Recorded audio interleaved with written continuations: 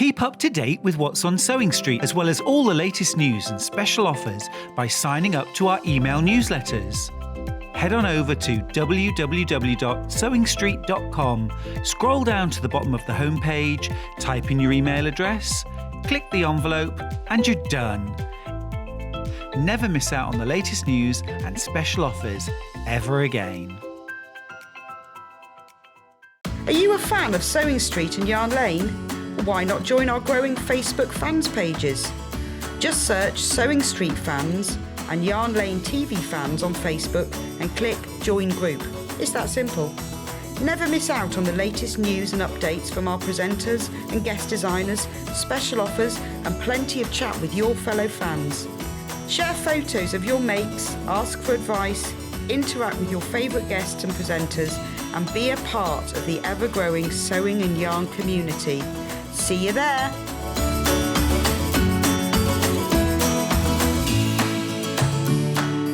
If you're a Sewing Street or Yarn Lane customer, no matter how many times you check out in one day, you will only pay one postage and packaging. So don't wait to add the item you want to your basket and check out.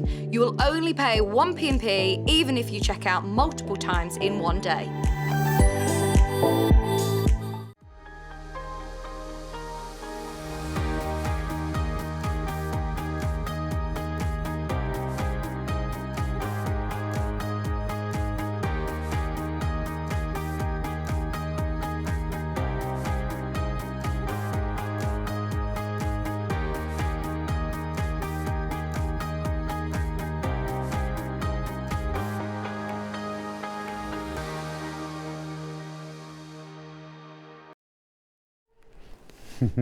Hi, good morning everybody. Welcome to Friday's Sewing Street. I'm Stuart Hillard. It's wonderful to have your company. Thanks for being here with us today, and please do get in touch. Now we're going to start our wonderful morning, which is very, very exciting. We've got some lovely guests, lovely demos coming up, as always, with our early bird.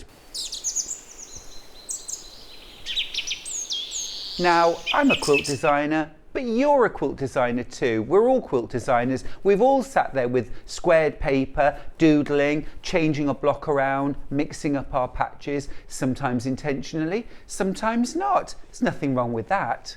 But our early bird today is something that can really put you in the driving seat of your own quilt design and help you to adapt blocks to make multiple different sizes easily. Now, I love this set of Quilt Builder cards. It's a quick and easy tool reference, and it's our early bird. Let's drop the price.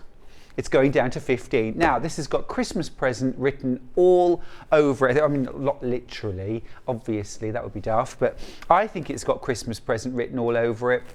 Or just, you know, what a great resource, you know. I love a book. I love a book, but I also love to actually go back to basics, take a block and use it. Let me show you how the block deck works. So you have got a whole set. You've got 8 layout cards, and you've got things like how to calculate yardage, how to get great alignment on your shapes. You've got how to sew half square and quarter square triangles, how to figure the amount of fabric for a quilt, binding, setting on point, all sorts of different layouts that you might use for your quilts, which I think is really cool.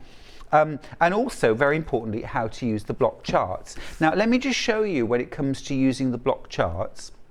You've got, every block comes in 5 different sizes. You get a 6-inch, 8-inch, 10-inch, 12-inch and 36-inch version.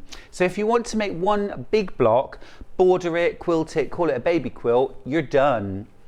Now, you also get 4 pictures of each block. The blank, the grayscale, the piecing and the finished. So I mean, that really does take you through the steps, so long as you've done the most basic of quilting before.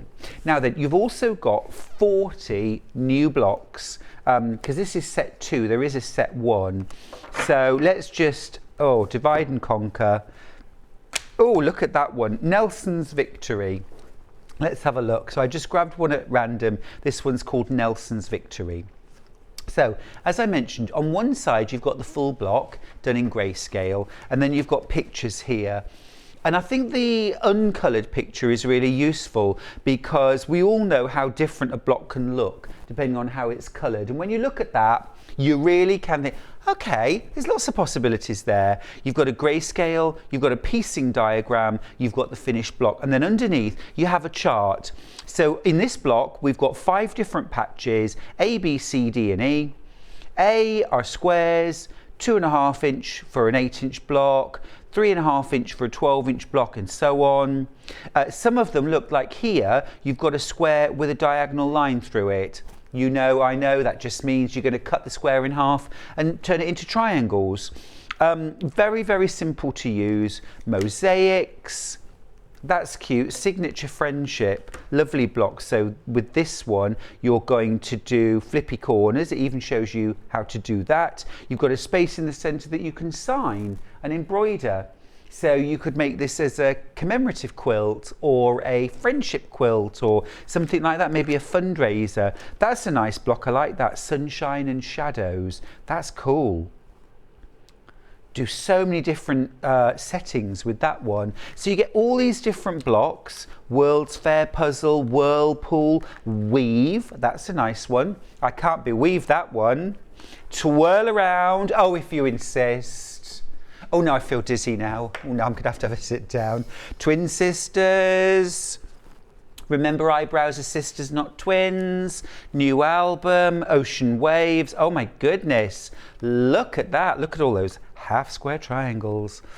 Oh, I like that. Homegrown. Homegrown. That's lovely. I need to say some good mornings actually while I'm flicking. Mo's got in touch to say, morning Stuart, watching from my caravan in Stirling. Mo, that sounds idyllic. Have you got the kettle on? Lovely. Jill, good morning, you wonderful man. Jill, good morning, you wonderful woman. Patricia's got in touch to say, morning Stuart, love you from Blackpool. Mwah, blow you a kiss. Christine's got in touch to say, good morning again, Stuart. Lovely to see you again this morning. That's 2 agains. Am I here too much? I hope not. I'm here all weekend. Oh, a message from Carolyn, who's in the West Midlands. Ben said she's from God's own country and I thought Yorkshire. Good morning, Stuart. This box set arrived whilst I was away. Can't wait to open it. You're teasing me. I'm going to keep going, Carolyn. I'm going to keep going. Dutchman's Puzzle. Fanny's Favourite. Flock. Follow the Leader. Fox and Geese. Oh, that's a smart one. Very nice. Indian Star. King's Crown. What a very suitable block. King's Crown. King's Crown. Martha Washington Star. All sorts. Absolutely loads in there. And you know, traditionally, of course, blocks have always come from, all sorts of different sources. People's home life, work, world events. They've always prompted block designs, quilt designs.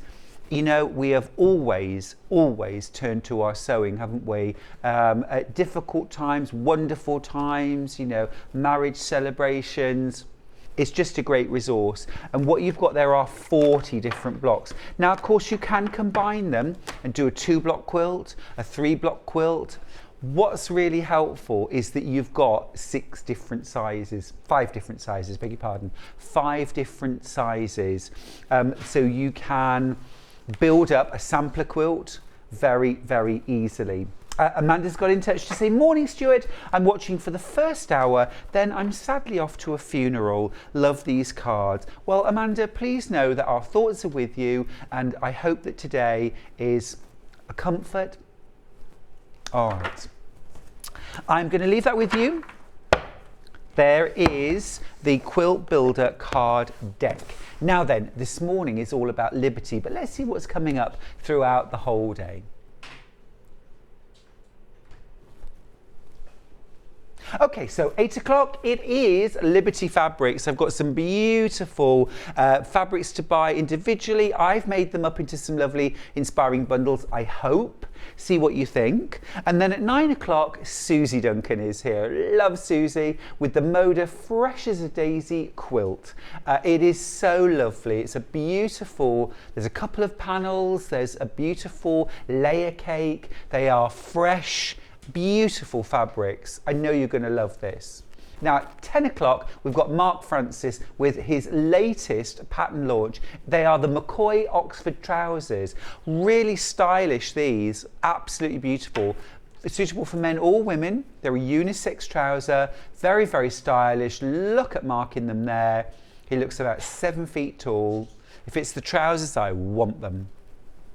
Now then, at 11 o'clock, we're going to have a Creative Grids Masterclass with Suzie Duncan. This is going to bring those rulers to life. So please make sure you stick around and learn tips and tricks from an expert. Now at 12 o'clock, Mark is back with the Sew Over It Aida dress. I think this is a really beautiful dress. I thought it looked lovely on the hanger. But when Mark put it on the mannequin, I thought, gosh, wow, that is lovely. Just have a quick look. I just think it's absolutely gorgeous. Isn't that? And the fabric, beautiful, really beautiful, stunning. So that's what we've got coming up this morning. So I hope you will stick around with me and enjoy this Friday here at Sewing Street. Do please get in touch as well. Let me just tell you how you can do that and how you can watch us on the web. So if you go to our website, www.sewingstreet.com, and then once you get there, click on Watch Live. There I am. And then you'll see straight away you can type us a little message. Yes, yes. Then you'll see the early bird. It's that card deck. Love it. Then you can pre-order.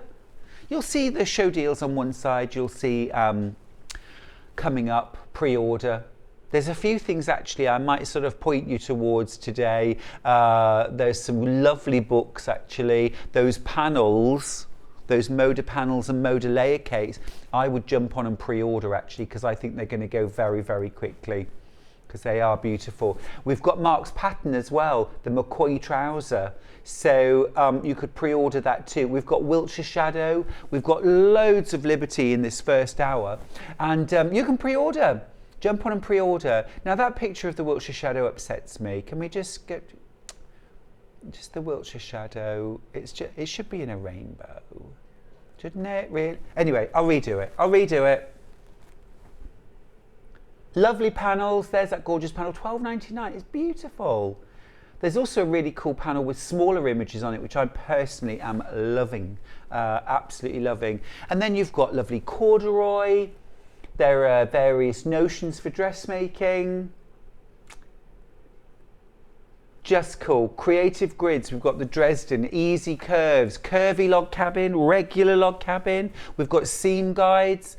Loads of different rulers there. We've also got Suzie Duncan's Block Keeper, which has been so popular. It's a fabulous project to make, and then you can keep your blocks in it while you're creating them. Really, really useful. Every quilter should have one, I think. And then look at all these lovely fabrics that we've got for the Sew Over It Aida dress. Really beautiful viscoses. We've got 8 different bundles. So go have a look, see what appeals to you. Meet me back here straight away. Don't go anywhere else. The kitchen, maybe. Tea, coffee, cake. That's it. That's it. Okay, right. Let's get started with the show today. And good morning to you, Claire, as well, by the way. Sent a lovely love heart and a bright good morning. Thank you for that. All right, let's get started. Now we're actually going to start with, we've got some little bundles and these are lovely. I'm going to start with this one right here, which is HX20. I'll open each one because they're really, really lovely fabrics, beautifully bundled and beautifully coordinated. So what you're getting in this bundle are 5 different fat quarters. If you've never bought a fat quarter before, it's a piece of fabric that's approximately 18 inches by 21 inches. I don't know it in new money, but I'll show you. I'll just open this one out and show you. So it's the sort of quilter's favourite, really. It's almost square piece of fabric. So really, really useful for patchwork quilting, for things like bags, cushions, you know, so long as they're pieced. You get a bit of lots of different fabrics for $18.99. Terrific price. There's 1.25 meters of fabric here. So let me show you the designs you're getting. You've got this gorgeous fresh floral on it's like the colour of ink, I think. It's an inky blue. Beautiful butterflies. That is absolutely divine. I love that. Absolutely love that. It's really pretty. Gorgeous little floral there. And then a ditzy. How sweet is that? I love the colours. Isn't it beautiful? Really delicate and soft. I team that with a bit of just off-white, you know? Not that real sparkling, glaring white, but just very slightly off-white. I'd mix that together, and perhaps that very soft peachy pink. Super, love that one. They're all really nice, actually. I think you're going to like these bundles. Yummy.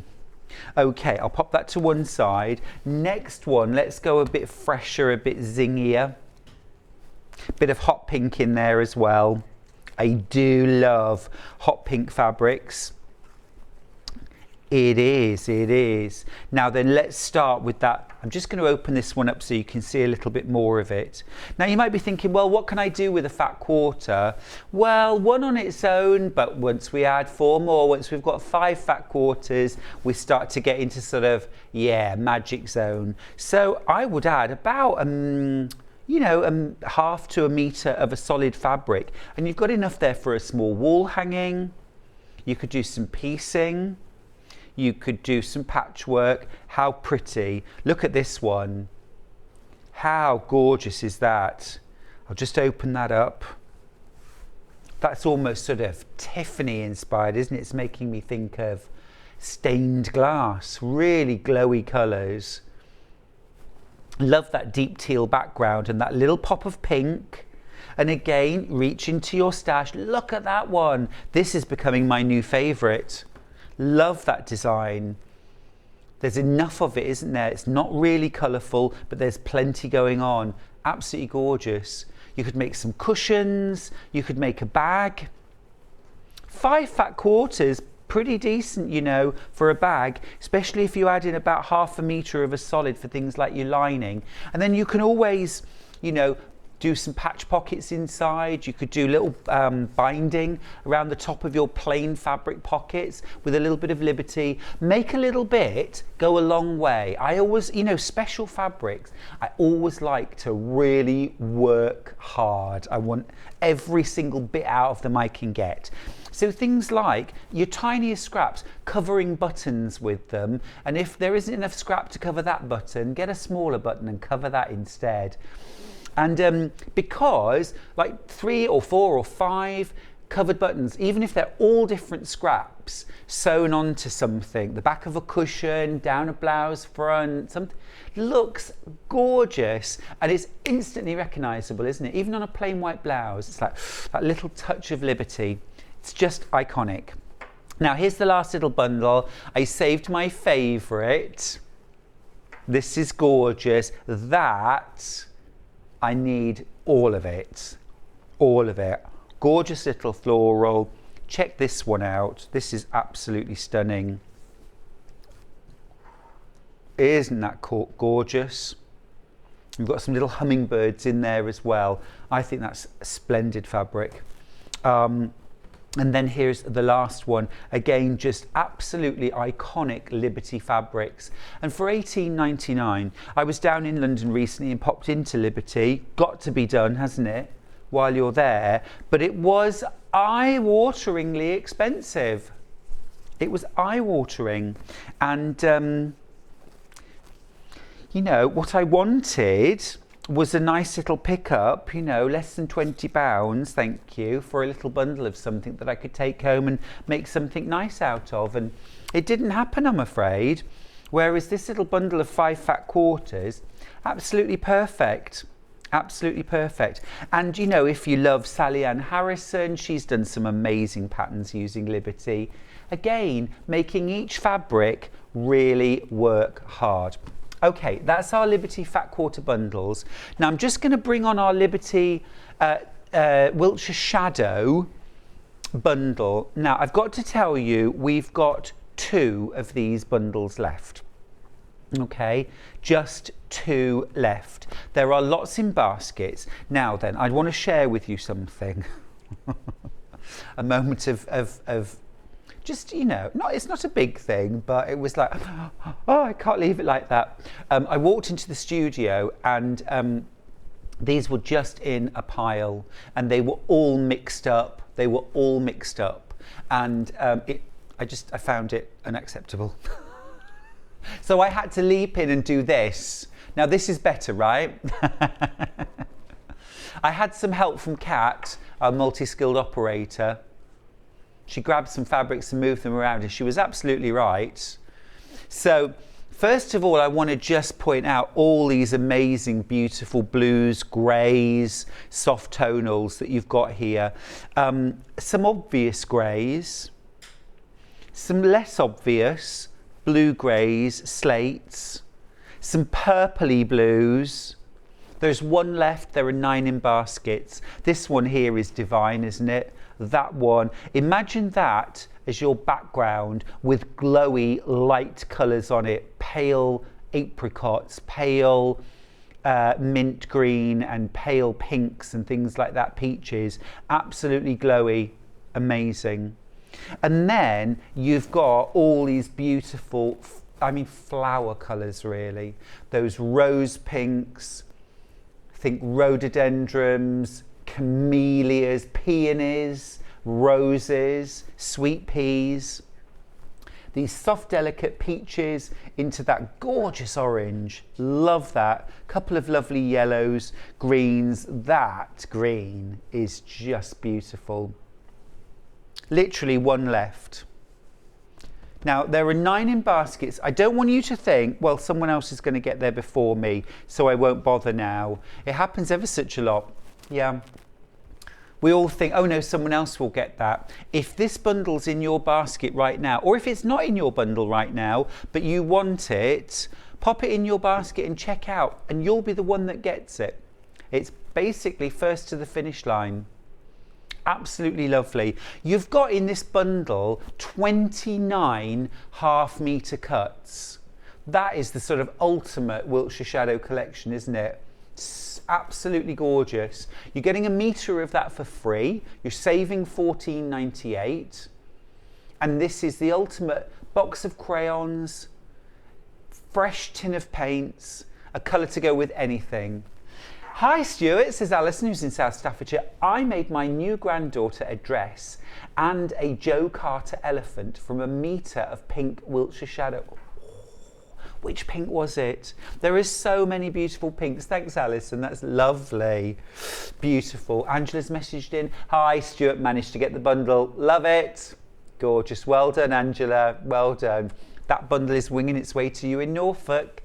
There is 1 of these left. I'm going to leave that with you. It's going to sell out. It's going to sell out. Now, I do want to let you know as well that all of these fabrics are available individually by the half metre. So if there's a little collection that you want to put together, maybe a lovely little collection of 3 or 5 rose pinks from light to dark, you can do that. You can do that. If there's any combinations you'd like to see, message the studio and I'll grab them and I'll show you. I'll put them together for you. If you think, oh, how would those 5 look together? Email the studio and I can do that for you. No bother at all.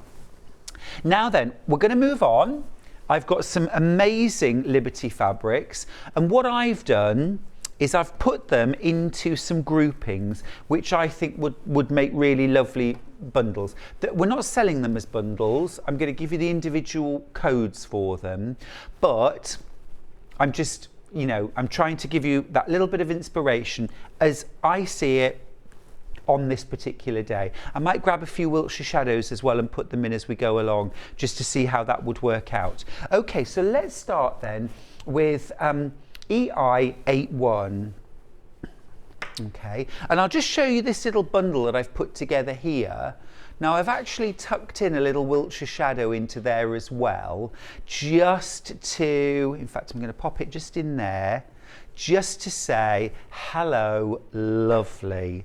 Just love that palette. Now let me show you this one first of all. So this is the fabric that we've got on screen. This is called Primula Posy, and it's really pretty. This would be divine for dressmaking, wouldn't it?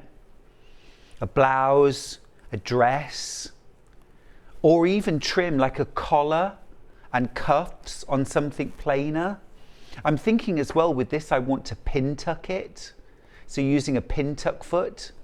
If you've got the Brother FS250, you've got the pin tuck foot on your machine, twin needle, 2 threads, easy. That is lovely, isn't it? That is a really lovely fabric. This one that goes with it, MR01. Now this again, home deck, bag making, beautiful for quilting as well, of course. Instantly seeing in this, isn't that beautiful? Sort of country house, isn't it? But relaxed country house, not too stuffy. Do you see these diamonds? So fussy cut diamonds, squares, clamshells, hexagons. Use that design. But also if you cut borders or sashings, again, you can centre those designs up. Isn't that plum gorgeous? Okay, then next one, this is somewhere between a feather and a leaf, MP56. I think it's a leaf, but it kind of looks feathery as well. And on that note, I'm thinking pyjama bottoms, little shorts and vest top, little spaghetti straps. I need to let you know that Wiltshire Shadow bundle has now sold out, but you can buy individuals. Don't you think? Little PJ bottoms, and then use that sort of soft pink for the like little camisole top. Would be beautiful, or a little dressing gown. Now I've popped in a Wiltshire Shadow in with this bundle. I'm just going to give you the code quickly for it. It is in our big bundle, was in our big bundle, but you can get it individually. This is CR16. I'll just pop those details up. And I just think that's lovely. It just brings that little bit of golden yellow out of some of the fabrics and just makes it pop. Just gives a point of contrast. So I'll tuck that in as well. Next up, we've got a really small floral. This is SO91. It's like a sort of meadow, that, isn't it? Pretty, very pretty. It's a very small scale print. So you could use this where you want it to read as background, potentially, if you're piecing. It would also be really lovely teamed with something just a little bit bigger scale if you wanted, say for example like this, to use for something like a purse or a clutch, a bag. And then our last one is poppies. This is, sorry, GV87. Excuse me. Oh, Sherry's got in touch to say, Sherry from New Zealand here. We're global, guys. We're global. Hey, Sherry in New Zealand. I bought some Peter Rabbit licensed fabric and I paired it with Liberty to make a cock quilt. Oh, I love that. It's gorgeous. I can't take credit though, as I nicked the idea off when I saw on Pinterest. Love, love, love Liberty. You were inspired by Pinterest. I love it. If you've got a picture, Sherry, send it in, please. We'll love seeing what our viewers make, especially from New Zealand. Wow. Okay, so that's that little bundle. I'll just show you that bundle one more time.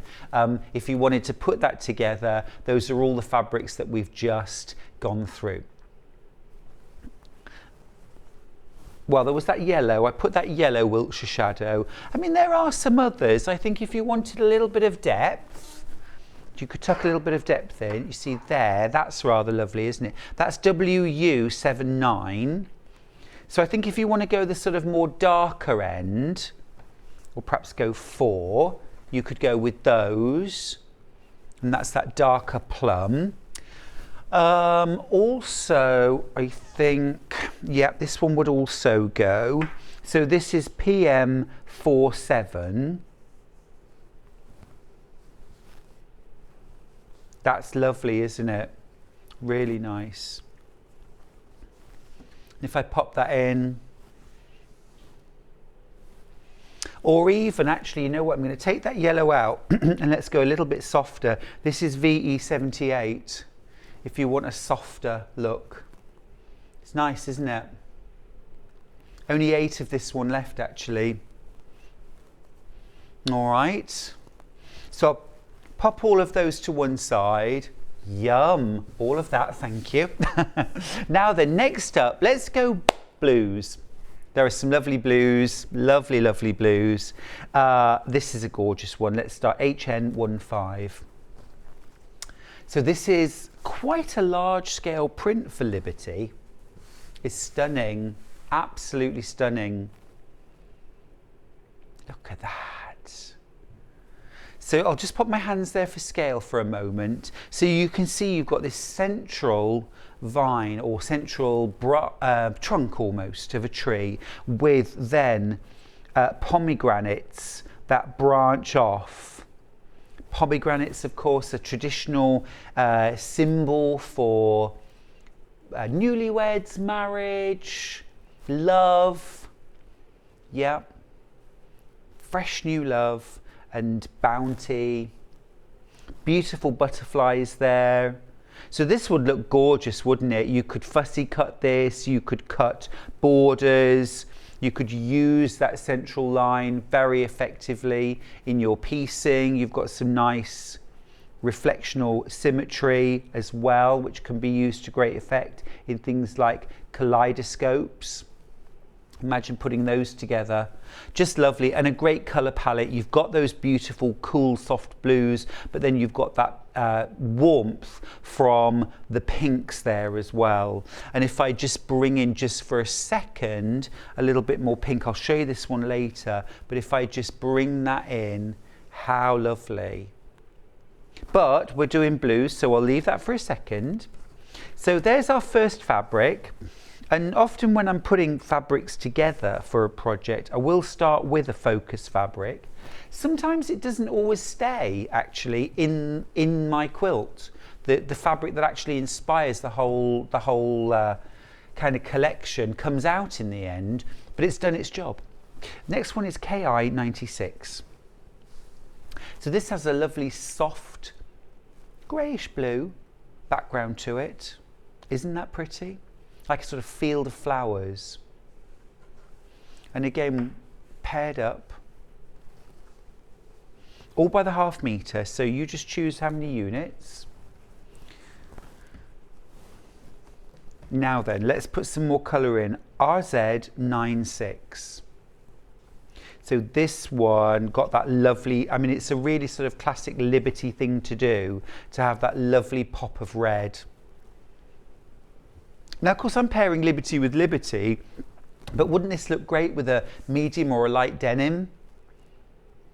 Either in dressmaking or bag making.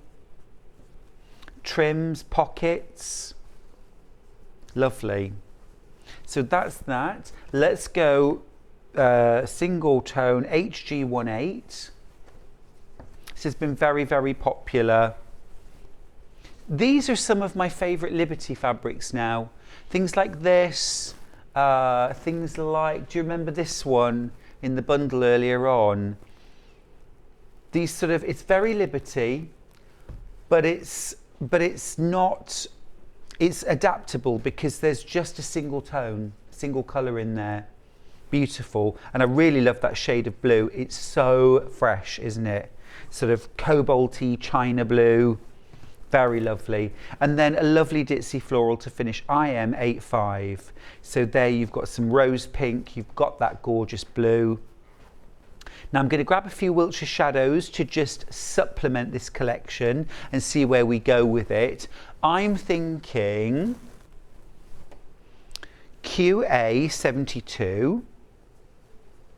So that's going to work really nicely to draw out the pink tones in my butterfly and pomegranate. So let's build up our bundle.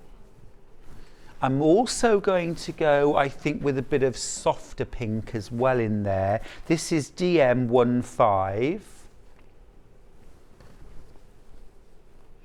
But you could just as easily be drawing out the red in this, or the peach. So for example, if I grab this one, this is WU15, and I just want to show you for a second how this one draws out the peach tones in these leaves.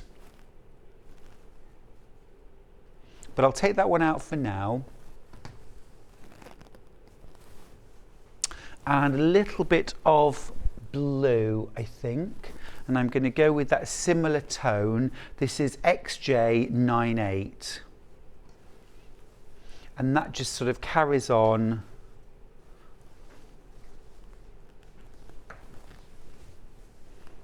And then just a load of off-white. Gorgeous. Couple more messages. Sue's got in touch to say, morning Stuart and crew. Moaning. That's all I heard. Moaning, moaning.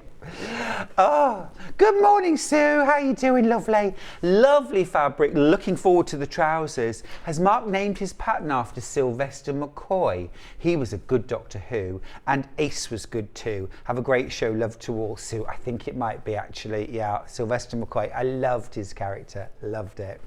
Jan's got in touch too today to say good morning, Stuart and everyone. It's lovely weather today for a remembrance service in a local park for the Queen. Jan, that sounds lovely, and I hope that you find comfort in going to that remembrance service at the park. And yes, thank goodness for good weather, anything that's outdoors.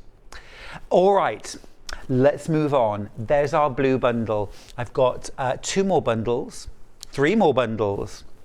Let's go with this one. Some gorgeous fabrics in this. Just have a little look at that, sort of what's coming up. Lovely. Now then, I've got to start with this one because this is just extraordinary. TR67 as a focus fabric, as a dressmaking fabric, it is off the charts. It is really lovely. Now, coordinates wise, just for this fabric, because I think this would be really fantastic to use perhaps for a bag or for a project on its own, I'm going to pick out a few Wiltshire shadows that could go. Let's just ombre for a second. YV48. So that's, I'm just going to pull out the oranges for a moment. YV48. So that's that really rich orange. And then some softer tones. I've got WU15. So you see that if you just wanted something very soft and subtle. And PN08. So again, if you just wanted a little grouping of sort of light to dark, this would look really lovely. I'm also going to just grab a really zingy green. This is YU35, and this is really just picking out this very, very zingy green in the leaves. Now, one of the most important things when I'm putting fabrics together in a project is to think about proportions. And sometimes when you look at fabric, you think, no, that's completely wrong, it's completely wrong. And it's not completely wrong, but what you're looking at is the wrong proportions. So there's this great big piece of green, and if you look at the overall design, the colour that pops out is not that green. you know, so you don't want that to happen when you're putting fabric in. What I'm going to do this time is I'm going to lay that fabric down, and then I'm just going to fold a section up so that now that little bit of green is proportional to the rest of it. And now it makes a lot more sense because there's a lot less of it. And you can see now how this now pulls the green from the leaves out into the design. Now, if you wanted to pull a different colour, I'm also seeing this really deep jade. So I'm going to grab that jade.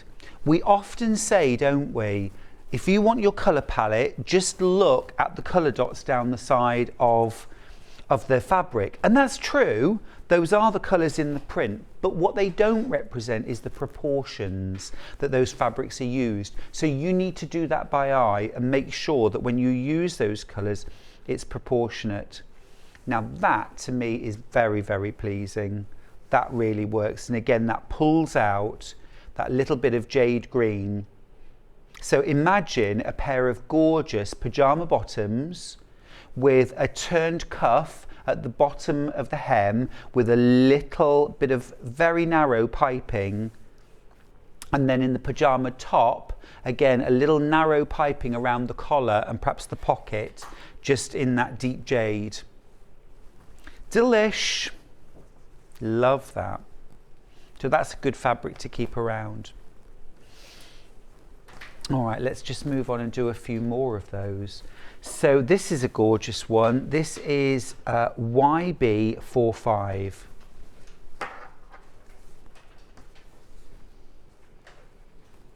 And again, you've got an all over floral, but I don't know if you can see this, you've also got these vertical vines that all these sort of fantastical flowers and leaves come off. You could use that in your design or not. Lots of colours to pull from there. Struggling to find that one. Do you want me to read you the whole code? XB YV45. XB, did I say Y? Sorry. I've had 2 cups of tea this morning and it's not enough. It's never enough. Now then, next one, MB60. I've already alluded to this fabric. You know it's a favourite. Just lovely. Good reason as well, isn't it gorgeous? And it's that bubblegum pink as well. It's just so zingy. I'm going to grab a Wiltshire shadow that would go very nicely. VD46.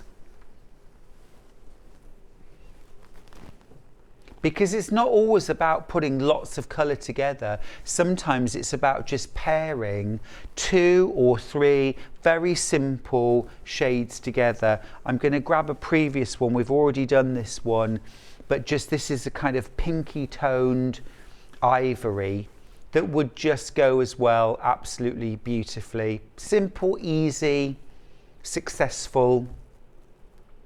Now, if you wanted to bring just a little bit more colour into this palette, what about this one? This is EO78. EO.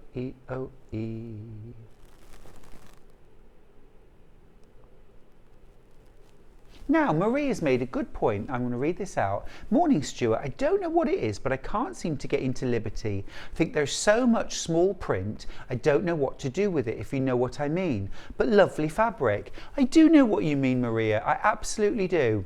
Sometimes it's about the scale that you're used to working at.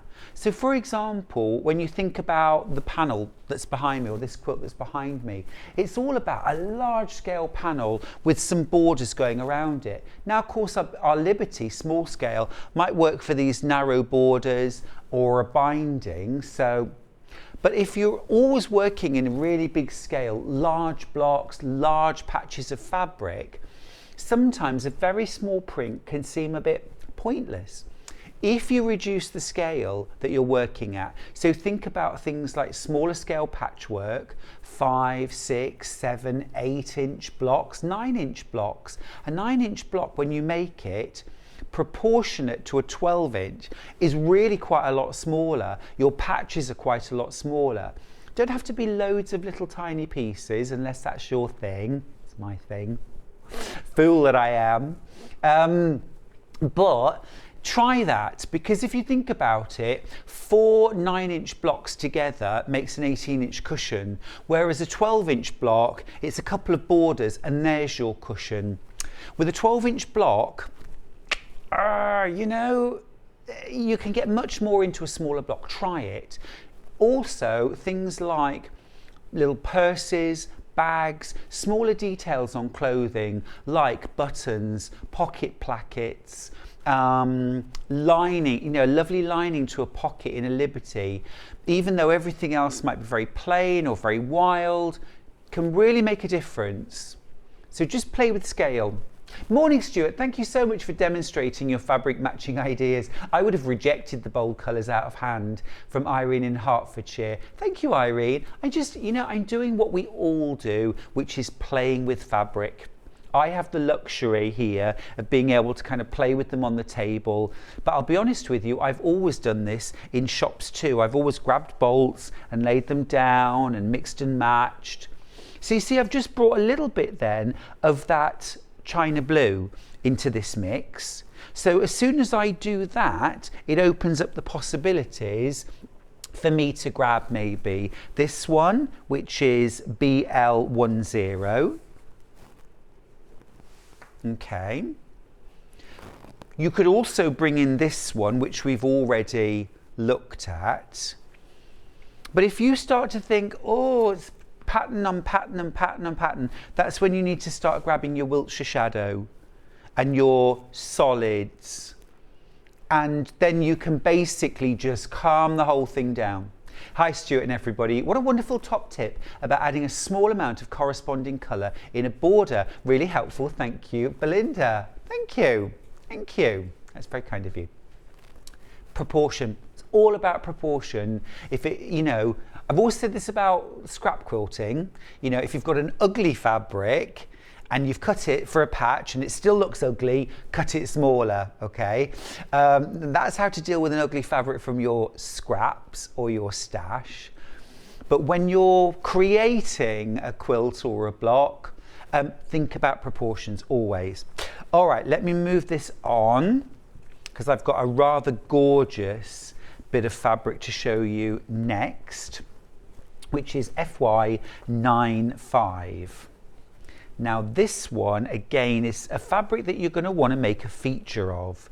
So anything where you want to make a feature of it, this is when you're thinking larger patches in your blocks, the larger patches, or maybe a bag flap or the main body of a garment. How gorgeous is that? Parrots, fantasy trees. You could very simply cut this, layer it with batting and backing, a diamond crosshatch, quilted, made up into a cushion, and I would pipe the edges and I would just pull out one of the colours from the fabric for that piping, that covered piping cord.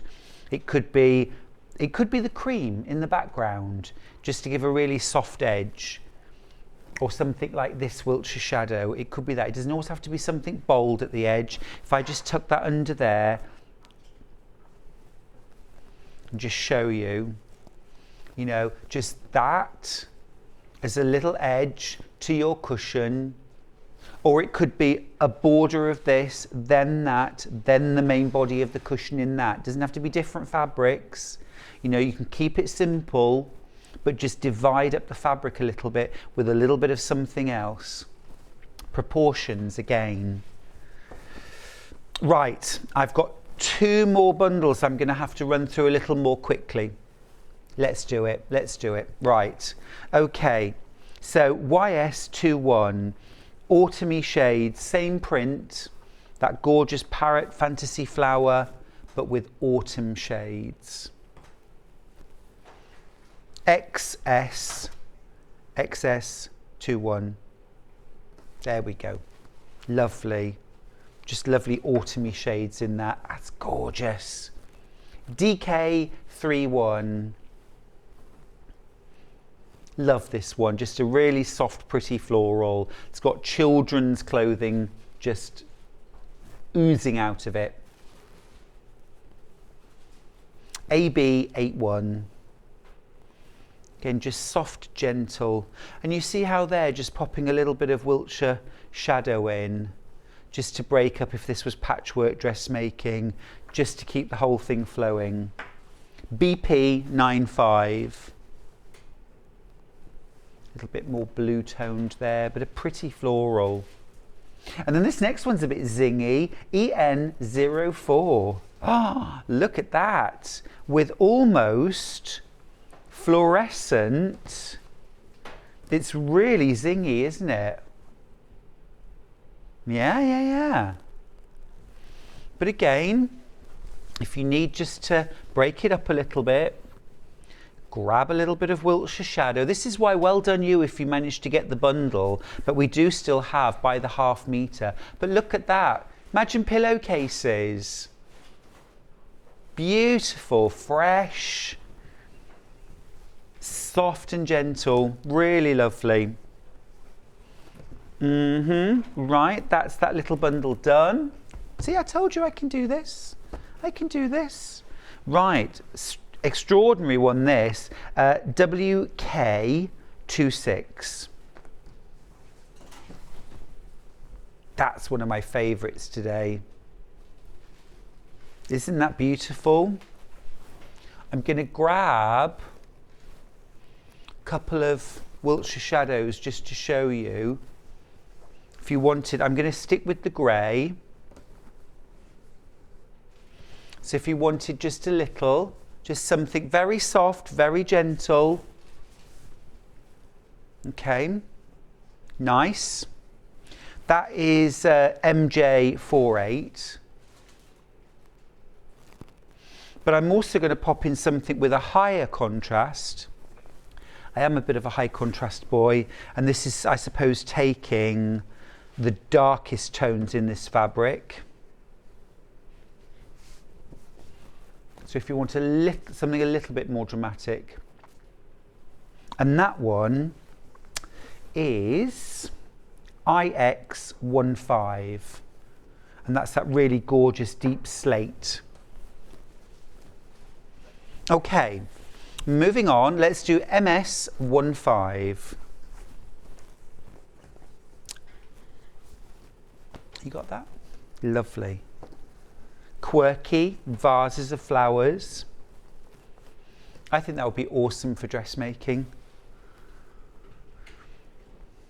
FK74. How are we doing for time? Yeah, we've got loads. Oh, this is fun. That is fun. Love that. I'd probably put a bit of green with that. Maybe UY86. It's that jade green again. And again, when I put a great big piece on there, it's a bit like, oh, ow, that's a bit. But you know, it's all about proportion. Good to see them whipped together, isn't it, you know? Yeah. Oh, hello.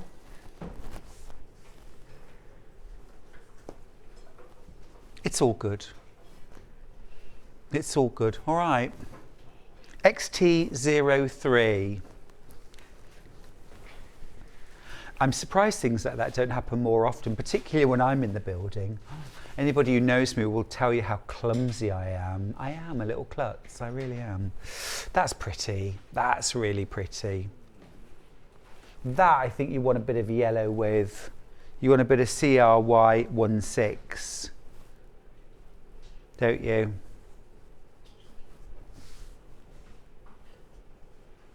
But you could equally well pull out the lilac. You could pull out, there's a really soft blue in there. There's a china blue. You've got a bit of that in there. Kitcheny. Lovely. Pretty bedroom. Where would that fit in your house?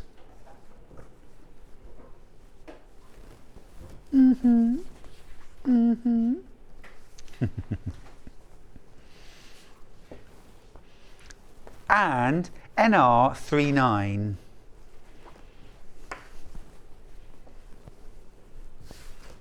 And that, I think, would make the most beautiful blouse or shirt. I could imagine wearing that for sure. Really nice. With white buttons. White buttons. Gorgeous. So many lovely Liberty fabrics. We've looked at all the Liberty. There are a few Wiltshire shadows that we didn't get through, but by and large, we've gone through all of those fabrics. Thank you, by the way, for indulging me playing around with fabric this morning. It's the only chance I'll get. But it is fun to do. Lovely message. Lovely message. Floristry principles of design. Balance, contrast, dominance, harmony, proportion, rhythm. Finding which works best with using Liberty fabrics. Lorraine, who's in Devon. I think that's brilliant. Thank you for bringing that up. And you're so right. Different disciplines have rules, take that word as you want, but guidelines, support, structure that we can use. Doesn't always work, but it's always worth knowing, isn't it, how other people do things. My lovely friend Pauline Wheeler, who I know lots of you have seen on Hobby Maker and occasionally popping onto here. Pauline at heart is a paper crafter, stamper and mixed media artist. She brings a different background and aesthetic when she works with fabric. Just amazing, and combines with what we do in patchwork, but also with some of the stuff that she brings in from her other work. It's just brilliant. I love it, and I love working with people who work with or dabble with or are experienced in other areas. It's just super. I love it. Donna's got in touch to say good morning, everyone. Have a great day. You too, Donna. Have a fabulous day. One more message. Good morning, Stuart. Looking dapper as ever. Thank you. My Brother FS250 sewing machine arrives today. I am so excited.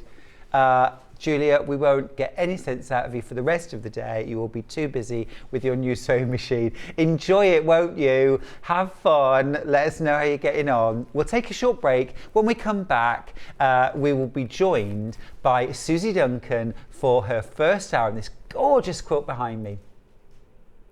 Keep up to date with what's on Sewing Street, as well as all the latest news and special offers by signing up to our email newsletters. Head on over to www.sewingstreet.com, scroll down to the bottom of the homepage, type in your email address, click the envelope, and you're done. Never miss out on the latest news and special offers ever again. Are you a fan of Sewing Street and Yarn Lane? Why not join our growing Facebook fans pages? Just search Sewing Street Fans and Yarn Lane TV Fans on Facebook and click Join Group. It's that simple. Never miss out on the latest news and updates from our presenters and guest designers, special offers and plenty of chat with your fellow fans. Share photos of your makes, ask for advice, interact with your favourite guests and presenters, and be a part of the ever-growing sewing and yarn community. See you there!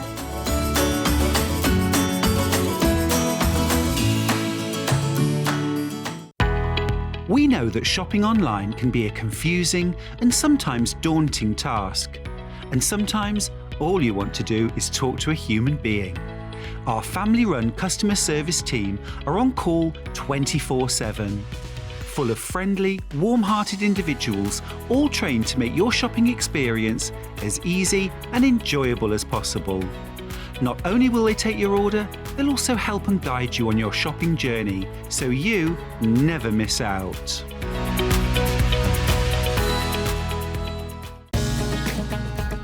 Follow Sewing Street on Facebook and Instagram to keep up to date with what's coming up on the show, as well as being the first to know about our amazing offers. Get involved with our competitions that are exclusive to social media, and pick up some top tips from us too.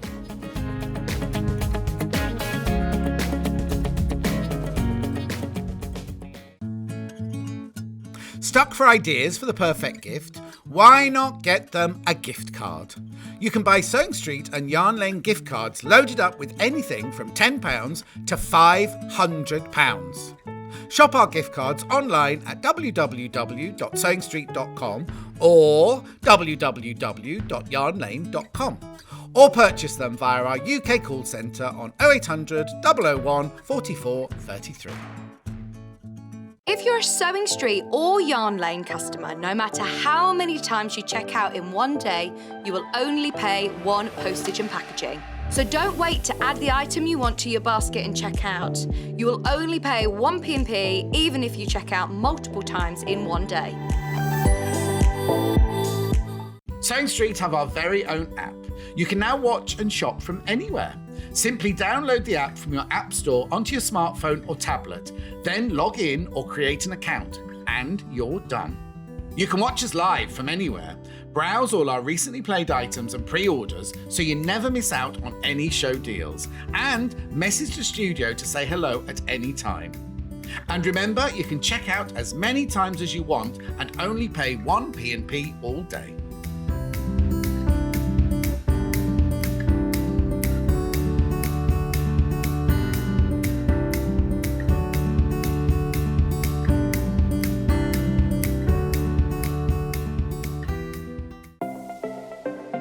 Missed the live show? Don't worry, we recorded it for you. Never miss out on your favourite presenters, guests and makes ever again. Head on over to our YouTube pages to watch back the day's live show and enjoy your favourite demos over and over again. Subscribe and turn on the bell notification so you never miss a show or video ever again.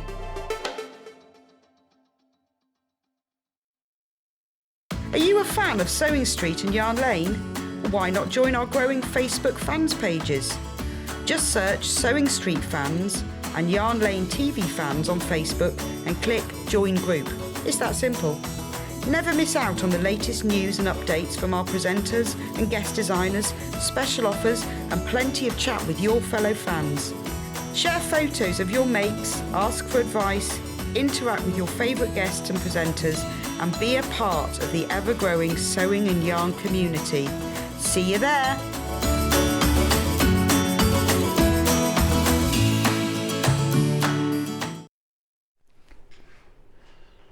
Now then, welcome back to Sewing Street. How are you doing? It's Friday. The weekend stretches ahead. It's lovely to have your company with us here on Sewing Street, and this hour is all about Fresh as a Daisy. Fresh as a Daisy designs on fabric, Fresh as a Daisy quilt design, and Fresh as a Daisy Suzie Duncan. Hello. How are you? I'm good, thank you. It's really good to see you. I And missed a day with you did. recently. So rude. I know, rudely being ill, but it's lovely to be back together again. Yes, it How are is. things? Yeah, all right. Good, Yeah, I'm yeah, glad. yeah. And this beautiful fabric collection. It is stunning, isn't it? Really summery, spring-like as well, but the colours are just glorious. Really cheers up a room. It does, and it's got that sort of painterly effect, isn't it? It looks Yeah. hand painted. Yeah, that sort of watercolour brush stroke design, really scrumptious. Yeah, absolutely gorgeous. And what Susie's done for us is to design a quilt and a quilt pattern which uses the panel for the centre of it, and you can see that quilt hanging behind Suzie. But what Susie's also really cleverly done is to create a second panel, but this one's pieced. So if you want to use this pattern again and again, but obviously you won't have that panel to use, you might have another, of course, that's fine. But in the absence of a panel, you can do this piecing and then put the borders around as before, and you've got a whole nother quilt. That is gorgeous. I just love that. That's got sort of elements of 9-patch pizzazz. It's bringing in those different prints. And I love those solids in there as well. That yellow is amazing, the magenta too. Now, let me just tell you that the big panel that's hanging behind Suzie on its own has sold out. The only way to get that big panel is within your bundle, and we've got two different options. So let me tell you about our two quilt options that we've got. Let's start with the pink, the magenta. So in this bundle, what you're getting are Suzie Duncan's full instructions. This is for using the panel to create a quilt, and alternatively to use other fabrics to create a pieced centre and then border it. You've also got your amazing panel Fresh as a Daisy from Moda. We'll have a closer look at this in just a second. You've got a metre of coordinate. Now in this case it is this fabulous, now I would call this magenta. Yes. Does it have an official name? Yeah, I think it is magenta. A magenta, okay, great. I'll take that. That's a success. And then, just gorgeous, you've got your Fresh as a Daisy layer cake, which I will have a flick through in a second. This is a 42 piece Moda layer cake. You have got 42 beautiful 10-inch squares. Look at that one, like paint splashes, florals. You've got the most incredible stripe. Wow, wow, this is stunning. Lots of different florals, lots of different scales. That's pretty amazing. I've seen this designer's work before and absolutely fallen in love with it. I bought some for Deputy Joan, actually, of a previous collection, and just gorgeous, beautiful. So you have got your layer cake, you've got your panel, your metre of coordinate, and your pattern, $77.99. Fantastic price, absolutely brilliant. The only way you can get that panel right now. Let's pop that, that's one option. Now our second option, same elements, you've got your pattern, layer cake, panel, and then your coordinate is this gorgeous, bright, zingy sunflower yellow. Again, $77.99. Now Suzie, in terms of how much fabric do we need out of our kit? Yeah. We need our panel, we need our coordinate. Yeah. How much of our layer cake are we going to use? Well, if you're not doing the alternative centre, not very much. Mm-hmm. So you'll be able to make it a reversible quilt is That would be nice. my idea. So if you'd made the alternative centre and the borders twice, Mm-hmm. you would just about use up the whole layer cake. So you could Amazing. make it a double-sided quilt or make two quilts. That'd be Obviously cool. you'd have to add backing and wadding Yeah. to those. But I specifically wanted to make the best use I could of a layer cake because I hate having bits and bobs lying around afterwards. I've got a huge stash, as you can imagine. Oh, yeah. Anyway, I want to use up things. So the design used the layer cake to do the two borders. You can even do the binding with bits of layer really? cake We've got as enough well. to do You've the got enough binding. to do that if you want to. Perfect. But if you want to do plains, you can. In some of the alternative centre, I've used, rather than use the plain fabric, I've used some of my layer cake plains to add a different vibe. Yeah.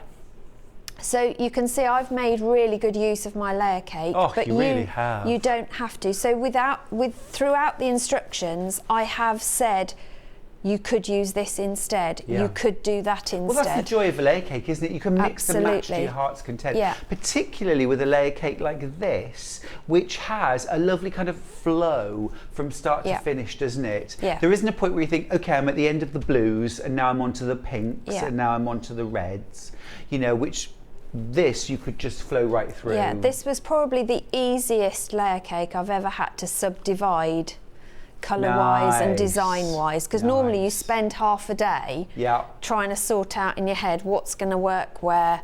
This one, it was really quick. So really basically, throw it on the floor, roll on it, whatever sticks to your clothes, use that. That's why I do it, Suzie. Always have. I wonder why you wore Velcro. Whatever I wear, just fabric sticks, thread sticks. Oh, Are you tell with me. Oh, yeah. I love it. Such an easy layer cake to use, a beautiful design as well. I love Susie's idea for making a reversible quilt or two quilts. You could also even use some of these blocks and create patchwork to extend the Yes, quilt. absolutely. So keep your panel, keep your borders, but then add some extra blocks. You'll need to add some extra solids, of course, from your stash perhaps. You could use some ivory or white if you want to lighten the whole thing. Use some more colour if you want. But this is your starting point. Absolutely beautiful. Now then, those are our two options for the big quilt. We've also got a smaller panel, which I'm loving. It is beautiful and such fun because you can use it for so many things. Oh. I mean, it'll make you a pocket on an apron if you just do one strip of it. You could substitute a block within the alternative centre with parts of it. You really could. Yeah, you really could. It's just great. This to me, now, oh dear, this hasn't been cut properly. This isn't a panel. Someone's just cut half a metre. Have I got mine? Have you got yours? Let me see if I've still got mine. Oh, we've got an image.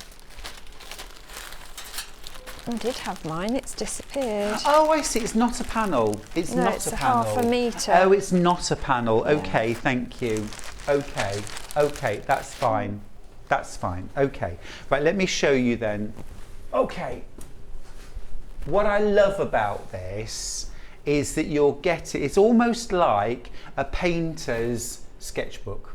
Yeah, the swatch cards. Yeah. Yeah. So they've divided up the page and they're like, oh, look, this one, I'm going to create this. This is my little 10-minute painting. This is my little vignette that I'm going to work on. I love that you've got some that are monochrome. Yeah. I love that you've got some which are colourful. You're getting a half a metre cut here. So what you must expect is that some of your designs are going to be cut through. Yeah, but that doesn't matter because, say for example, you were using a horizontal strip, so perpendicular to the selvage, Yep. or parallel to the selvage, sorry, as a pocket piece. Yeah. You're going to have seam allowance anyway, so you're going to lose some of the design. Yeah. But then you could do a double seam in between each of those little blocks, and that would create you 3 little pockets. Oh, And how you clever. could put that on the outside So, of a bag, yes, or on the I see what outside of a what you're talking about here. an apron, anything like that, or even use it to make like a roll up to put your brushes in and your Yeah. pencils if you're an artist, Yeah. anything like that. So I think that is a really useful I like that. addition to the collection. I like that very much. It's I like really that. pretty. Well, most of you actually who are going for this are going for at least a metre. You're going for 2 units because this isn't a panel, it's multiple. You know, you'll get it in a continuous cut.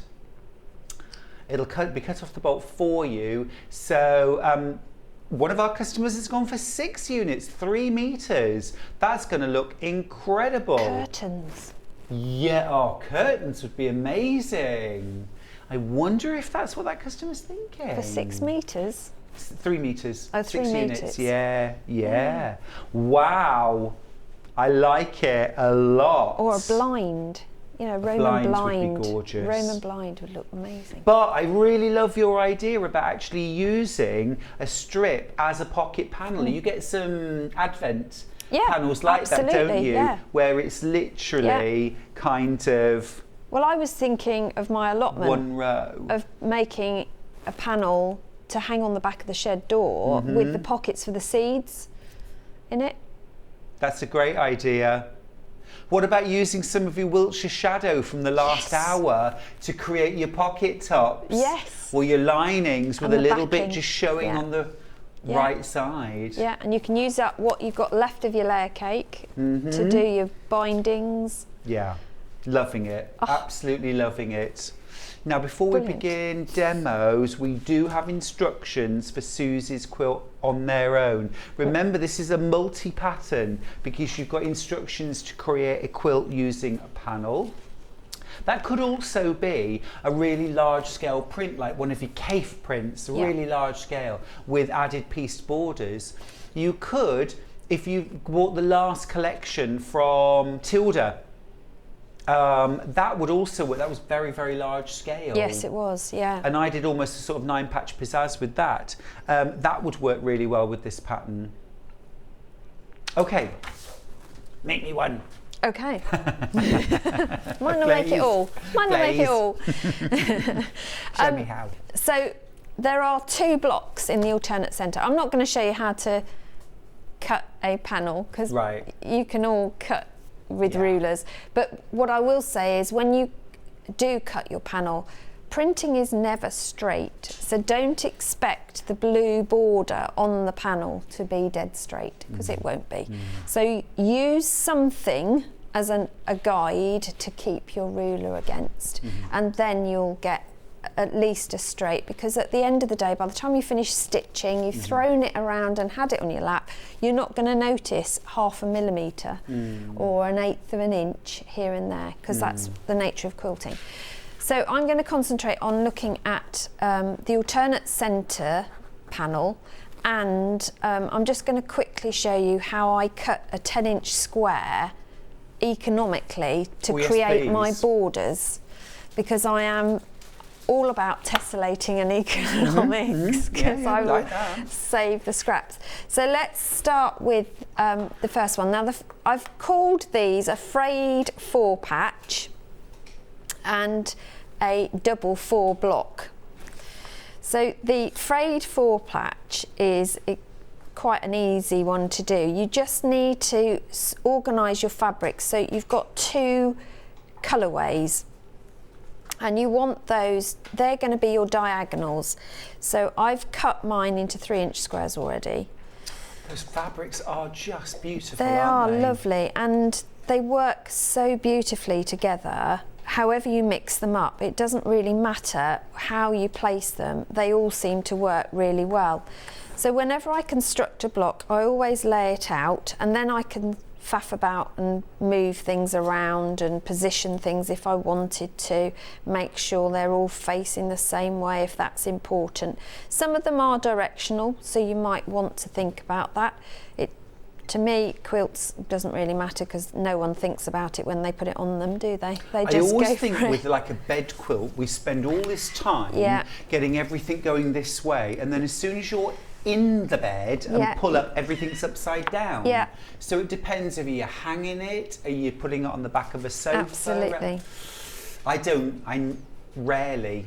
A stripe, maybe. Yeah, but I also think you don't think about when you cover yourself up, you're more concerned with covering yourself up to get warm. So you don't faff about with.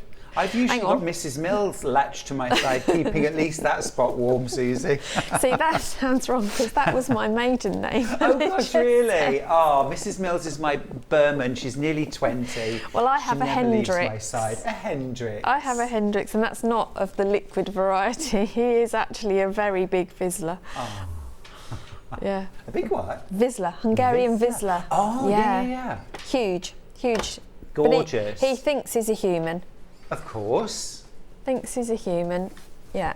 Anyway, so all I'm going to do now I've laid it out, is stitch those at a 1/4 inch. And you can chain piece, but the reason I keep it laid out is because when I'm chain piecing, I don't know about you, Stuart, but my mind's going all over the place, and invariably I'll forget which bit goes where, or I'll do something upside down. So if I keep it sewing in the order it's laid out, then there's less chance, she says, that I'll do anything incorrectly. Yeah, there's a time and a place, isn't there? And chain piecing isn't faster if you have to unpick half of it. No, exactly.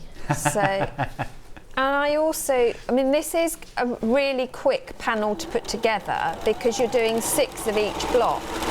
So actually it's not as onerous as it looks. You could easily make this quilt, if you use just the panel, you can easily make this in the day. If you're going to use the alternate, then definitely you can make it in 2 days. It's not massive. So a nice quilt we can make in a weekend. Yeah, perfect for a beginner as well, because it's not too onerous on the cutting. It's all squares and rectangles. There's no half square triangles, so you haven't got any worrying about cutting on the bias. No, easy matching too. Absolutely. Now And the with instructions for Susie's quilt Yeah. are on screen. You can get the instructions on their own. Brilliant design for absolute beginners. Also a brilliant design if you want one of those quilts that you can use with a large scale print, a layer cake, your stash too, and scraps. Something that you can make in a weekend. It's ticking a lot of boxes for me. Yeah, I think it's a good one It's to great. use. Now, I do just need to let you know So- as well that the fabric by the ½ metre that has all of the smaller panels, the smaller rectangles on, is getting seriously in danger. Well, more than 60% of the stock has gone. The rest of it and more is in baskets. So if everyone checks out, we haven't got enough. So if you've got some in your basket now, please check it out. I don't want you to be disappointed. It is such a joyful, fresh palette. And I think as well, if you buy a ½ metre of this or more, and then go to your scraps and start pulling all of the fabrics that go with, you have got a gorgeous scrappy project with some fabulous focus there as well. Sorry, Susie. No, you're I fine. don't want people to miss out on that. It's so No, lovely. it's good. So all you've missed. Oh, do you want me to press? Oh, yes, go for it. Just thank you. Thank you. So nice to have an assistant. Definitely. See, that's where the Vizsla falls down. He's not a good assistant. Oh, no, you see, useless. He is Good at useless. cuddles, bad at ironing. Yeah, rubbish at ironing. So with the middle, because it's a 4-patch, all I'm doing is I've pressed them both towards the darker fabric. So because they're opposite ways, they nest really well together. Fab. So I usually just put a little clip in there just to hold it while I whiz that seam. I was saying so fast the other day that I actually got the thread, don't know how I did it, completely figure of 8 round my 1/4 inch needle. It was But that just, stopped you in a hurry, yeah, words were said. were they? Yeah. Well, what happens in the sewing room stays in the sewing room, I Yeah, always say. it does. Do you want that Except seam mine's got- open or one side? Open, please, would be Open, yeah, lovely. no Thank worries. you. So with the top and bottom, what I've done is press them both towards my left, and then this one, once we've sewn these side panel pieces on, we're going to press it to my right. Okay. So they're opposing. So Yep. that again, when you come to put the rows together, the seams will nest nicely. I'm not a go. big fan of dictating which way people press unless it does make a difference. But usually your fabric tells you, doesn't it, which We way. were having the same conversation yesterday, Were you? Susie. I agree with you, yeah. Yeah. And people think I'm mad when I say the fabric tells me which way it wants to go. It's like, yeah, really? But it I does. always say it fabric does. tells me what it wants to be. Yes, absolutely it does. What kind of quilt, what Yeah. kind of bag. Yeah, and you can, when you look at a piece of fabric, do you get images in your head? It's like, straight yes, away. that's so going to work. Or for that. occasionally sew not. Yeah. And then, but it's very rare. Yeah, It's very rare that a fabric has nothing to say to me. yeah. Of course, it is the first day of the Harrogate Quilt Show today. Oh gosh, yes. Yeah, Northern Quilt Show, Great Northern Quilt Show. So if you're going there, safe journey, have a wonderful time. Give my regards to Harrogate, Yeah, won't you? I normally go to that. Me too. I couldn't do it this year. So these, we need to press that away, please. Including this one all going Hang on, that way, we're going yeah? that way because then my flowers be the right way up. So these all that way. Yep, no worries. Thank you very much, Liz. It's really weird having an assistant. Sorry, I'm just holding you back now, aren't No, I? it's fine because I'll get this one ready. So the 4-patch idea on the other one, or shall we finish one before we won't confuse everybody. There you go, we're here. Super speedy. So these ones, as we said, because we've pressed them in opposite directions, look, everything lies perfectly flat Gorgeous. and matches, which is what we want. And this is what everyone should be aiming for too, isn't it? Where your seams just line Yeah. up. Yeah. If you cut accurately, you piece accurately, you press as you go, Yeah. there shouldn't be any pulling, twisting, cajoling. No, extra steaming, bit of best press, all of that business. That might happen to start with, but I always check my 1/4 inch. However, I've got a few machines at home. They all run differently. They all have different feet. Yeah. But however many times I've used the machine, I always do a test 1/4 inch run before I start. Such good advice. Because you never know. Sometimes, you know, everything has its down day, doesn't it? Everything slips slightly. We all get the odd wrinkle and what's it. Yeah, absolutely. So it's always worth double checking everything before you start. Yeah. As you replace your needle, because I always do that as well. Every new project, new needle. Great. Yeah, it's good advice. And don't ever think, you know, that, well, some people are just good, aren't they? Some people seem to just line up, mine don't. You know, it's a bit like, you know, when, I don't know, it's tempting, isn't it, when somebody goes to a piano and plays a piano, go, oh, you're so talented, you're so musical, you know, I just wasn't born that way, I'm just not gifted like that. And it's like, actually, this is years and years of practice. This is constantly, you know, and like you just said, and I do the same, I'm always checking my 1/4 inch seam allowance, and that's after 30 plus years. I still don't trust myself to just do it. No, you don't, and well, I'm not very trusting of most things, but I just like to know that I've done everything I can to make it accurate. I mean, anyone who is going to criticise a seam that's 1/8 of an inch out is not worthy of receiving the quilts. There we go. Gorgeous. Not bad. How can I press that for you? However you like. Okay, no worries. It's up to you. So that then makes one of your blocks. So you're going to repeat that 5 more times to make 6 in total. So that's just a great block to have in your sort of, you know, stash. In your block keeper.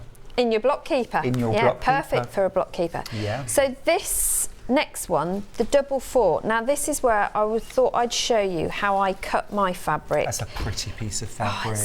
This reminds me of a dress I had, or my sister had. One of us had a dress in this. I'm sure we did. Oh, as a child? Yeah, I'm sure we did. It's lovely. She'll be on the phone now saying, Another top tip as well, if I can just interject. Yeah, please do. Whenever I make one block, I always measure it. Absolutely. Just to see if I'm on form. Yeah. Yeah, well, it should come up you're going to trim it to 10.5 inches. Okay. So what I do is make them and then do it. But I always do a test piece in some scrappy fabrics. Yeah. Because it's a good way of using up your scrap stash as well. But I always try and do a test piece. Now, when you come to do the 4/4 block, what I did with the piece was have 2 different fabrics in the block. But you don't have to. You can have both the same, because within your layer cake you've got 2 of everything. Oh, great. So you could double it up if you wanted to, because you're going to cut a 5.5 inch square, so obviously you can't cut 2 out of 1 block. Got you. At 1 piece. So the first thing I did was, not with a clip, because I've just noticed that now. Yeah. I see. Yeah. Gotcha. Yeah. So it's this block right here that we're talking about, this one here. And I mean, I love anything that's divided on the diagonal, don't you? Yeah, I just think it makes your eye flow through the quilt when you've got a line to follow. Yeah, agreed. But I did the other thing I did with the design, and there were loads of turnings around of blocks. I did it so that those diagonals followed, if you like, top left to bottom right. One way, yeah. But the rest of the diagonals in the other block went the opposite way. So that you've got this cross almost going on, but you can move the blocks around. I mean, mine is just an idea. You can go with the flow. What suits you. There's a lovely movement in that quilt because of that diagonal, but it's something you can play with, isn't it? Absolutely, yeah. I mean, mine's only a suggestion. So I'm going to cut a 5.5 inch strip to start with. And that's through 2 layers? I've cut my 2 at once, yes. And then I'm going to turn it round and going to cut another 5.5 inch, and that gives me my 5.5 inch square that I need. Okay, so that's that bit done. then I would need some 3-inch squares, and I need 4 of each one. Do I need 4 of each one? I need 2 of each one. What am I talking about? So there isn't 6 inches there, so it makes sense to use this because that leaves me a bigger piece to play with for something else. So I cut a 3-inch strip, which again leaves me a bit that I can use for a border, extra border if I wanted to, and then I subcut this one down to my 3-inch squares. So I see what you're doing here. You're trying to keep as large a piece of intact fabric. If it's going to be scrap, in inverted commas, it's going to be the biggest piece or the longest piece it can be. Yeah.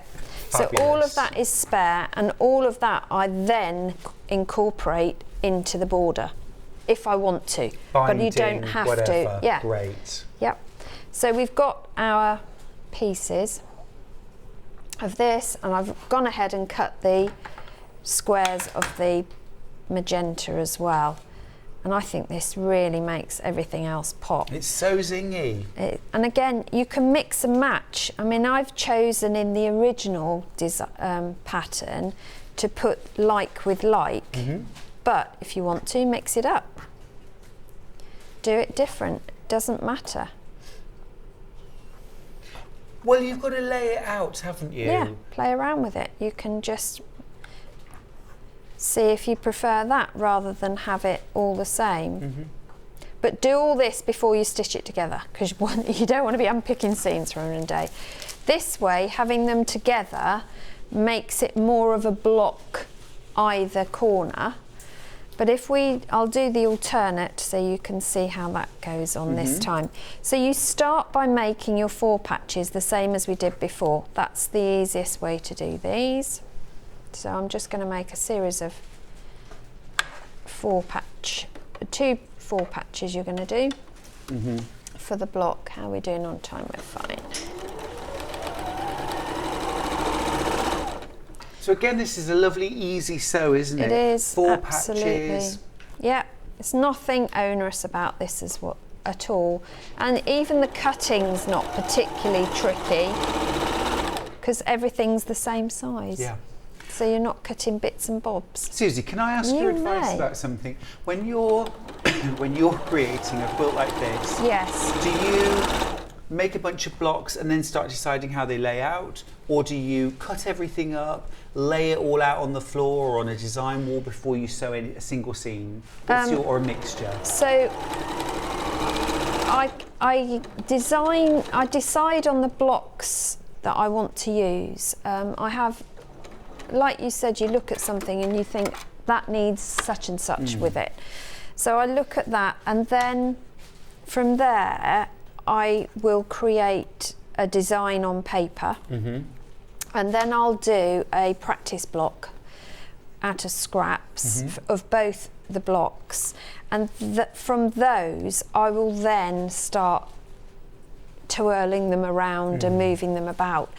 Then once I'm happy that yes, that's going to work, I then cut everything. Okay, and you cut everything for the whole quilt? Absolutely everything, yeah. I cut everything out first, and then I'll have them, like I come to studio, everything's clipped with a label on it, and I'll make all of that block. Yeah, and do you lay out all your cut pieces to decide what colour's going to go where, or kind of do you make your blocks and then play with them? I look at the colourways as I'm sorting out the layer cake. Yeah. So I know I need 6 of those. So I'll sort of say, okay, so I've got my 6 pieces, 2, 2, 1, 2, 2, 1.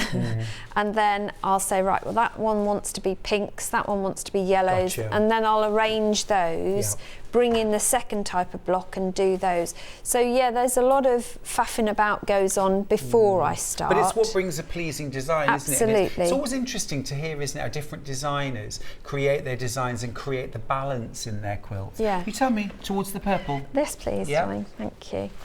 Yeah, and it's... But again, once I've made the blocks, sometimes I'll just move them around again, because you think, well, actually, if I invert that block, it'll run through the rest of the quilt better, and you'll get a nice flow. Yeah. So it's not cast in stone, and I do sometimes move things around colour-wise, but I generally have in my head the sort of colour variations I'm looking for, which makes it a lot easier than... Because I don't have a huge amount of floor space that isn't Vizsla accessible. Gotcha, understood now that you know what the Vizsla is. And I suppose as well, it's about getting to know your fabric, isn't it? Yeah. Sitting down and, you know, never think that when you're sitting there just thumbing through your layer cake, that you're just playing with it, and you shouldn't really be doing that. It's a guilty pleasure. Not. Enjoy it, and also you're getting to know the fabrics. And you'll know how to use them. Yeah, absolutely. You need to know how they feel as well, and how within a layer cake, different patterns work up against each other as well. Yeah, that's very true. Because although they're a collection in their own right, they may not necessarily, when they're put together in big spaces, look as great. Right. Or they need a plane that's where the to solids just come in, break it up. Because sometimes you can have too many designs against each other and your eye doesn't know where to look. Right.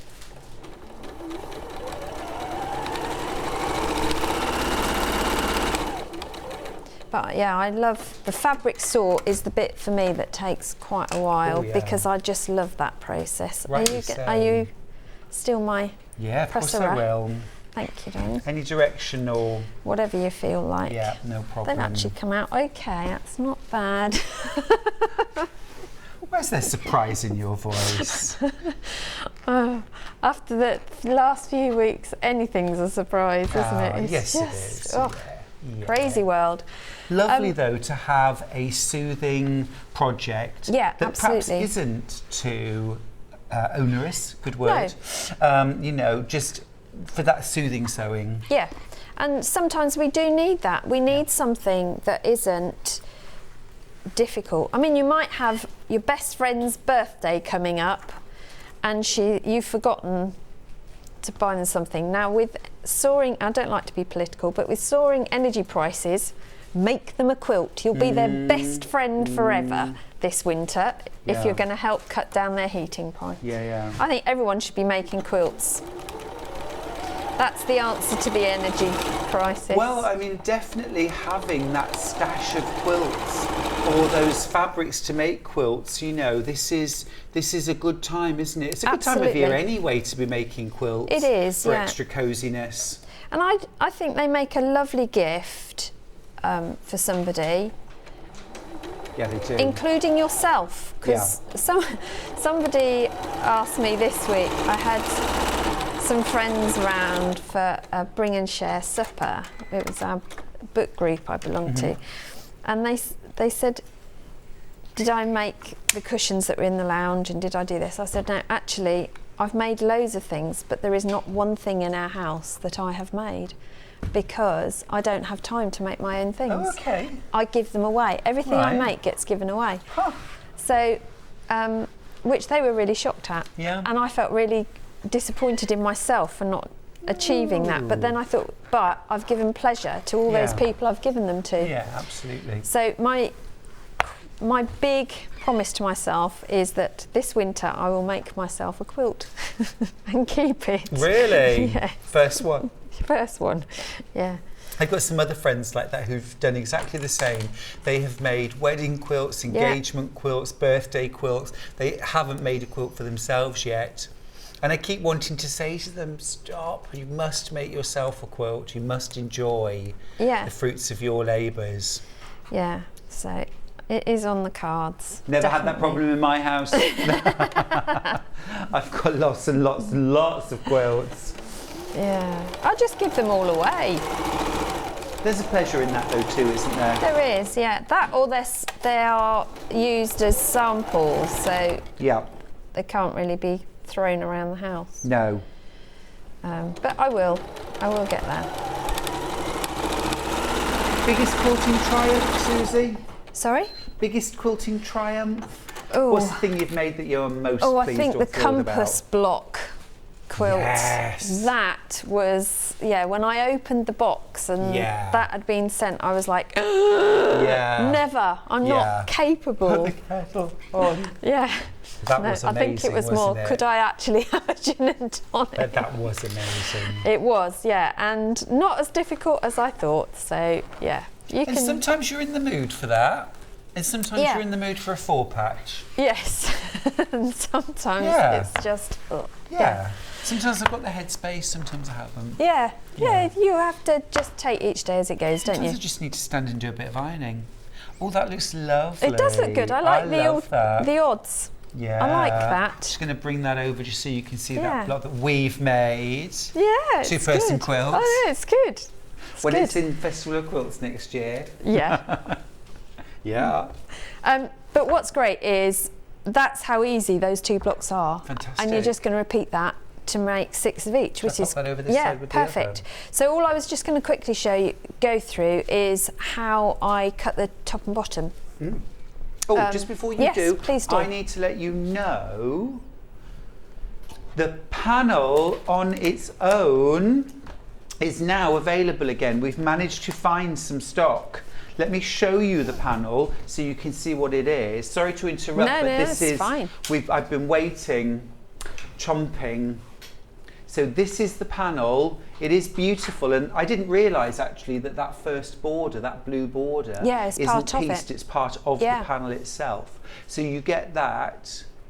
Absolutely beautiful. You see, you could even just use that as a tablecloth, couldn't you? Yeah, you could. You beautiful. Could. Or hem the edges, tab tops, and hang it off a pole. Yeah, beautiful, Summer. See, that could go in my display window. Yeah, really lovely. So that is the panel. Now I just want to remind you as well that we've got some kits available.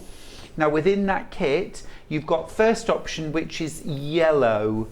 So very, very popular, this one. You're getting your full panel. You're getting your metre of gorgeous, glorious sunshine yellow. That's a little bundle of joy, isn't it? And then you're also getting your fabulous Moda layer cake, 42 10-inch squares. It is from Moda. It's called Fresh as a Daisy, and it is just painterly and beautiful. And then you're getting your full instructions from Suzie Duncan for effectively not 1 but 2 quilts. You've got how to make the panel up, but then you've also got that alternate centre. Make a double-sided quilt, add borders, just use it to your heart's content. The other option that we've got is the magenta. So in that one, in that version, you've got your Fresh as a Daisy panel, you've got a metre of magenta cotton solid, you've got your layer cake, again Fresh as a Daisy, and your full instructions for the quilts, both quilts, double action there, for $77.99. But don't forget that panel also available. So you might actually want to make Susie's quilt and then have a panel to make a second project, maybe with your leftover layer cake. Or cushions. Cushions would be beautiful. Yeah, cushions. Yeah, don't be afraid to cut up a panel. Yeah. Cut that Shopping up bag. into rectangle pieces, Yeah. rejoin it with sashings. Yeah, that would look Shopping really bags good. Be nice. Yeah, shopping bags would be really good for this, wouldn't it? Yeah. Yeah. Where are we at? So the borders, so what I did with the borders, again, you have the option of using some of your plain if you want to, prefer to. I used the plain straight away, and then I've used 2 different border designs from the layer cake. I deliberately set aside the spot and the stripe for the outer one because it just sort of pulled everything in together. I love those 2. Me too. Love that splashy spot. And then I also went with blues, yellows at the top and bottom, and then pinks and oranges on the sides. Like that. So I've got a different colour scheme, but you don't have to do that. I have said how many squares you need to create the 2 borders. And again, it's just rectangles sewn together, end to end, short sides together, pressed, and then stitched as one long length. So it's not a difficult border to create. So if it is your first quilt, you're not going to be worried about that stage, because that, you know, isn't going to spoil it if No, you don't and get it also right. there's nothing that needs to sort of match up. So No, if you need there's to no trim your seams to borders a match. little shorter Yeah. or a little longer, you've got that option. It doesn't spoil the Absolutely. design. And the way I've calculated the lengths means that there is no seam matching Hurrah! when you come to put the two borders together. Suzie, you're spoiling us. Well, you've had a bit of Spoiling seam us. matching to do on there, so Yeah, we've you had know. enough now. So the top and bottom is you need 2.5 by 3.5 rectangles. So the easiest way to do it is to cut 2 3.5-inch strips. If you've got your stripology, then obviously Oh, I'm liking the maths can here. work it 3.5 out. and 3.5 is 7. 7, that's right. And then you've got a 2.5 And inch then strip you've at got the a end. 2.5-inch strip at the end. So we've literally got the tiniest you have half inch. exactly a minute amount, which I have used. Oh, stop. What have you used it for? I used it, what did I use it for? I needed something the other day and I just used it as an edge on a Quilt As You Go project. I needed just a little bit. So I even save things like that. I'm Agreed. really well, I'm sad. thinking as well, you could, if you sprayed batting Yeah. with 505, you could lay those strips on top, Yeah. overlap them a bit, and then you could free Absolutely. motion quilt Yeah. or machine anything quilt. like that, yeah. You always find a use for something. Never throw anything Don't away. throw them away. So these are at 3.5, so these have got to be at 2.5. So again, at home I would probably use my There is so shape much cut or value in this stripology. kit. So much value in this kit. You're getting that layer cake of 42-inch squares. You're getting your pattern, which you can use in so many ways. Yep. You're getting your solid. You're getting your panel. I mean, it's just fantastic. I love the value here and all the inspiration and the fabrics. My goodness me, I want the layer cake just because I want the layer cake as well.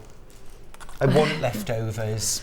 Yeah, if you want to make the quilt bigger, there is enough in the layer cake to extend the quilt itself. Just add some solids, do Just- some piecing. Yeah. If you start with your panel and then instead of do your first border, but then there you go, that's that one done, and then I've got that little bit left over. But again, it's a big chunk. It's It a small is. piece, but it is a chunk. It is, So yeah. it's usable. Yeah, it's usable. I can use it for all sorts of things. And then the side borders are just an inch longer. They're still 2.5 inches, so you can get 4 cuts across for your 2.5s, and then 2 lots of 4.5, so that's your 9 inches, which gives you an inch left at the bottom, which I'm Great. sure you can use for something. Definitely. But it's maximising your layer cakes, but I can show you how much I've got left. So bear in mind, I've done this, and that. demo, everything. I've still One layer got cake. all of these left. Look at that piece of fabric. Let me just. So I've got enough here to piece. I know, it's so cool. So Ink splots. cool. Love it. So cool. I've got enough here to piece together extra borders or another block. Yeah. I could make cushion covers you from could. this. So I've in effect got a double quilt made from one layer cake and the metre of fabric, which is Brilliant. absolutely brilliant. I'm just Brilliant going to add my stuff. wadding. It's really clever stuff. I love it. Cool. I love it. So that's Oh, Suzie. You do spoil us. wow. And we've done it in record time as well. How do we do that? I know. Jane's got in touch to say, morning Stuart and Suzie, could you strip piece and subcut some of the pieces? I'm yet to make a quilt. Well, yes, because what you could do your different design if you wanted to. You can do your 4 patches strip piece. It's a bit. I think it's more work strip I think piecing so. a 4 patch. Because it's only one. Yeah. You only want one 4 patch in those But colours. you could easily strip piece on a 10-inch, but you won't get very many. That's No. the only thing with strip piecing with a layer cake. But if you wanted to extend the sides and the base so it makes a bigger quilt, you could just stitch layer cakes together Yes, you could. and make a 10-inch extra width. So that would make the quilt then an extra, what was it? comes up at around 39 by 50 inches once it's that's bound. a nice size. So if you then add in a layer cake, you'd probably end up with around 55 inches by 60 inch quilt, which is a pretty big quilt. It is. I'm thinking as well, you could cut the layer cake squares in half, so you've got a 5-inch by 10-inch strip, sew them end to end and create a 4.5-inch finished border that would go around the edge. Absolutely. So that adds an extra 9 inches to the quilt. It does, yeah. Still in proportion as well. Loads of options. There are loads of options, and that's the great thing about using a layer cake. You think it's quite narrowing because it's a 10-inch square, but because you can cut it down, and what I love about the Moda layer cake is on the reverse of the packaging, they show you how many pieces you can get of different sizes. So if you want to come up with your own plan for a different border, you know how much you can get out of your layer cake. So you know before you start what you can do. So you can just change the borders up. You can add in another plain layer. If you didn't want to patterned layered here, switch them and break it up that way. It's a really good point. Yeah. It's a really good point. I wonder if I can can I just squeeze on a little bit? I'm just going to have a little flick through the layer cake. Just beautiful. No, I agree, and I'll be honest with you, Susie. On the sly, layer cakes are my favourite pre-cut. Yeah. If I'm to use it, they offer so many possibilities. Yeah. This is just heavenly fabric, isn't it? I just love this. I know, me too. But it's gorgeous. Because it's got all these colours in it, and it's so fab, isn't it? You can use it with loads of different plains that you've got in your stash as well. Plains, Wiltshire Shadow, you could use this with batiks. The Emily Bells, any of those. That would be lovely. You can really mix and match. That's a bit of autumn, isn't it? Really absolutely gorgeous. So you get 2 of each fabric then? 2 of each one, and you've got it in different colourways. You don't necessarily get a plain mottled like this in all of the colourways, and the designs vary slightly because of where they're cut, but I love the palm leaf one. I think it's just glorious. Really stunning. But I love the fact that each piece has got extra detail to it. It's not just a daisy on a background. There's ink splots. There's almost like raindrop effect. It is the amount of beautiful. work that's gone into designing this range of fabric. It's absolutely stunning. This one reminds me of that kind of, when you throw salt onto wet dyed fabric. Yeah. Oh. See, that to me is rainforest. It really is. Yeah. I just need the remnants of this layer cake in my stash.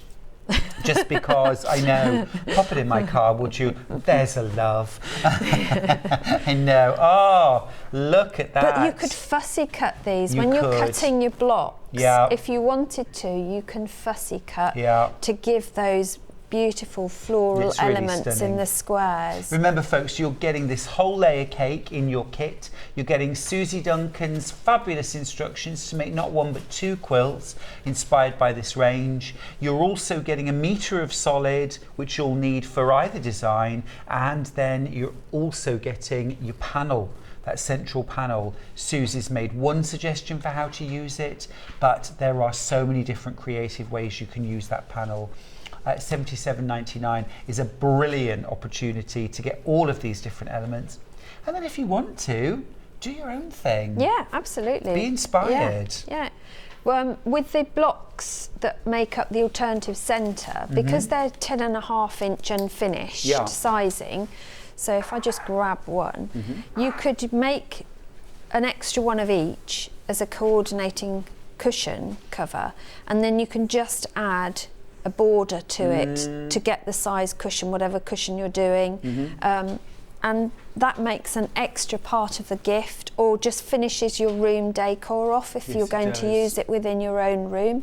So and you've easily got enough fabric in there to do that. Perfect. Music to my ears. Absolute music to my ears. Quick question.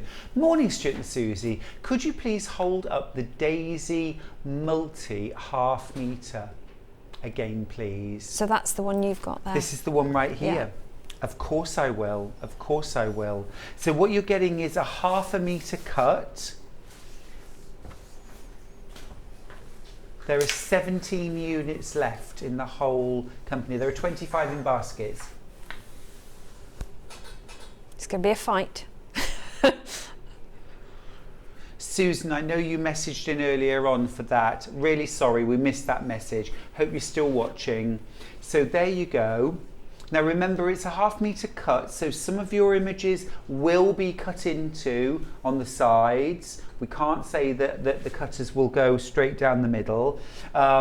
This is why I would recommend you buy a metre, so that you've got enough, so that if there are some images cut into, you've still got more than enough for what you're thinking. I always think it's worth, any special fabric, it's always worth having a bit more than you think you want. Oh yes, absolutely. Yeah. I mean, with 15 that units size, left. you could actually cut round one of the print pictures, you know, and put it into a frame. That's and a just lovely have it idea. as a picture, Card or you could makers. embroider over it. It's a great size to practice doing embroidery stitching over the top and adding a little bit of bead detail, and put it in a box frame without a glass front or with a glass front, it's up to you. And that would make, again, That's a a great gorgeous addition idea. to your home, or a gift for somebody as well. Really lovely. 9 of these left now. It's going to sell out. What about making them up into little lavender bags? Yes. With a plain back, little loop, dried Be lavender perfect. inside. Yeah. Now, another of our heroes in this hour, as if Suzie Duncan wasn't hero enough for anybody. We've got that gorgeous panel. It's sold out on pre-order. We've managed to cajole and finagle and bamboozle. What they mean is they've tidied up the cupboard. A few more. Shush. Don't reveal your super panels. I'm going to let you know, we've got 32 of these left. There aren't many at all. Lots and lots of these in baskets. They're just so super. Great to layer and quilt, hand quilt, machine quilt. You could embellish. So much you could do. Thanks, I've ordered a metre. That was Susan who asked me to hold it. Yeah. Well done, Susan. Yes, I think a excellent. metre's the way to go with that fabric. It is. Well, it gives you scope for so many things then, It does. doesn't it? It really does. This would be really nice as well if you've got a window that doesn't have a pretty outlook and it's not particularly, you know, you could actually hang this up almost as a sheer curtain, just hem the edges, tab tops, and pop it over the window. You could also stretch this over a wooden frame, Yes. or you know, a canvas, staple it to the back, glue it to the back, and have it as a piece of art. Just a wall hanging would be absolutely glorious, wouldn't it? So many ways. I love a panel. Yeah, it's really So useful. many creative and ways you with can use Mothering them. Sunday, a way away yet, but you know, we have to not that far. think, well, the way the world's going isn't, is it? Yeah. But it's another good gift for that, or to decorate for a spring wedding. Oh, that's a summer gorgeous wedding would idea. look really Imagine lovely that as a as the backdrop. backdrop. For your Instagram booth. Yes. There you Get it go. on the gram. Get it on the gram. Oh, Suzie, you're an inspiration. Thank you. Wonderful hour. And I am super excited. I'm just going to put it out there for your Creative Grids Masterclass coming up at 11 o'clock, Thank because you. it's all about what you do with them, isn't it? It is. And Susie's going to demystify some Well, of those rulers for us at 11. We hope. We shall try. Instructions, not a question. Thank you, Suzie. All right, see you You're soon. a doll. Thank Thank you. Enjoy your hour off. All right, we're going to go to a little break now. Keep going through for your panels, for your kits, and for Susie's instructions on their own, of course. What are you going to make? We're going to take a little break now. When we come back, Mark Francis will be here, and it is a brand new launch of a brand new pattern, the McCoy Oxford trousers. I'm excited. I'll see you after this. Keep up to date with what's on Sewing Street, as well as all the latest news and special offers by signing up to our email newsletters. Head on over to www.sewingstreet.com, scroll down to the bottom of the homepage, type in your email address, click the envelope, and you're done. Never miss out on the latest news and special offers ever again. We know that shopping online can be a confusing and sometimes daunting task. And sometimes all you want to do is talk to a human being. Our family-run customer service team are on call 24/7. Full of friendly, warm-hearted individuals, all trained to make your shopping experience as easy and enjoyable as possible. Not only will they take your order, they'll also help and guide you on your shopping journey, so you never miss out.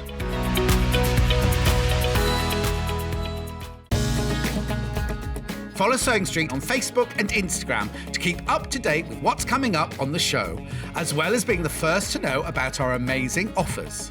Get involved with our competitions that are exclusive to social media. And pick up some top tips from us too.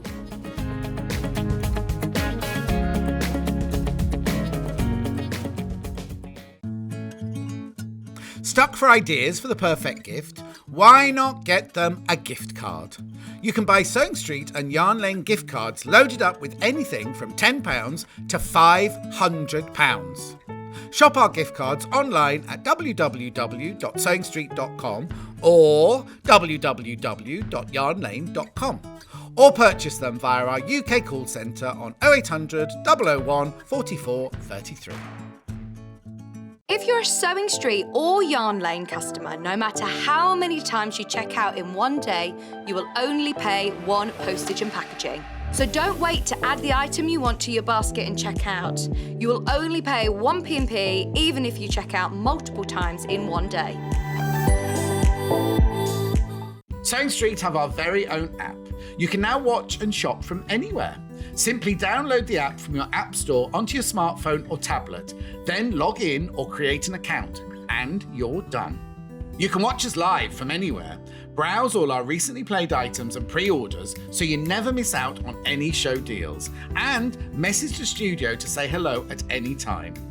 And remember, you can check out as many times as you want and only pay one P&P all day.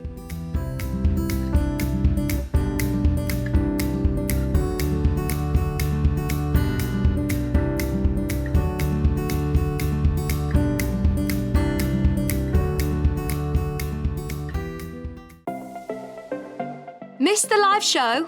Don't worry, we recorded it for you. Never miss out on your favourite presenters, guests and makes ever again. Head on over to our YouTube pages to watch back the day's live show and enjoy your favourite demos over and over again. Subscribe and turn on the bell notification so you never miss a show or video ever again.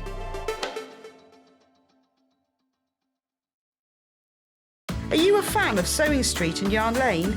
Why not join our growing Facebook fans pages? Just search Sewing Street fans and Yarn Lane TV fans on Facebook and click Join Group. It's that simple. Never miss out on the latest news and updates from our presenters and guest designers, special offers and plenty of chat with your fellow fans. Share photos of your makes, ask for advice, interact with your favourite guests and presenters, and be a part of the ever-growing sewing and yarn community. See you there!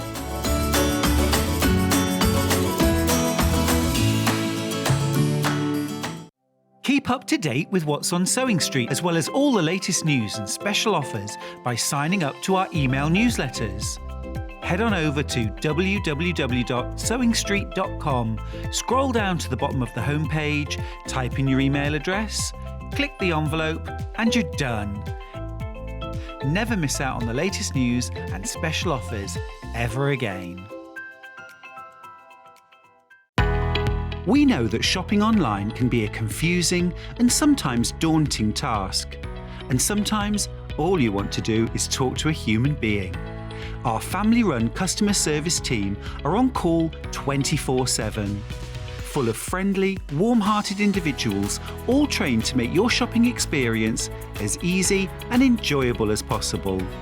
Not only will they take your order, they'll also help and guide you on your shopping journey, so you never miss out.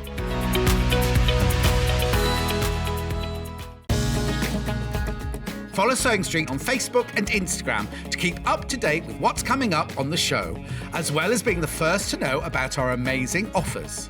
Get involved with our competitions that are exclusive to social media. And pick up some top tips from us too.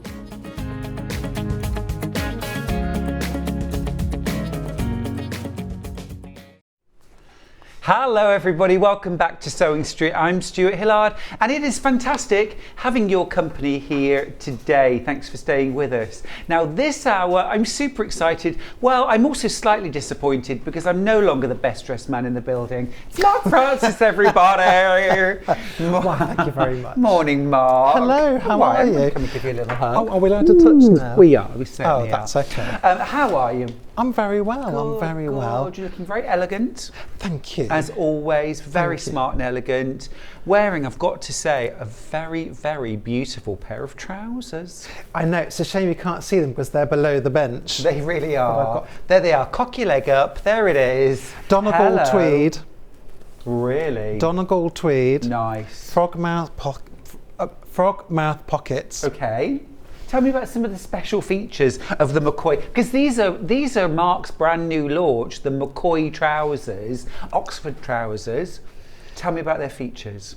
So they're a high-waisted trouser, which is really comfortable, really flattering on that. Like really elongate your legs. Okay. Should I they need need that. elongating? Well, I said that picture of you, Mark. You look about 7 feet tall. Look. It's just a really small door. No, it's not really. Yeah, those are made in a beautiful striped denim, and when you see these fabrics in the shop, you think, I'll have it all. Absolutely. I'll have the whole lot because it's just so gorgeous. So they've got sits on the natural waist. And since I've been wearing high-waisted trousers, then when I sometimes wear shop-bought ones on the hip, I feel uncomfortable in them now. Yes. Cut in two. Yeah. And So if you've ever felt cut in two by a pair of trousers, and I'm talking to men and women here, Yeah, these go suit- higher waisted. yeah, absolutely. And it's very fashionable as well. Young Harry Styles, if you want to follow these kind of people, a lot of them are wearing this higher waist. Ben, our producer. I mean, Yes. talk about a fashion icon. He's a lover of the high-waisted. And a spoon. And a spoon. Don't tell everybody his secrets. Anyway, we're launching the McCoy pattern today. Let me show you. Beautiful. It's a brand new pattern launch from Mark Francis. It's the McCoy trousers. Now then, your pattern size goes from a size 28-inch waist. Oh, hello. I think I was probably about 9 when I had a 28-inch waist. And then, but as an adult, even when I was super skinny, I was never a 28-inch waist. No. I was always at 32, even borderline 33, even at sort of like 10 stone wringing wet. It goes right up though to a 48-inch waist, which is starting to sound a bit more realistic. Now, this also, of course, will work for women. It's very much, I try to do everything, all my patterns, I try to make them so they'll work for the boys and for the girls and for anybody else who would like to wear them. So the only two things you need to measure for these are your waist and your leg length, because they're nice and relaxed fit. So hips, we don't need to worry about. No, there's lots of room on the trousers around the hips. Just measure your natural waist and then your outside leg. Yep. So from where your natural waist is down to however long you want the trousers, and then adjust the length accordingly. Oh, perfect. And there are options as well for turn-ups at the bottom. Turn-ups if you wish. I Love do. a turn-up. I used to have Even though turn-up. it makes me look shorter, I still love a turn-up. Is that possible? Stop it. I thought you wanted Rebecca Reed's box. Just tiny, barely there. I have to stand in front of very, very small things because otherwise I just look completely out of proportion. And also it's got some little tucks at the waist, am I right? It does have pleats, which Little you can pleats. have. I do love a pleat on a trouser, and so I put them on. But you can have a lot of fun with the pleat. They could be, I put this in instructions, they could be forward pleats, they could be reverse facing backwards, you could have them as a box pleat, either way around. If your fabric allows, you could even switch it out for a gather. Wouldn't that be fun? Okay. Can we leave the pleats out if we don't want them, or do we have to have the pleats? It is designed with the pleats. You could hack the pattern, which is what I've done on these ones, to remove the pleat. So if you were to Put a dart in instead. you could put a dart in instead if you wanted. Oh, look at me talking like a dressmaker. I know, who'd have thought it? It's like Series 1 all over again. I love it. I love And belt it. loops too. So, I mean, I'm wearing mine with braces. There they are. But you can, so that's just buttons inside the waistband, or there's belt loops as well. Yeah, smashing. Or I had an idea, I didn't put in the pattern, but because it was too late, because it came to me too late. But you could build the braces into them. You could actually sew them onto the trousers as part of the waistband. Just have like dungaree kind of adjustable doobries. I like options. I like with and without. I want options. What do you want? So these are a fabulous brand new addition to the Sew Mark Francis library of patterns. They are the McCoy Oxford trousers. Now we did have a message earlier in from one of our viewers, Mark, asking, are these named after a particular McCoy? These are the real McCoys. It's just like a lovely pair. So they were inspired by Sylvester McCoy in a costume piece designed by Ken True, who was a fantastic costume designer. And they are a lovely baggy trouser, so nice and loose. You're not fitting it round your bum. Great. You don't have to worry about in that way or fitting sort of round the crotch area. So I mean, it's perfect nice if and you're relaxed. going for a carvery, because I don't know about you, but after a carvery, the last thing I want is a tight-fitting pant. I want something that's got a bit of give. Do you know what I mean? Yeah. Something that can just expand. I call them my carvery trousers. I think you really do need that, don't you? Just that bit of give all the way around.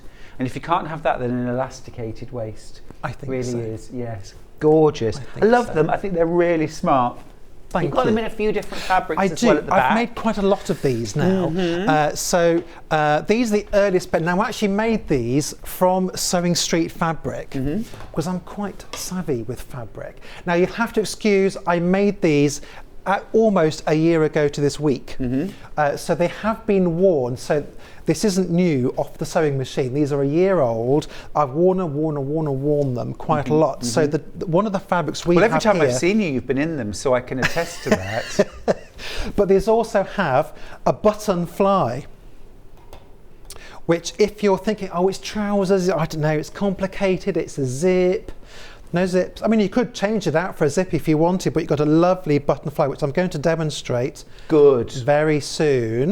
And you've got slant pockets here, and you can have fun with fabric inside the pockets if you wanted to. If you've got some fat quarters left over, a bit of liberty in the pocket. That would be beautiful. It would, wouldn't it? And then inside, well, it's nothing much to see inside, it's just a pair of trousers. But it's not just a pair of trousers, it's the McCoy. That's very true. I've also got another one here. This is meant to add a wool. If anybody's been to the Creative Craft shows, you might have seen Jeff Rosenberg. And now I had this in my stash for ages. Oh, that's lovely. Isn't that gorgeous? Really nice. It's like a suiting weight wool.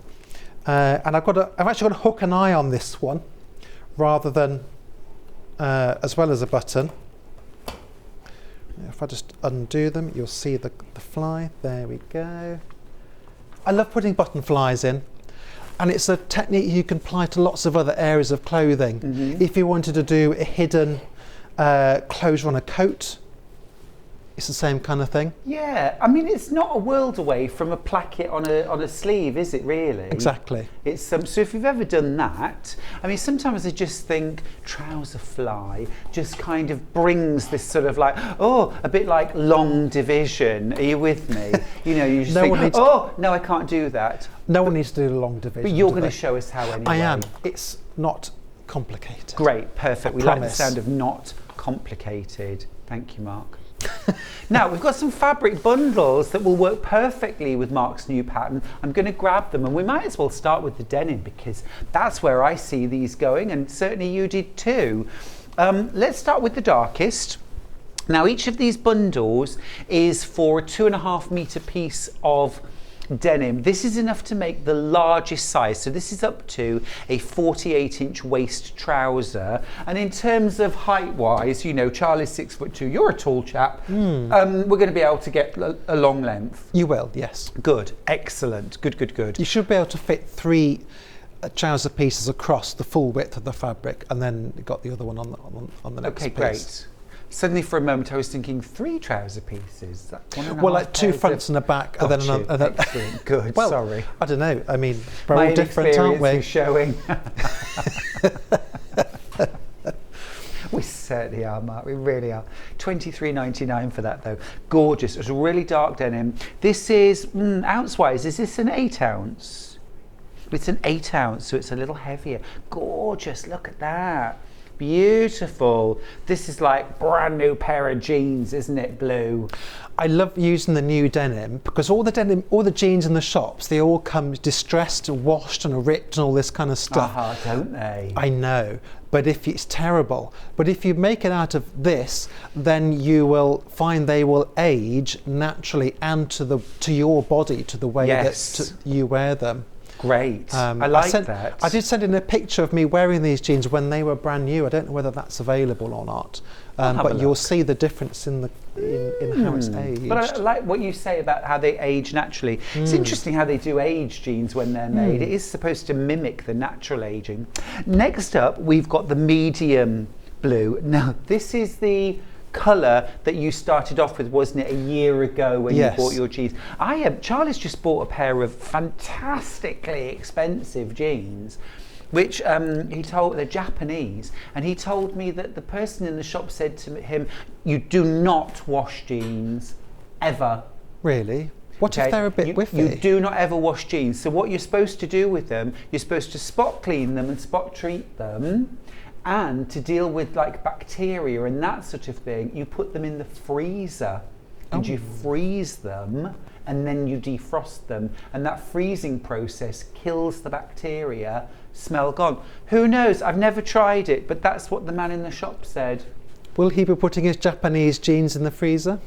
He hasn't yet, but there isn't room. I'm doing a lot of baking at the moment, so, freezing jeans, honestly. Anyway, this is the medium blue denim. You think you might have found a picture of Mark in his jeans? I did send some in. Was it with the dog? Yes, I was with the dog. Yes. So that's what they look like originally. Don't you look lovely? That's actually in the caravan. Is it? It is, but we're on It's a holiday. caravan. It's a caravan.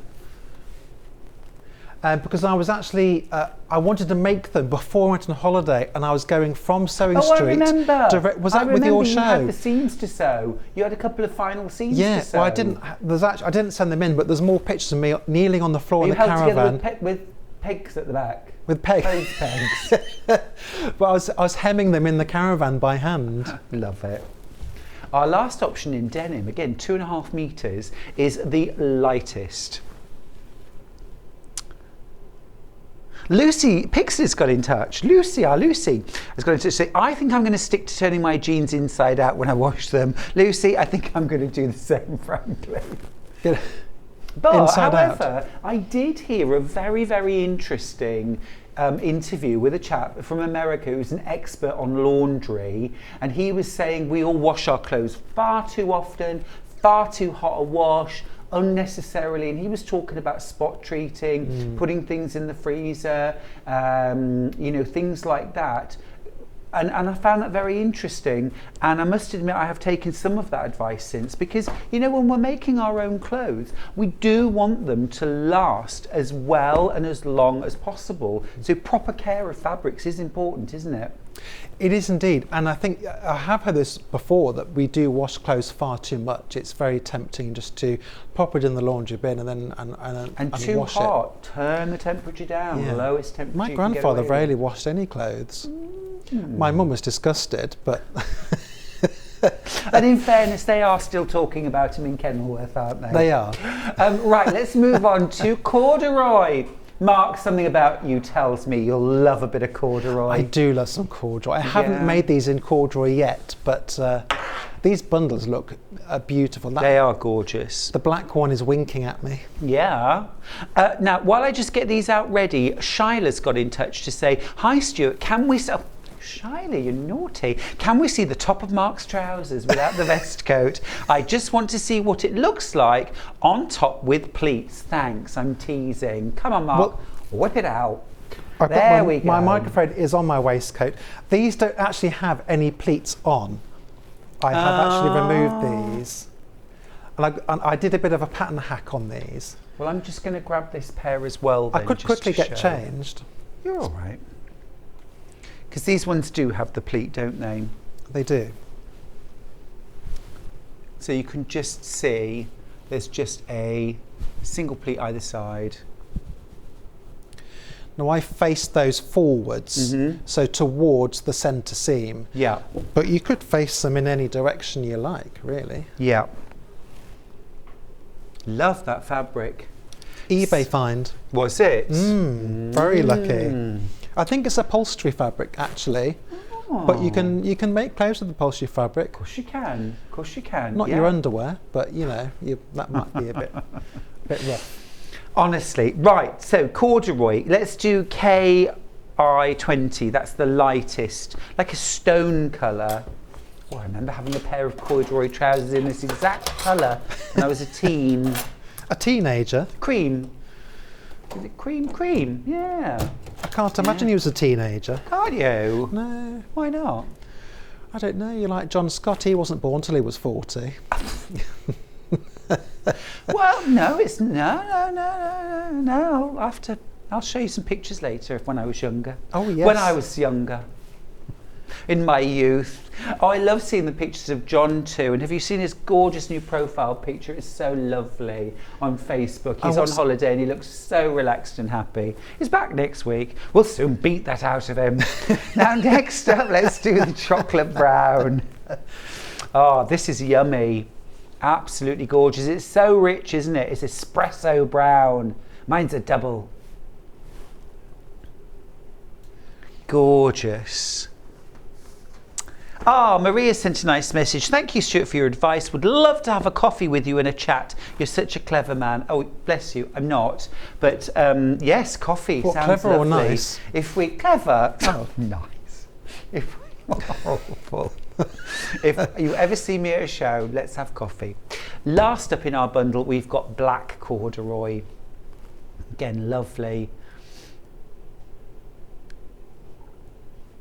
Do make sure your nap goes in the same direction on your corduroy. That's the only thing to be careful of. Just explain, if you've never worked with corduroy, what is nap? So the nap on corduroy is almost the same kind of thing as velvet, and the fabric will actually have a nap, and it will go. You can brush it down or up depending which way it's facing. Like fur. Exactly like fur, just like your dog's coat. And you can either have it going one way or the other. It doesn't really matter. It depends what look you're going for, but it's good to make sure they all go either down or up, depending on how you want the fabric to behave. Yeah, or the colour can look different, can't it? It can, yes. And I have made things before where I've done a panel reversed. I mean, it's not massively noticeable, but as the sewer, you usually notice these things yourself. You really do. You really do. So those are our bundles. We've got our pattern. We have a few other things, but we'll come to those later. I think it's time, Mark, that we saw you in action. You want to see me in action? I want to see how you make that fly. Okay. Well, first of all, we're going to start off with preparing the fly pieces. Now, there are 5 of them, 3 for one side and 2 for the other. So this side here, this is for, as you wear the trousers, this is for your right side. So this is the bit that will have the buttons sewn onto it eventually. And you just sew round that curve, turn it through and overlock or zigzag the other side. You can then pop that to one side. So is that all 2 layers, Mark? That is 2 layers, yes. Oh, so when you overlock or zigzag it, you're joining the 2 layers together almost like you it's are. a little... And there's a little bit of interfacing in there as well, just to give it a bit of structure. And then you can forget that for the moment. And then these next 3 are all the same size. One of them will stay loose like that, just overlock around the curved edge. So is that a single layer? That's a single layer, that one. Gotcha. This one is a double layer, and you can see I've already started to pop the buttonholes in. So we've double layered it, sew it down the straight side, turn it round, and then overlock that edge. So that's a bit like the first piece that you made. This bit's a bit smaller, isn't it? A bit narrower. They will actually look, once they're sewn in, they will all layer up nicely, because you've got a seam allowance here, because you're going to sew that onto the trouser in a minute. So that will disappear. And then it'll be more or less the same kind of size. Interesting. So let's go over to the sewing machine. Now, I'm doing this live on air, so it's probably going to go wrong. But this is quite good because this is doing your buttonholes before you've constructed the entire garment. Because there's nothing worse, is there? You've almost finished the garment. Yeah. You sew the buttonhole and then you mess. At least you could cut out another one of those and have another go. Exactly. So you need 4 buttons for the fly and 1 round the waist, or you could do 2, or maybe a hook and eye, whatever you want to do on the waistband. So you're absolutely right. If this is a complete disaster, you can just recycle it and make another one. Great. So, so this machine, I love doing buttonholes on this. So this one plugs in onto the side here. So it actually calculates the button size automatically. I'll select the button I want, the buttonhole. Now, if you've got a clever machine, it's worth checking your machine settings for the buttonholes, because it will have lots of different options. So, needle in, and you pray to the buttonhole gods. It's working, it's working. Great! Fantastic. And I mark my buttonholes where I want them to go, just with a bit of chalk, or you can mark them with a funny pen. You know, And practice on a bit of scrap fabric, yeah. yeah. Now I haven't actually got my buttonhole chisel with me, I've just realised. But otherwise, seam ripper. that would do, wouldn't it? But it doesn't matter for now. We'll You can leave them closed for now, can't you? We can leave them closed for now. But otherwise, I would open up my buttonholes now. A buttonhole chisel is brilliant. It looks like a chisel, but it's really small. And you just press it in, just go pop. You hear the fabric pop almost. Or seam ripper. I'm personally not so keen on the seam ripper. But that's just a choice. So, I cut out the fronts already. I've got 2 here, as is the tradition. There we go. And I've already overlocked these curved edges.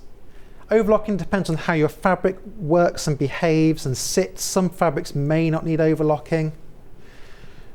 Denim might decide to fray, so I thought I would overlock it. Now, Gives a lovely professional finish. If I haven't got an overlocker, what would I do instead? zigzag. On a regular sewing machine? A zigzag, yeah, or an overcasting stitch on your. So most of them will do it. Need a special overcasting foot, and it sews a zigzag round the edge of your fabric. Very clever. Really clever. Very clever. Or you could do a Hong Kong seam. So bind it. You could bind it, or you could do flat felt seams in some places, like the side of the trouser leg, or you could go rogue and leave them raw. You know, Wow. it's up to you, isn't it? So, we're going to first of all we're going to sew round this curve here, so round the front crotch here. So we're just going to mark it with a pin. You're going to sew up so you're overlapping with this piece here by 1 centimetre. So I'm just going to mark that with a pin, and that is because this end here will get tucked inside that seam. So we cross the machine. Oh, take your. We don't want to do any more buttonholes. Oh no. One's enough, eh, Mark? I think so. Quit while you're ahead. It's worked perfectly. There we go. So we're going to 1.5 centimetre seam allowance throughout the project. Is that 5/8 of an inch? 5/8 of an inch in old money. And Depends very much old money.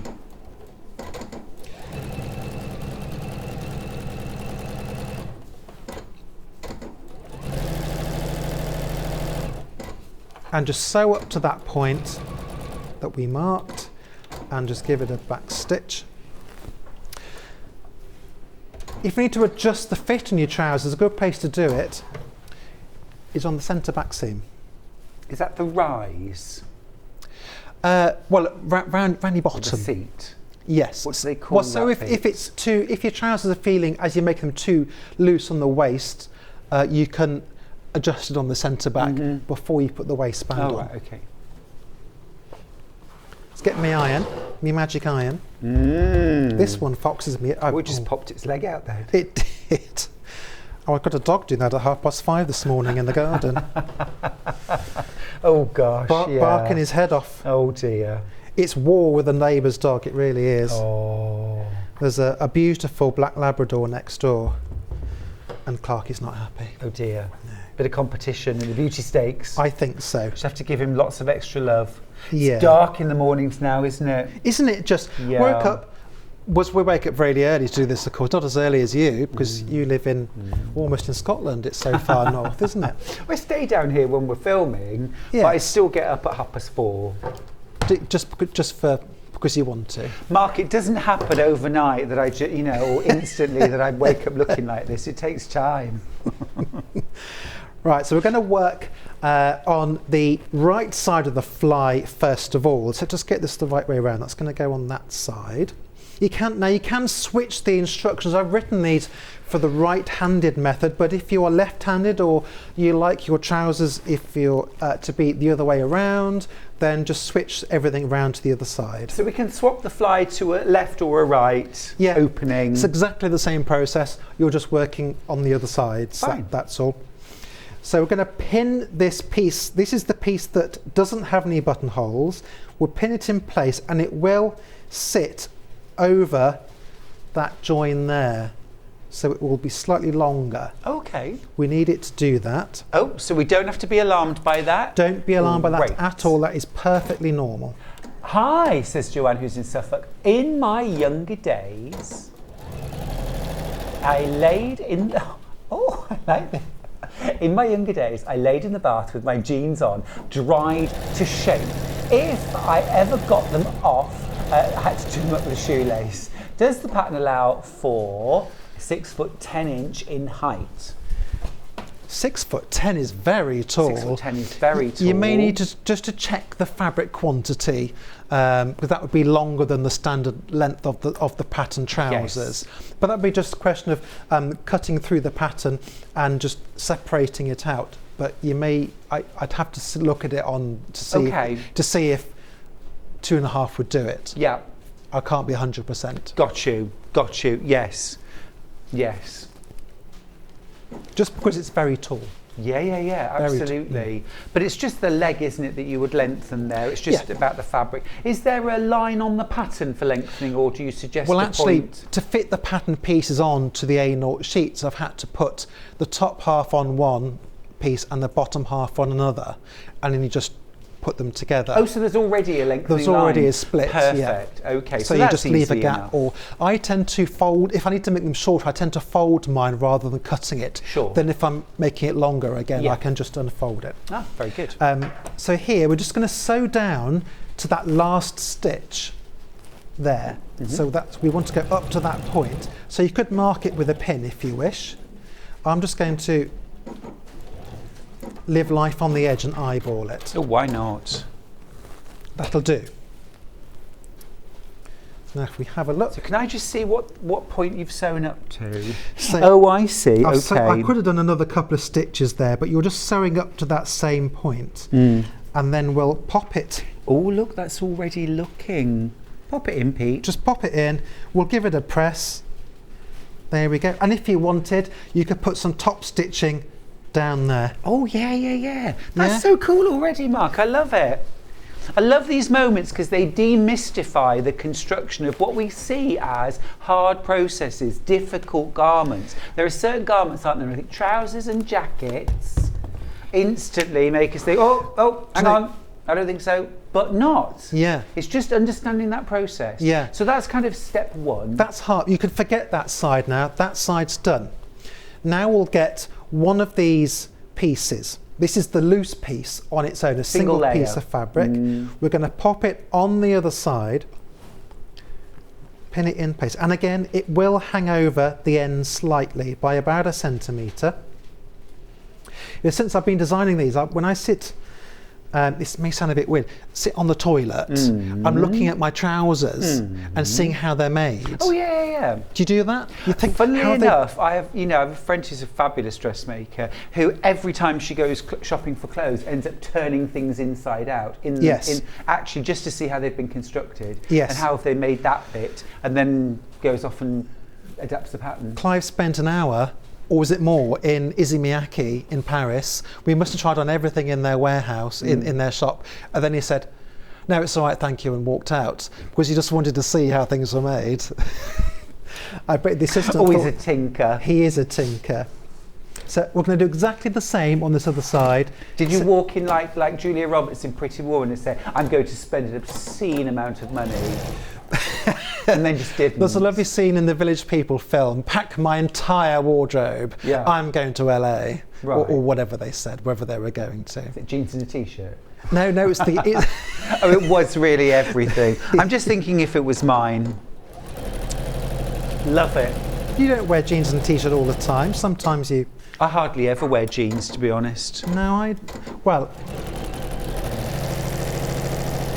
But as I said before, the more I make things, the less I want to buy anything. I'm absolutely terrible at going clothes shopping now because I don't want to buy anything. Right.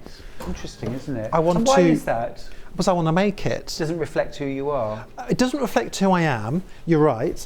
And also, I think sometimes I could make it and I can make it better. So just show us again where you've sewn. So this is on the other side. On the, as you were wearing it, would be on the left side. It's a single piece of Down the fabric. bottom as well. And I've just sewn up to that last Oh, again, stitch right to there. the point. So that is literally down to the bit you've overlocked as well. Yes. Okay. And we're just going to push it to the inside. And that's looking like a pair of trousers now. It is. We'll give this a press because we need to have a nice crisp finish. Sometimes with pressing, if you're turning it from that direction all the way round to the other direction, it's best to do it in stages. Don't worry about the raw edge, you'll lose that. So press it flat first of all, then press it to the inside. And then find your nice crisp edge like that. There we go. And now we're putting on the last part now of this, of the fly. Which is the bit you sewed the buttonholes on. That's right. So this is the inside now, and you see how it should all roughly line up. There we go. So this piece is going to sit in there. Now I tend to pull it back from the edge just by a millimetre or two, just ever so slightly. So it's not peeping out. That's right. You don't want it, I mean you can butt it right up, but you don't want to run the risk of it popping out. Oh, ow, nearly pinned myself then. You can also, on these inside bits that you're not going to see from the outside, you can have some nice fun fabrics in here if you wanted. As a little kind of, when you go to the toilet you think, oh gosh, look at that fabric inside my trousers, isn't it beautiful? Do you not think that? Behave yourself. I'd forgotten I'd used that. Lovely. Well, it's a nice thought, Mark. I love it. I love it. That's how my mind works anyway. No, I get that. I get that. We So all what- get that now. So what we're going to do now we're going to sew this J shape that we all see on our trousers. Yes. You can mark it with a bit of chalk or a pen if you want. I'd be afraid of just eyeballing that, Mark. So could I draw that on? You could. I'd use something that's going to disappear. Yeah. Is this on the outside, right side, wrong We're side? top stitching it on the outside yeah. now. Now I do eyeball mine. Yeah. I do eyeball And are you mine. catching the back fabric, so it's just inside the raw edge? That's right. So on the other side, we're going to sew just inside that. You just want to catch those layers that you've got there. But you would never sew from the back? You, I suppose you could do. Bobbin No, I thread probably never looks would- quite as good as top Well, thread, that's the does it? thing. Yeah, that's the thing. Fair enough. But at this stage, keep this piece out of the way, or else you'll be sewing your trousers completely closed, and that'll be silly. Well, all that lovely work that you've done would be for naught. So for naught. So I'm going to just feel the edge of the fabric here, and I can feel with my finger that I'm keeping the edge of the plackets and the facings against the edge of the foot. That's what I'm lining it up to. But we're only going to go down to as far as the top of the curve. And it'll all become clear why.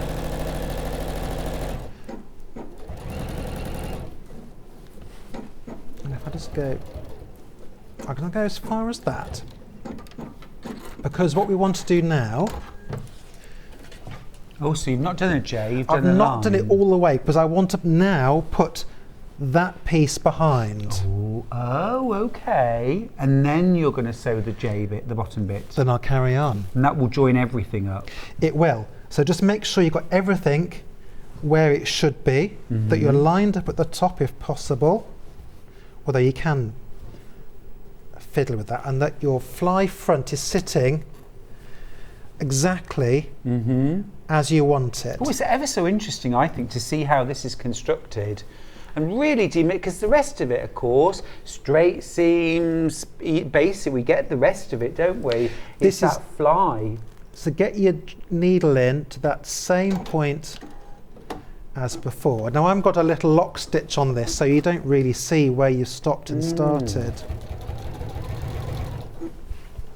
And I suppose this, once you've cut your teeth and made a pair, maybe you might use a contrast Thread. bright gold, or Yes. you know what I mean, like the sort of orangey gold that they use on jeans. You Yes, might. get it. You can get special top stitch threads. You can get packs. Have we had them on here We before? have. I think we have, haven't we? Yeah. Get packs of all the different gold colours, or Yeah. whatever colour you 50 like. weight. Pink, red, black. You know, Lovely, whatever you want. variegated. And that is the basis of your fly. There's only one more thing to do. Try it. So we take that off so Is we that- can is that- see Is now. that the one thing? There we go.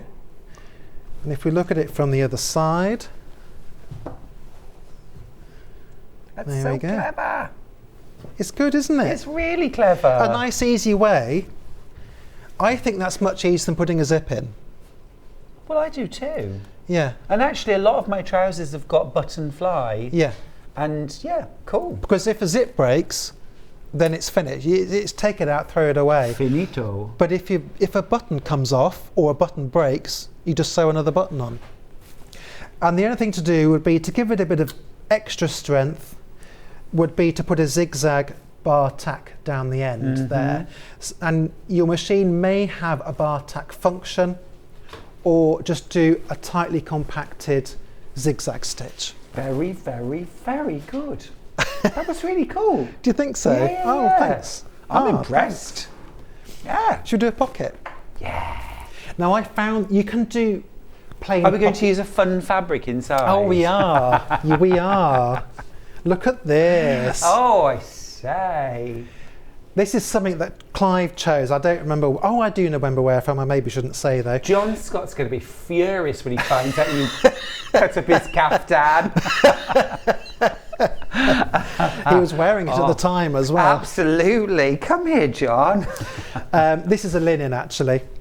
And now I've got pocket pieces. Now they're rather large. They look huge. They are. They will be folded over like that. Yeah. So your pocket will sit like that. Because I do like To keep your lunch in your pocket. a generous pocket. I can see. But if you didn't want pockets that deep, you can make them shorter like Yeah, that. yeah. You could just make it narrower. I can actually fit my mobile phone lying across the bottom of that pocket. That's just my taste probably, but you can do whatever size. You can chop it down here and here, whatever you want. I like a generous pocket. I do. Now it does come with two facings actually, one here and you can put another one there. For jeans, I've missed it off because I think it's fun having that little flash of fabric as you put your hand in your pocket.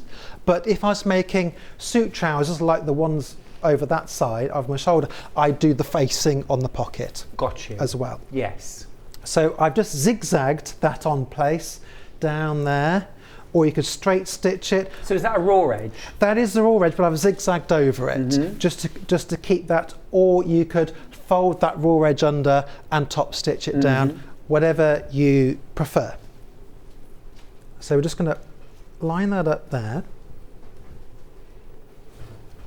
The sign is very hot, isn't it? The what, sorry? The iron. Or is it just you coming near Do you want me? me to, it probably is. It's the heat of my body. Do you want me to turn the heat down? No, it's fine. You sure? It's fine. It keeps me warm in this cold I studio. can't turn my heat down, but the iron I can. I know. Well, we always have it very cold in here, I'm afraid.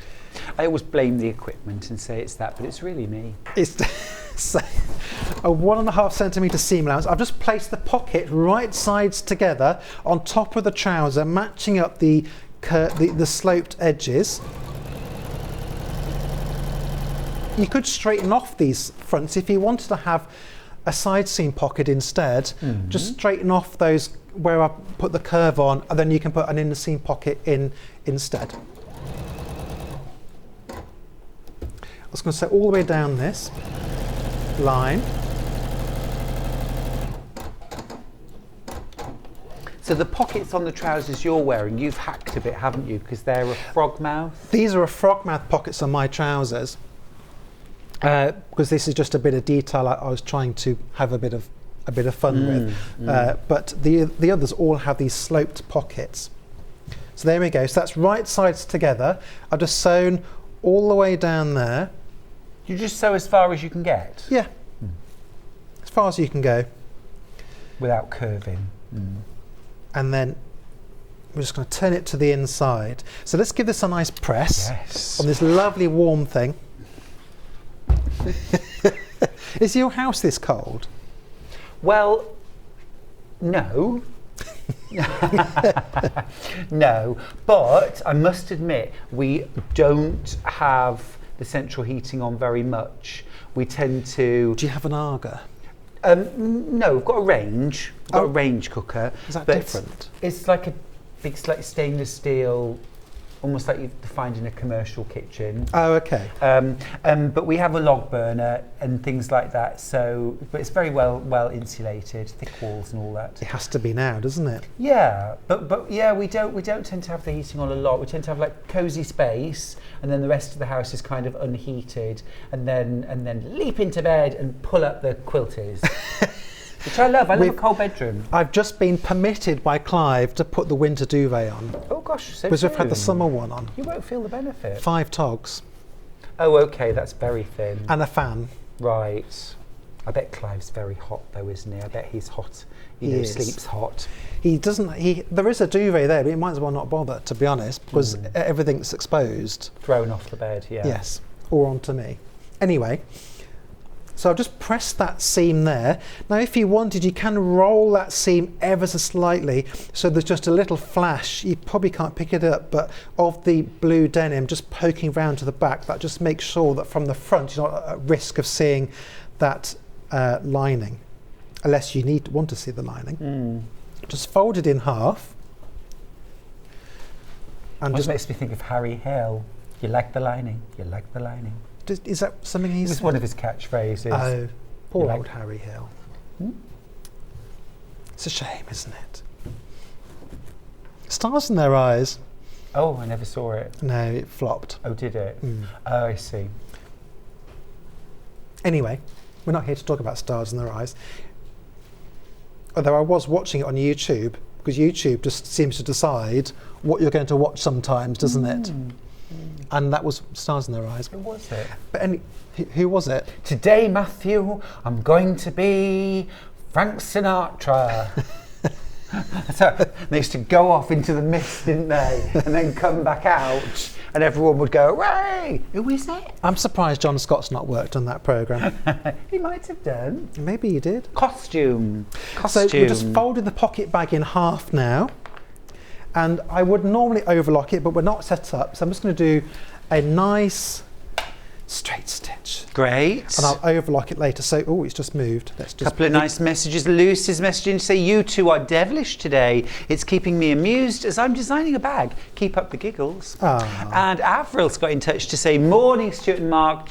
Morning, my lovely. Good to see you this morning. And Avril, it's gorgeous to have your company too. That's nice, isn't it? So just line up your pocket bags. They should all match up, and then I just overlock mine usually. You could sew it and overlock it, whatever your choice is. So you're sewing down the sides again?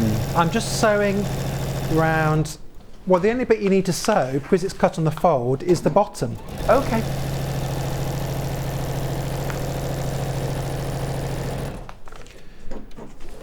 And then they will get caught into the side seam.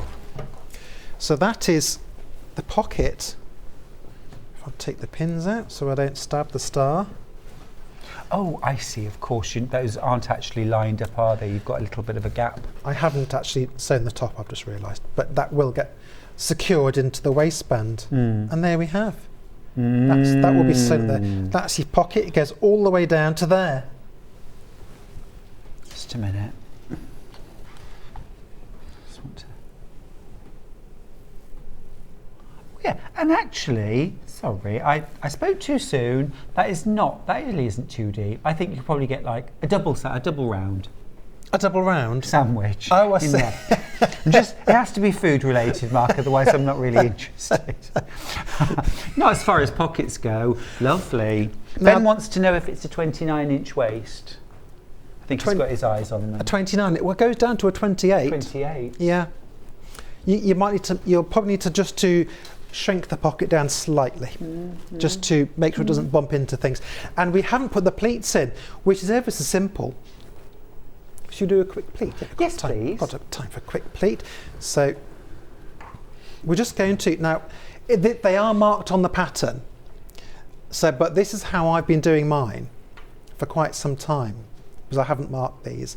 It's just folding it in half, and then it should be 2.5 centimetres. Mark it on the pattern though. Oh look, you see, it doesn't want to do It doesn't want to do one. It wants to unthread itself. Let's just rethread the machine, everybody. Okay. It's come out the needle. And luckily this machine has a nice little function that does it for me. Oh, lovely. Even better. So there we go. So do mark it from the pattern. This is my at home doing it quickly to myself kind of method. Yeah. And I fold the trouser fronts in half and I line it up at the 2.5 centimetre mark. Now you can do this stitch as long or as short as you want. This is where you have a bit of fun. So on my original jeans, I just kept the stitch for the pleat within the seam, within the waistband, and you don't see it. Okay. But you can carry that stitch on down. I'll just show you. So make sure you So it's flatter to your body. Exactly. So perhaps if you find those pleats around the waist add extra fullness that you don't want, you could just keep sewing down. And you get the benefit of the pleat without having it. So I'll just show you here. So I've actually just sewn down further. Oh look, you see it's all come out. And that's what I've done on the red check ones. There we go. Oh yeah. So you get the benefit of the pleat there, and you can either push the pleat to one side or to the other side, or you could do a box pleat, which I love, and have it in the middle, or the box pleat could be on the outside. Very nice. World is your oyster. Yeah. And that's another adjustment point as well. If you're finding that they need adjusting, maybe they're a bit snug or they're a bit loose, you could do a slightly deeper box pleat there, or you could adjust it down the centre back seam before the waistband goes on. But then you've got that kind of fullness when you sit down as well. You do. And yeah, Clive hacked these as well, and he did a massive box pleat. Huge. It's about that kind of deep. It's very Clive. It is, isn't it? Yeah, It is lovely. Clive. Great. And because the legs are nice and straight mostly, you can have fun with the legs as well. If you like hacking patterns, I know some people like to just stick to everything as is on the packet. That is absolutely I always think first brilliant. time. I think so as well. See how it goes. You don't know how it's going to look on you, do you? No, this is exactly right. But you could taper the legs a bit if you wanted, or you could keep them wider. You could flare them from the knee. It's a really easy adjustment and a really easy hack. You've shown us the hard bits, Mark. I have. And actually, they didn't look that hard. They looked a lot of fun. I want to make a fly now. Ah. Honestly, I think that looks awesome. And it's really the way forward. It's if you're frightened of making trousers because you think, oh no, it zips, it's complicated, then this is a nice, fun way and an easier way to get into doing the flies. I totally agree. And if you wanted to later, you could switch out the button fly for a zip. You could. if you wanted. Yeah, yeah. No problem at all. Still do a fly zip. Well, it's Mark Francis's brand new pattern launch today. It's the McCoy trouser, the Oxford trouser. Can be made for men or women. Very flattering, nice and sort of skimming across the hips. Can have turn-ups, no turn-ups. You've got those pleats. Really nice. Do some great photography, Mark. Ah, very nice. Ah. Very nice. Lovely with braces as well. So the McCoy trouser pattern comes in sizes 28 to 48 inch waist, and as Mark was saying earlier, it really is the waist measurement and the length to the bottom of the trouser, the length of the leg that you're interested in. Everything else will just kind of fit naturally. You can make adjustments if you need to along the way.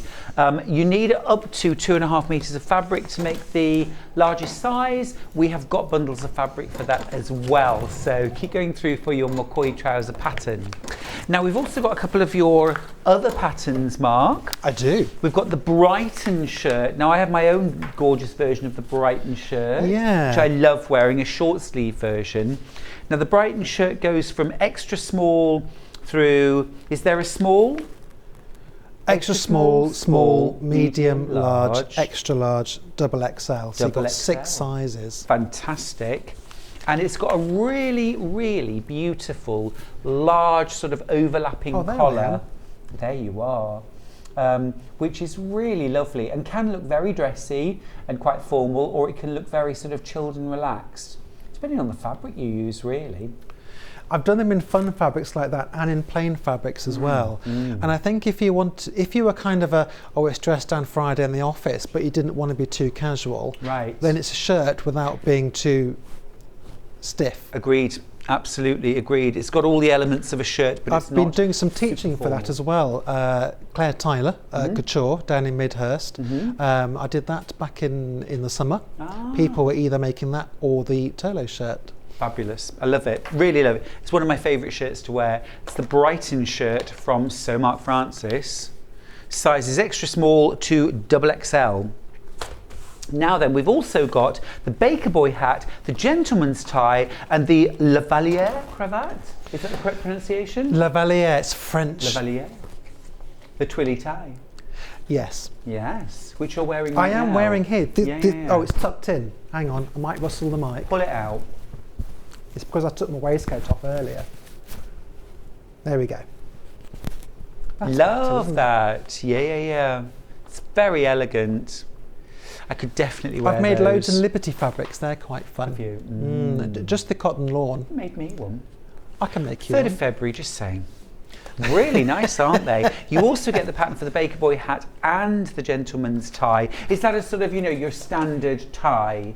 A regular, off-the-shelf Yes. tie. Tie it yourself tie. Very That's the nice. one. But again, that's the kind of thing. How many times have we thought, oh, a bit of liberty, lovely bit of liberty, make a tie with. How much fabric do you need for a tie, Mark? Not very Outer much. fabric. The actual outer bit, you need 1 metre. Right. Because it's cut on the bias. Right. That's the only bit that's a bit fabric gobbling about Right. it. But the other bits, the lining you can cut on the straight. Could you make 2 out of 1 metre of fabric? Oh yeah, you could get more than 1 out of that. Yeah, so not so gobbling when you consider that. Yeah. Worth knowing. Very nice. And your Baker Boy hat as well. What a lovely trio. I'll be teaching tie making actually at the knitting and stitching shows. Oh, in November. In Ali Pali. We're both there. Yeah, so come October, along, you in can make fact. a tie. October. Everything's provided. You can book the course. I think the courses are online now actually, if you Brilliant. wanted to do so. Brilliant. Yes, we're both there, aren't we? We are. I'm there for 3 days. If you're coming to Ali Pali, come and say You're only hello, doing hello, 3? hello. You're only doing 3? I'm doing Thursday, Friday, Saturday. Ah, Well, Thursday I'm just sort of swanning around. Being really. Stuart Hillard. Shopping. just being your Shopping. fabulous self. Yes, that as well. Being fab. Oh, Mark, thank you so much. My A great pleasure. masterclass there from you. Really super. Thank you. We'll see you in an hour, young man. I'll and be I will here. see you in about 3 minutes. We're going to take a short break. See you after this. Stuck for ideas for the perfect gift? Why not get them a gift card? You can buy Sewing Street and Yarn Lane gift cards loaded up with anything from £10 to £500. Shop our gift cards online at www.sewingstreet.com or www.yarnlane.com, or purchase them via our UK call centre on 0800 001 44 33.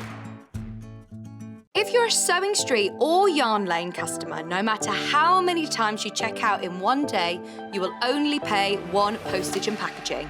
So don't wait to add the item you want to your basket and check out. You will only pay one P&P even if you check out multiple times in one day. Sewing Street have our very own app. You can now watch and shop from anywhere.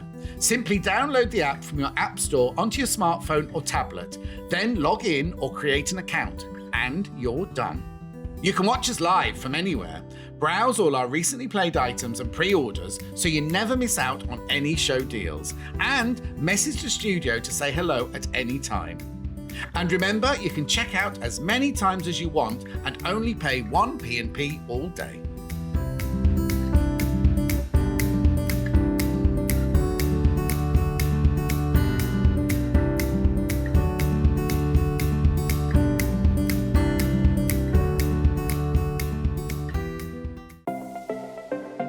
Missed the live show?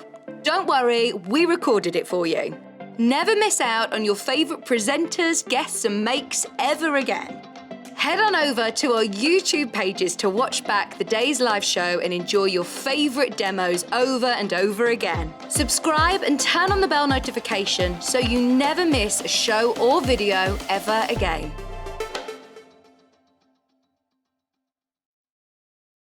Are you a fan of Sewing Street and Yarn Lane? Why not join our growing Facebook fans pages? Just search Sewing Street fans and Yarn Lane TV fans on Facebook and click Join Group. It's that simple. Never miss out on the latest news and updates from our presenters and guest designers, special offers and plenty of chat with your fellow fans. Share photos of your makes, ask for advice, interact with your favourite guests and presenters and be a part of the ever-growing sewing and yarn community.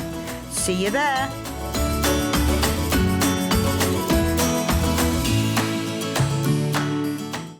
Keep up to date with what's on Sewing Street, as well as all the latest news and special offers by signing up to our email newsletters. Head on over to www.sewingstreet.com, scroll down to the bottom of the homepage, type in your email address, click the envelope, and you're done. Never miss out on the latest news and special offers ever again. We know that shopping online can be a confusing and sometimes daunting task. And sometimes all you want to do is talk to a human being. Our family-run customer service team are on call 24/7. Full of friendly, warm-hearted individuals, all trained to make your shopping experience as easy and enjoyable as possible. Not only will they take your order, they'll also help and guide you on your shopping journey, so you never miss out.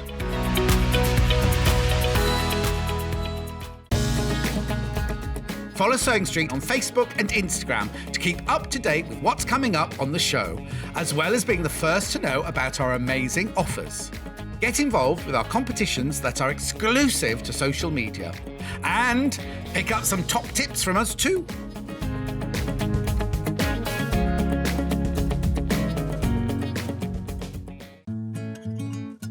Stuck for ideas for the perfect gift? Why not get them a gift card? You can buy Sewing Street and Yarn Lane gift cards loaded up with anything from £10 to £500. Shop our gift cards online at www.sewingstreet.com or www.yarnlane.com, or purchase them via our UK call centre on 0800 001 44 33. If you're a Sewing Street or Yarn Lane customer, no matter how many times you check out in one day, you will only pay one postage and packaging. So don't wait to add the item you want to your basket and check out. You will only pay one P&P even if you check out multiple times in one day. Sewing Street have our very own app. You can now watch and shop from anywhere. Simply download the app from your app store onto your smartphone or tablet, then log in or create an account, and you're done. You can watch us live from anywhere, browse all our recently played items and pre-orders so you never miss out on any show deals, and message the studio to say hello at any time. And remember, you can check out as many times as you want and only pay 1 P&P all day.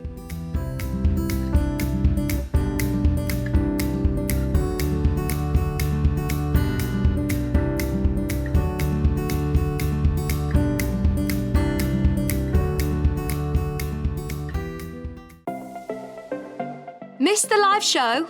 Don't worry, we recorded it for you.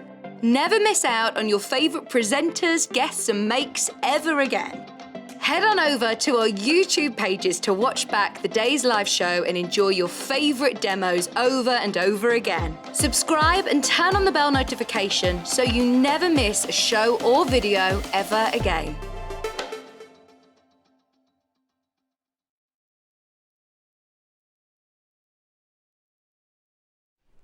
Hi there, welcome back to Sewing Street. Thanks for your company this morning. We have got a ruler masterclass now with Suzie Duncan. Suzie, welcome back. Thank you. I've been waiting for ages for this show. Well, yeah, because, you know, I know that the rulers, the Creative Grids rulers, do really exciting things.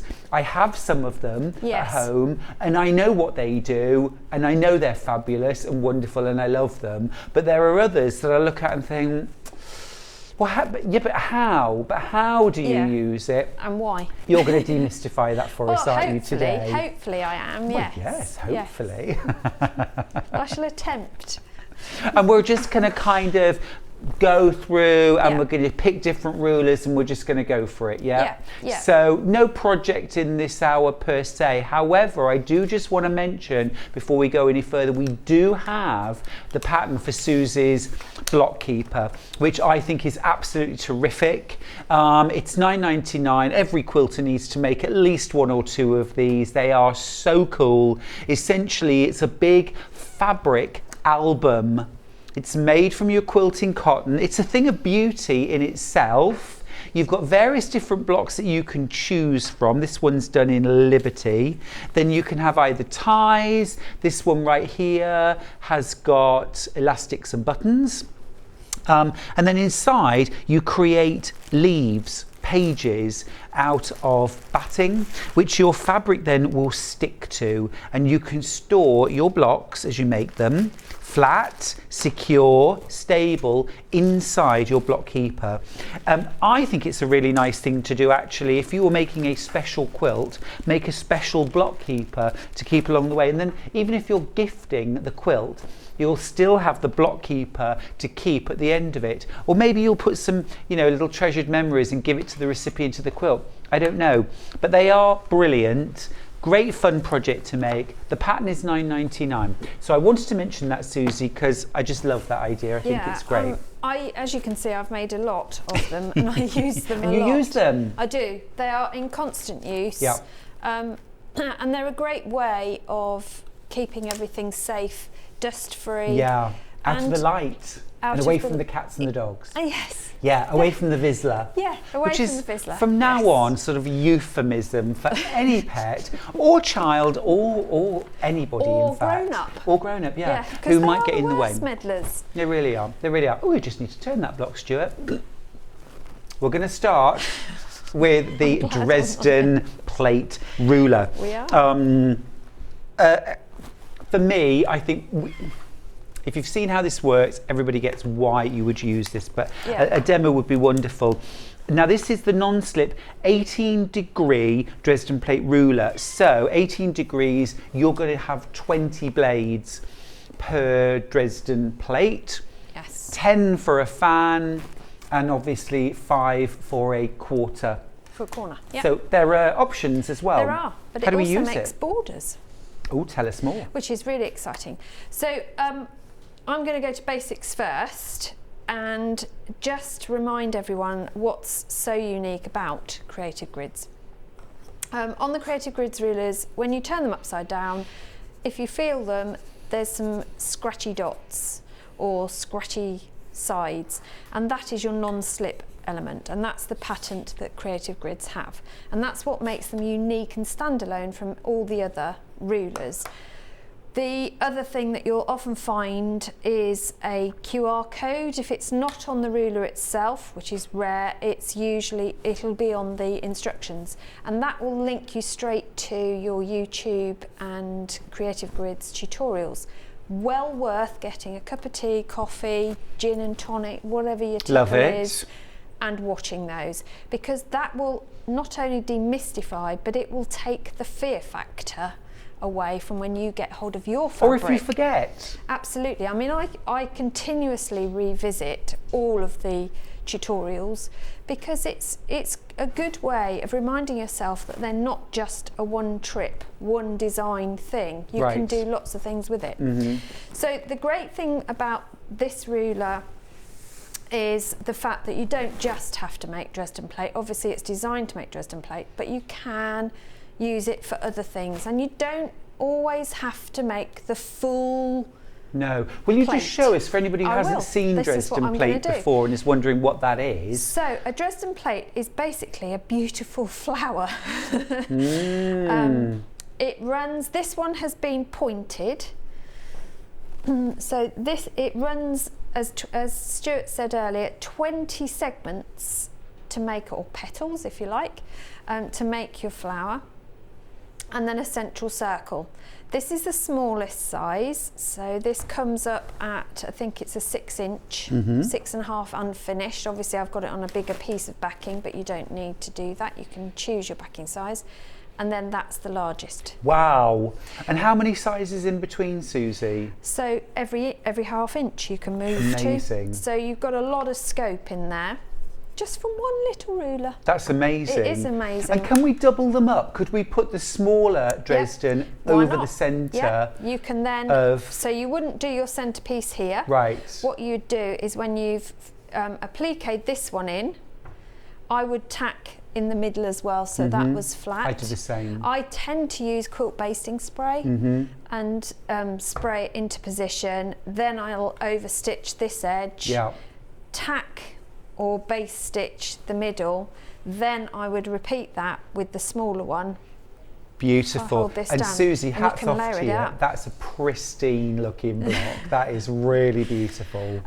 So you can get some amazing results with this, and you don't have to necessarily do the circle. Okay. So I've got one here that I've done in some of the Christmas fabric we've got on the show, just to show you. If I flip this over, if you were doing a cushion and you'd got a glorious piece of fabric, but you just wanted to break it up a bit, why not do a Dresden corner for it? Or two. Oh, or even 4, and then you create that centre space. Yeah. Or if you like hand quilting and you wanted to have a showcase for your quilting. Yeah, exactly. Nice. So it's a quite a useful little design to use for all manner of things. You could do a half one. I like 3/4 in corners. Yeah. So they go around the corner. Yeah. So it is a useful ruler from that point of view. Will you show us how to use it? I will. So Gorgeous. easy. So you first of all have to decide how big you want your finished block to be. Not your segment, your block. And on the guide, and this is why when you get these, don't lose the bit of paper like I did. Oh. So I had to ask for a replacement. What you need is, there's a chart on here that goes through what your finished block size, and that is finished, not allowing for, your seam allowance has already disappeared on this occasion. Then that gives you what size your plate, your Dresden plate, will be at. So it's allowed a margin either side of it, and therefore what size you need to cut your segment or your strip initially. So if I was going to make a 16-inch finished, so that would be perfect for a cushion, or it would in my house anyway, I'd have a 14-inch finished plate, and I need to cut a 6-inch segment. So what you do is you cut your 6-inch strips of fabric. Here's one I made earlier. Lovely. And then you take your ruler, and you'll notice on the ruler that there are circles. You've got some in circles, some not in circles, but you'll find your 6-inch mark coming down with a straight line across. The dotted line is your seam allowance. You don't have to worry about that. What you do need is a rotary cutter. So you always line up the short edge of the ruler with the raw top, edge. yeah. Okay, so your strips are cut to finish that. If I was doing a smaller one, for example, this one, let's go for this one. If I was doing a 3-inch, so I've got a 3-inch strip cut here. So again, I'll line it up and then I can make my cut. So let's do a cut that way. Now, I've got a rotating mat, which I've locked stupidly. So let's unlock. Have I unlocked it? No. Bear with me, caller. There we go, we've unlocked it. So rotating mats are brilliant because what you don't want to do is upset everything or cut towards you. So a rotating mat saves that issue because you're not going to, you can invert the ruler but don't flip it. You don't want to use it upside down because you lose that non-stick variation. But then I'm cutting through several layers as well. So that gives me my 3-inch version. They're your blades. You know, Suzie, if I could give any advice to anybody thinking about buying Creative Grids rulers, first and foremost, it's do it. They are absolutely amazing. But Absolutely. Secondly, it's a side point, but I would say get yourself a rotating cutting mat. Yeah. Because almost every Creative Grids ruler I have used relies at some point on turning the ruler or turning the fabric, Yeah. and a rotating cutting mat will just make your life so much easier and just speed up the process. Absolutely, and I use a rotating cutting mat for my English paper piecing as well. So when I'm putting the designs on, so my rotating mat is in constant use. So when you've got your pieces cut, you then start stitching them together. But before you do that, you need to decide whether you're going to have a pointy top or a curved top. We can do Choice both. is yours. You can do both. Yay. So I'm going to show you how to do them. So you're going to pinch the wedge together or the segment together, and you want to put your right sides together.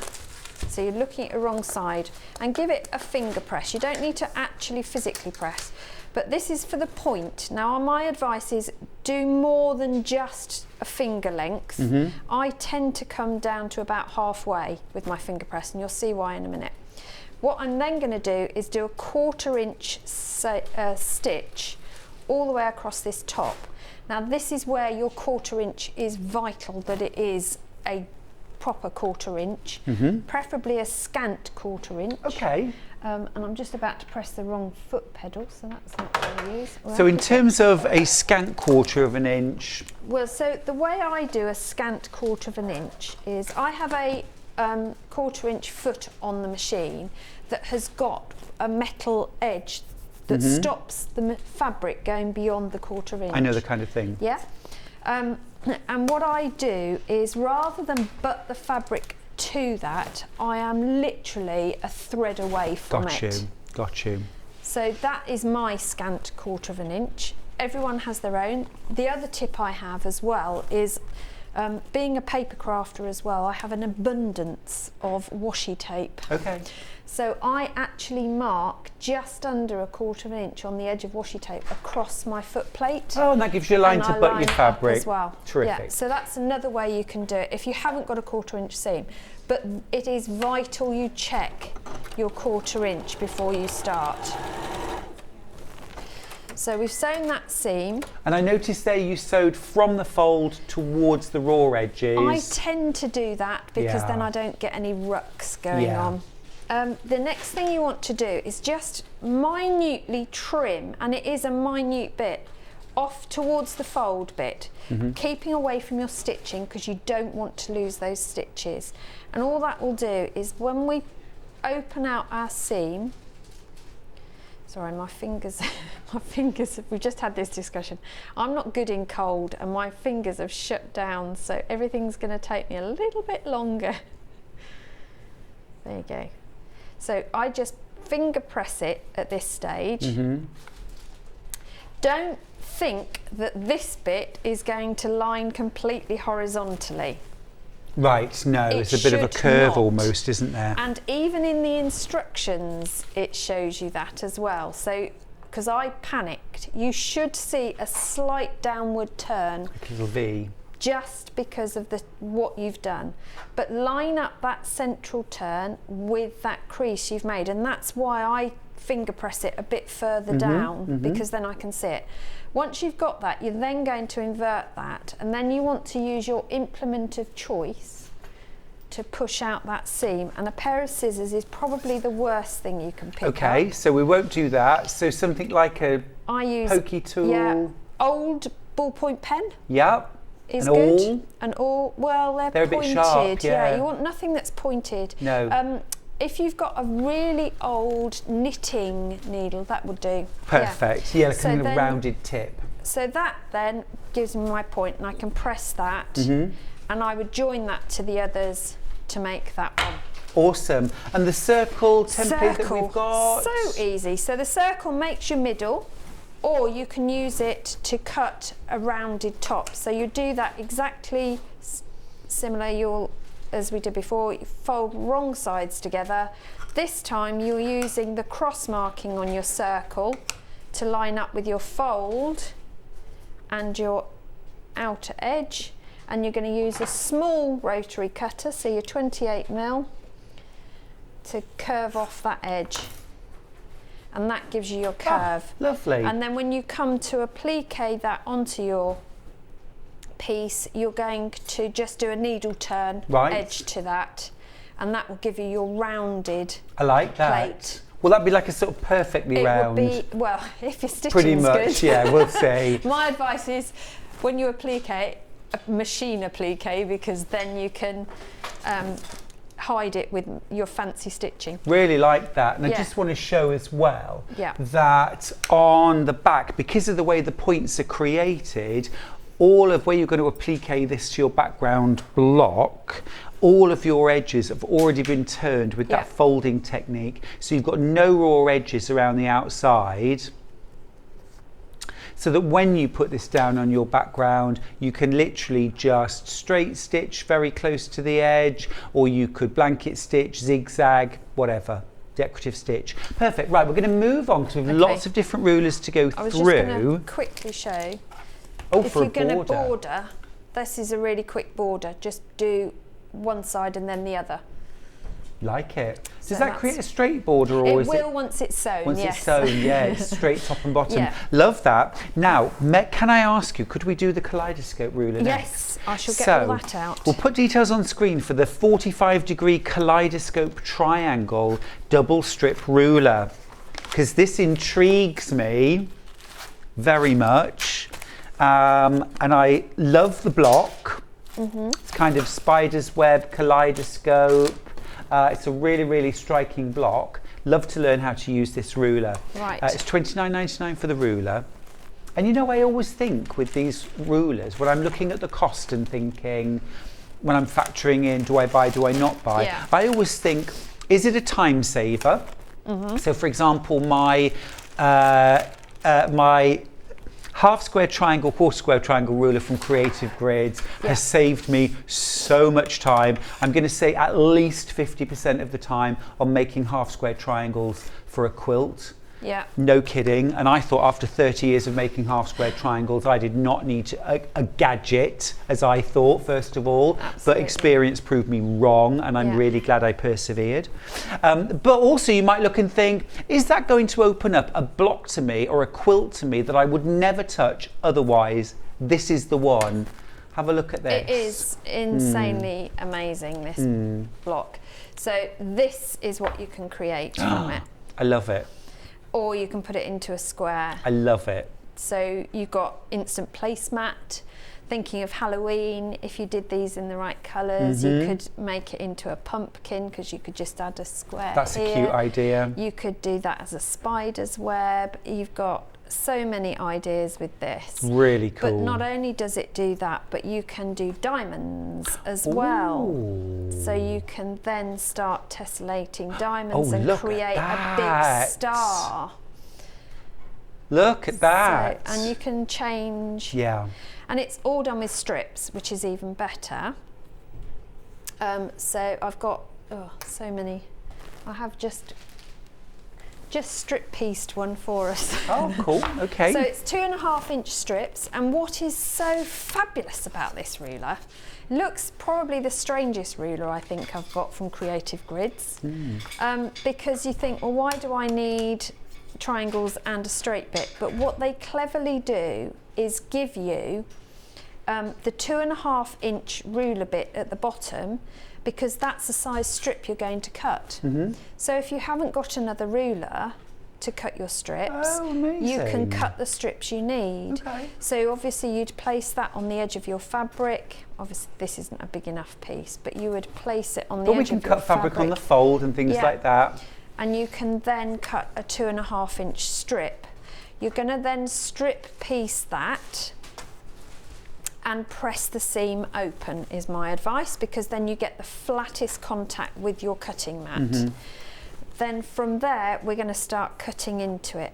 Now the great thing with the design, because it's got these little cutouts, our rotary cutter will move straight into those and allow us to cut the full triangle without nicking the ruler, cutting our hands, having to do a shuffle, anything of that ilk. So what you do is you line up the solid line that's at the base of the triangle, and your top line is on the top raw edge of your strip, and the dotted line in the middle should be along your stitching. If it's not 100% there, don't beat yourself up. Just get it as straight and as near as you can, is my advice. Rotary cutter, and then you're going to cut down one edge. You're then going to either spin it if you've got a rotating mat, or if you're positioned correctly you can cut down. Don't move anything off the fabric, and just keep cutting either side of the ruler until basically you run out of ruler. And that gives you your pieces, which you can then, whoops, didn't press hard enough. There you go. You can then start piecing them together. So So if you easy. like the waist in the background, that's not waist, that's the alternate part to the kaleidoscope. Part, yeah, and it gives you that that alternate design. If you want them all the same, then you're going to have to double the strip that you cut, and you'll do 2 different ones, which is another idea as well. You could have it looks a bit like a dartboard then, wouldn't it? But you could also go scrappy, couldn't you? Absolutely. And then just treat it as lights and darks, for example. Absolutely, it'd be really cool. And then you're just going to stitch them. Now, because they've got flat ends, you haven't got to allow a 1/4-inch stoppage. You just literally match those seams in the middle. Another reason to do it flat as well, open. And then you stitch a 1/4 inch down, and you'll then press that open, and they'll line up to give you, where's the one we made earlier? This one. I've got it here somewhere. Where did it go? Oh, here it is. There you go. And you'll do them in 4s. You see this one, I've kept it all the same. So I could use that on a cushion just to do a bottom half if I wanted, but I've pressed everything on to one side as I did. Well, this one I pressed open actually, but this one I pressed to one side, and then the final seam I did open. My advice is, with all of these rulers, use Best Press or Starch Savvy before you start, and make sure your fabric is well pressed, because that will give you your best result. And especially in the centre of that block where you've got lots of seams coming together, you need to press open and as flat as possible. Can I just ask about the finishing, the corners, if you want to make it into a square block, because I think most of us would want to square that up into a block. Where have I put that? There you go. So the corner bits, depending on the size you want, you're going to cut extra pieces of fabric using the ruler again. So don't think you've got to go out and find something. So what you would then do is cut a square using the ruler on this end, and it's got a 3 1/4 inch mark, and that's one of the marks that you'll use to make your corners, and you'll cut that on the diagonal. Again, you can cut a square across using that edge. Cool. So we've got instructions for finishing the edge. Absolutely, yeah, and that will then stitch very neatly across. Remember, it is supposed to go across, not just this bit, it goes onto those as well. Right. So that raw edge to raw edge. So it will give you that neat square then. And what's the finished block size that we can make with this ruler? So this is a, if I remember rightly, an 8 inch. So it's 8 1/2 inch unfinished. Perfect. So that's you could, really cool. Yeah, I so like you can that. make 4 for a good cushion cover. Yeah, yeah, and have so much fun mixing and matching your scraps, your jelly roll strips. Yeah. This is jelly roll friendly, It is. strip roll friendly. Yeah. You could also use a layer cake to cut out the pieces. Absolutely. Couldn't you? Yeah, because you get 4 2 1/2 inch pieces out of a layer cake. Yeah, yeah. Square, Really love so, that. yeah, That's super. love it. Fab. Thanks for that. Okay, what are we moving on to now? Well, I've just had a message from Annette who says, good morning, I have the Creative Grid log cabin and Right. I would love a little demo of this because Annette struggles to get the sizing right.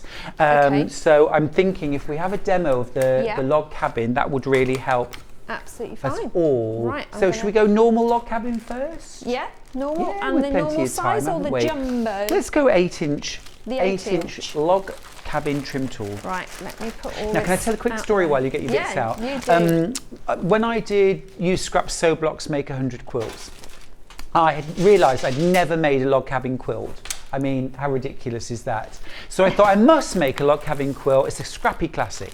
So I thought, well, you know, time's of the essence. I'll have a look on the internet for a speedy way to do it. Found a video, essentially, you know, long strip of fabric, sew squares, to chop them up, add the next strip, chop them up. I got 3 rows, and I sewed pretty accurately. I got 3 rows out. I thought I'll just measure to see whether this block's staying the size it's supposed to be. Size it's supposed to be, it wasn't even a square. You know, it's the worst kind of way of adding anything to anything, sewing a strip on and chopping the top and bottom off. We'd never do that with borders, would we? So I thought I'm going to have to cut every single log to size. And that's what I did for a huge quilt. I sewed, and they were 1 1/2 inch wide strips, 1 inch finished, and the block was 16 inches square. So you can imagine there was a lot of cutting, but it fitted together beautifully. But I did think there must be a better way of doing it, and here are Creative Grids. They are immensely useful. Sorry, I've just got the wrong one out. I've muddled up my bags. Bear with me, caller. It's all right. Right. That's curvy. No, that one isn't. Oh, it's not. No. Gotcha. I know, I'm mad at the samples of curvy, but the gotcha. thing isn't. It's just muddled. There we go. This is what we are making. For anyone who doesn't know what a log cabin is, this is a log cabin. This one here. So you've got a central square, and then your squares go round and round. And traditionally you'd have dark one side, light the other. Not vital if you don't want to do that. You can muddle it up. It's entirely up to you. But what this also does is something called courthouse steps, which is where you have your one colourway going out from one side and another colourway going the other way. So it almost looks like the steps walking up. That's right. Into the courthouse. Into the courthouse, which is phenomenal because when you put another one below it, you can create almost like a square-edged round, if that makes sense. It does. So you can get some really fab effects. So it will also do a half log cabin, which I have here as well. Sorry. Everything was cut and then muddled. That's another in a different design. That's lovely. That's a standard log cabin. That is. And then this is the half log cabin where you've got your square in one corner. Really like that. And your log cabins go out from the side. I love this design as well. Probably this and the log cabin are the ones I use the most. Yeah. Right. So let's- Annette's had problems getting the sizing right on the standard log cabins. So do you So mind is showing that- us how to do that? absolutely. That'd be awesome. Thank So you. the Creative Grids tell you exactly what you're going to need to cut to create this. You don't have to go away and work it out for yourself. So to start with, you want an exact 2.5 inch square. So we're going to cut an exact 2.5 inch square. And I'm just going to get my ruler and do that because mine seems to have walked in the somewhere between here and the green room. My 2.5 inch square has completely disappeared. Oh, you can always cut another. I can indeed, especially if I can find my rotary cutter. So we're going to make sure we've got 2.5 inches. And have we got 2.5 inches here? No, we haven't. So I'm going to cut it. Can we out have a in red this. square in the centre? Oh, it can That's do. traditional. Yeah, being muddled up with everything else. Is Yeah. that all right then? Yeah. So we're going to cut a 2.5 inch square. The hearth of the home, isn't it? The centre of the home. It is supposed to be Yeah. the log fire in the corner, isn't it? Yeah. So what I'm going to do actually is cut a 2.5 inch strip because then we can use it anyway. So that's the easiest way to Perfect. do it, isn't it? So let's do that. Cool. So could have used your kaleidoscope ruler to do that. Yep. I've always looked at that ruler and thought it looks such a strange shape. Yeah. I wonder and what is this bit along the bottom for? That's genius, isn't it? Yeah. I'll tell you what I used it for. Perhaps shouldn't admit to this, but I needed to make a crown Right. for something. Yeah. It's So a I template, actually really, used isn't it? it? As the template for a crown. So I've got a 2.5 inch strip ready cut. Yep. Now it doesn't matter. This makes an 8 inch. You can't vary the size on this. Whatever you do, it'll be an 8 inch. But because what you want to do is have the alternate light and dark traditionally, what you need to do is to make sure you've got pieces cut around the sort of 1 3/4 inch, because then you're going to waste least amount of fabric. Okay. So I'm just going to quickly, as we're going red and Oh, I thought you were cream. using your other fabrics. Well, I'll use this now. Okay. You've got this. So I'm going to cut these at 1 3/4 inches, which doesn't take long, does it? 1 3/4. 1 3/4 is the minimum. So as long as it is strip, you could use a strip roll, but obviously you're going to waste a bit Right. more of it. So give you an idea. So your first piece goes on to one side. It doesn't matter which side, just start on a side. Don't worry about lining up the edges and don't worry about any overhang, but you're going to put right sides together. But the critical thing is that 1/4 inch. You must make sure your 1/4 inch is correct. Okay. Because if it isn't, then that's where your sizing starts going awry. Okay. So strict 1/4 inch. Strict 1/4 inch, and you'll notice that my strip is way longer than I need. Not overly bothered.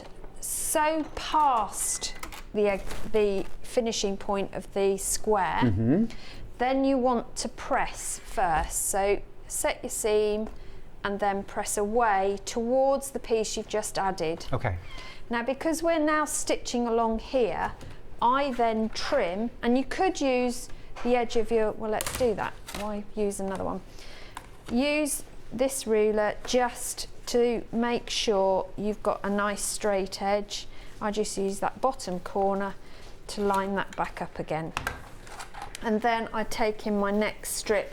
So we're then going to come this side. So I rotate it clockwise each time. Press that bit of strip. So it's important to be consistent about that. It You can is. start on any side of your square, but always work yeah. clockwise or anti-clockwise, but don't mix. Don't mix it, yeah. You just follow it round. And do we always have to start with the light strip, or can we start No, with you the can dark start strip with all the the dark. time? I Yeah. just picked up the light, so Fair enough. as long as you do light to light all the way round, because otherwise you won't get that effect. If you muddle it up, then you won't get like one side like the other. So again, that's round the second one. So we're then going to press that out. I'm going to then use the edge of my ruler to square that off. So I can see you're using the edge and a line on the ruler lined up with your centre square to make sure everything stays square and true. Trying to. Okay. Yeah. So you notice this is, oh, here we go. That's the one I cut, wasn't it? There we go. I knew I cut one.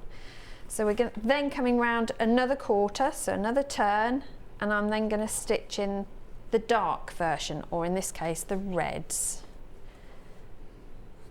So it seems quite laborious, but if you get yourself set up so you've got a pressing station nearby and your iron's on, it's actually a quick process. And also as well, you're sewing one block start to finish, or you know, wherever you get to, and of course once you've done one or two blocks in their entirety, you could actually start doing this sort of factory style, couldn't you? Oh, absolutely you can. Yeah, you can do the first round of everything as long as you've got yourself organised. Yeah. So I'm going to trim off those bits and then we'll do that third side. I'll turn it around, that's the easiest way to do it, Suze. And again, with directional fabric, don't worry too much about the direction because your block is not going to end up. No, I like how you've cut the stripe though, so that it sort of cuts across. It's lovely, it's almost like a decorative ribbon. So that final one, you just need to press it out. So this is the first time we're going to use the trim tool to actually trim our first round, because this is round one we've done now. So round one is marked for us on here. If I grab a plain piece of fabric, you'll see it more clearly. So this is our centering square. So this is the one we started with. Yep. So this is what we need to put over our fabric, and then we can make our trim. So it doesn't matter which way round you're going to do this because you're going to trim all the sides. So this square, first one, goes on the square that we first positioned. And you want to get it as near as accurate as you can on that. And I suppose I would ask everyone this question: if you're not getting accuracy, when you lay that trim tool over your square, does it fit exactly? If it doesn't, you need to make some adjustments to seam allowance or cutting. Yeah, or pressing. Yeah. I always start with a repress, and if that doesn't work, then I'll look at where is it going wrong, what is it that's out of kilter.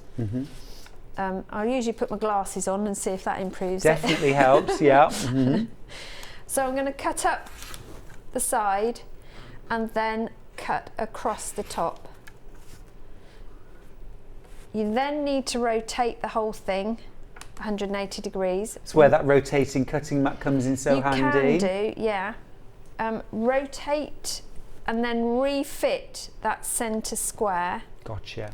And then you're going to trim up the side and across the top, and you can see with 1 3/4 you get such little waste, but this can go in the bag ready to stuff your next cushion, so it's not really waste.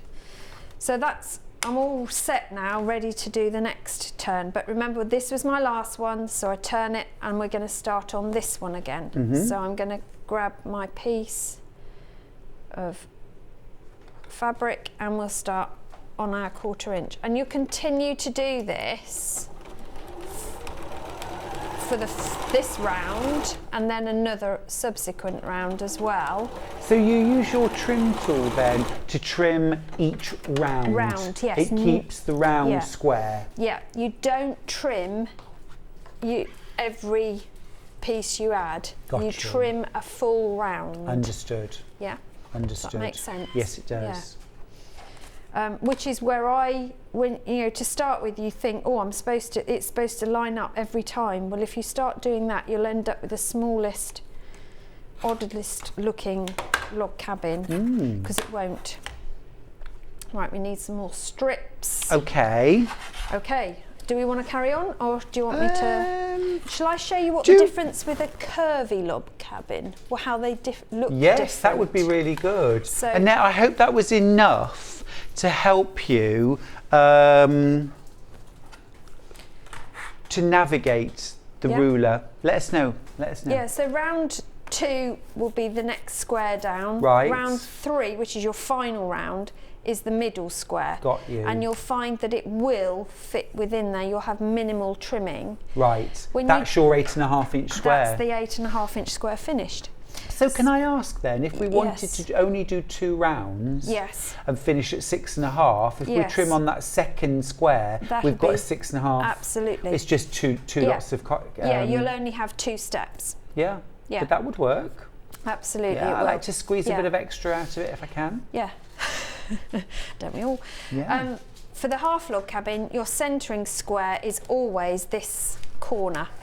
So let's find the block. There it is. So as you do Very the smart. trimming, you're going to be placing that there, and you're going to trim round. So you're not going to be using everything everywhere. But I think this looks amazing, this block. Really It's cool. almost woven, It is. isn't it? Because if you made 4 of them and then put like fabrics together, you'd end up with a massive courthouse step, Yeah, yeah. which would look very incredible. smart. Very Yeah. smart. So the difference between, while I've got that out, let me show you what a curvy log cabin looks like, just to explain the difference. So with a curvy log cabin, rather than them all, both sides of the fire, if you like, or the centre square being equal, as they were with that one, with a curvy log cabin, you end up with it being unequal. So one side is a wider step than the other. Right. So it doesn't sit centrally. It ends up sort of squiffing. I see. Yeah. So thin logs on one half, Yeah. fat logs on the other. So you can then, when you put them together, create this most amazing Ooh. cross effect, Yeah. which looks insanely cool. It does look really cool. It's beautiful. And then if you turn them around, Yeah, you can- what do you get if you have all of the wide? You have that square edge circle I talked about, Ah, got you. which doesn't really exist in any form of geometry, but hey. But doesn't that look beautiful as well? Yeah, it does. It does. And And then you obviously could that's use in 2 fabrics, Yeah. but you could use lots of different ones. Yeah, then you could use your Dresden plate circle and cut a circle to go in the middle there, and Oh. you'd have this oblique flower. That would Yes. look really cool. Very nice. Very nice. But so this is the curvy log cabin. It doesn't do a curve. What it does do is when you put these together, because it's not straight, you get this waved edge. The so illusion if the of- blocks were all the same way round, no, that way round, no, that way round, Yeah. you end up with like a zigzag effect coming across If you turn that round. that way and that one that way. Does that do it? No, it was right the first time. I was. Yeah. So that goes there. Yeah. And you have your And that up in the corner. One more time. That That's way it. down. There you go. So you get that zigzag effect going Yep. on, Streak which of lightning. looks incredible. Yeah, it's really clever, isn't it? Really so it clever. sort of has the same effect as a log cabin, Yeah. but almost more possibilities. A message from Collector who's in Merseyside. I have a few of the Creative Grids rulers. I love them. I make a note of shows like this so I can get more out of using them. Thank you, Susie. Oh, thank you very Thank you much. for the message. One thing about this method, you'll notice there's no seam matching. Like that. We love that We're one. just matching the big blocks. So all you're doing is you're not even matching seams when you create it. All you've got to do is put those two together, and as you say, it's just that central one that you will be matching, which is not onerous, is Yeah, it? no, it's clever. But it's and in really terms of the cool. trimming as we go, Yeah. is it exactly the same Exactly principle? the same principle. Is this the log cabin? No, the curvy log cabin is here. So the curvy log cabin ruler Wonder if looks we can just have a quick absolutely remove that. identical, Yeah. but you've got the narrow and wide sides. So if you're trimming the wide side, you use the wide side. When you do the narrow side, you turn your rule around and you'll use the narrow side to trim that side. Got you. Okay. The other thing to look at, and this is great because Creative Grids actually print it on the ruler, so if you lose your destructions, it's on there. The narrow strips are 1.5 inch, wide strips 2 1/4, so that's bigger than the normal log cabin strips. But you can see you get so many different designs. We've seen Really this cool. one, but this is what the zigzag looks like when you get it all together, which is amazing. And then of course you could do that over this kind of like diamond on point, couldn't you? So you're going kind of up, kind of up and across and down, so you could have your zigzags running that way, or just diagonally across the surface of your quilt. Loads of cool ideas. Lovely. But I think the log cabin is a really good way to practice your seam allowance, but it's also a really lovely way to do a feature fabric cushion, because you can fussy cut the centre. Great for Christmas, because in whatever your decor in Christmas, you could create a really lovely log cabin cushion cover as well. Love that. Log cabin's one of those blocks that can look really strikingly modern or incredibly vintage, and everything in between. It works with just about every kind of fabric. Annette's message back to say, it's all made sense, thank you both. I'm going to give it another go later. Watch this space. Annette, that's brilliant news. Pat's also asked, morning Stuart, does the iron Suzie is using come in a mini size? It doesn't, the Eliso iron. Yeah, it's that size at the moment. Who knows what they'll create next? It is awesome. It is a great iron. It is an amazing iron, yes. It really is. Yes. Now then, you've also got, Suzie, what are we doing now? roundup tool? Oh, the roundup tool. This is great fun, this tool. Now, again, this was one a bit like the kaleidoscope ruler. As you said, you look at it and you think, lovely, what am I going to use it for? So this is really comes into its own when you want to, for a plique particularly, but also if you want to round the corners on something. So if you've got, we have a round table, so I don't want necessarily to have a square table centre. I'd like a round table centre. So I can use my roundup tool, and it's got two different edge sizes. You've got a 5-inch radius and a 4-inch radius, but I can round the corners of a piece that I'm doing, which it makes an item much more interesting to look at than square. So you end up with segments, but they're a true round. They're not going to be off, but you could also join those up to make a complete circle if you wanted to. So this is a cutting tool. You can cut petal shapes. So this one is your 4-inch size, and this one is your 5-inch. And how do we cut petals? So what you would do is you would take your piece of fabric. So let's do one out of these. Yeah, that'd be great. This square, and let's even get a cutting mat. That would be even better, wouldn't it? So for this, what I've done is I've actually done a 4-patch, and I can cut a petal out of a 4-patch. Oh, that sounds nice. Now you can cut it, how did I do this? You can cut it, because you've got your centre marks, I can cut it so that I cut it off the square, if that makes sense. So it intrigues everybody else even more. And of course, if you wanted it going the other way, you could just sew a bigger 4-patch, couldn't you? Do a bigger 4-patch, yeah. What I will say is, because you're on a curve, it's much easier to cut with a smaller blade. So I tend to use a 28mm rotating rotary cutter, and I'm going to cut all the way around. Get rid of that piece, and then you can use a rotating mat, or you can just turn everything, but I prefer to just use the rotating cutting mat. Line up on the solid edge where you've just cut, which is there, she says, Mm-hmm. and then cut the other side.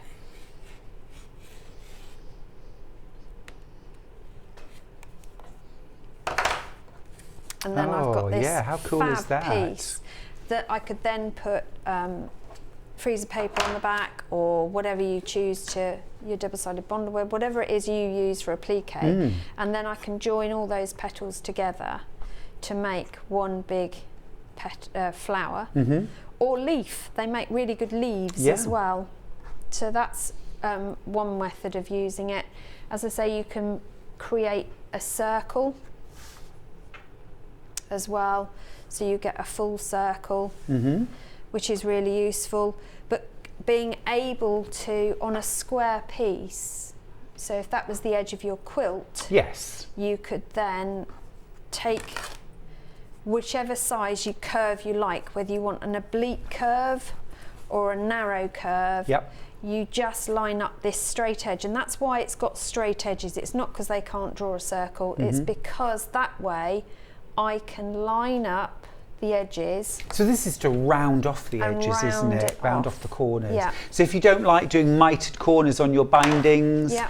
or cross corners on your bindings, you can stop doing that now. You can have rounded corners. You just use Exactly. binding cut on the bias Yeah. to bind that quilt. But this just gives you a nice curve. And is this also how you would cut a circle? Yes, yeah, obviously you'd use the appropriate sized square to start with to cut your, and it does tell you in the instructions what size to cut. Great. So if you wanted to applique that, you could just fuse your bonder web to the back of your square Absolutely. and then trim the corners Yeah. off. Oh, what an easy way of making... I just love the fact that I can use it for my applique, but I can also use it to give a nice rounded edge to something, which is really cool. And for that circle, Suzie, is that layer Yes. cake friendly, the largest circle? Yes. Perfect. Yes. Yeah. Perfect. Yeah. Really like that. Awesome.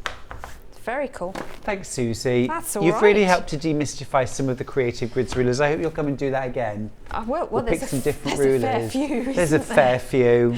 There's a And fair few. I'd like to say I haven't got very many, but that would be a lie. Well, but they're great. I do use rulers, the rulers all the time, because it adds, as you said, you know how to do it from basics, but being able to do it quickly, accurately, Yeah, and without too much thought, absolutely. you can spend that time designing, which is Yeah. even better. Yeah, no, you're absolutely right.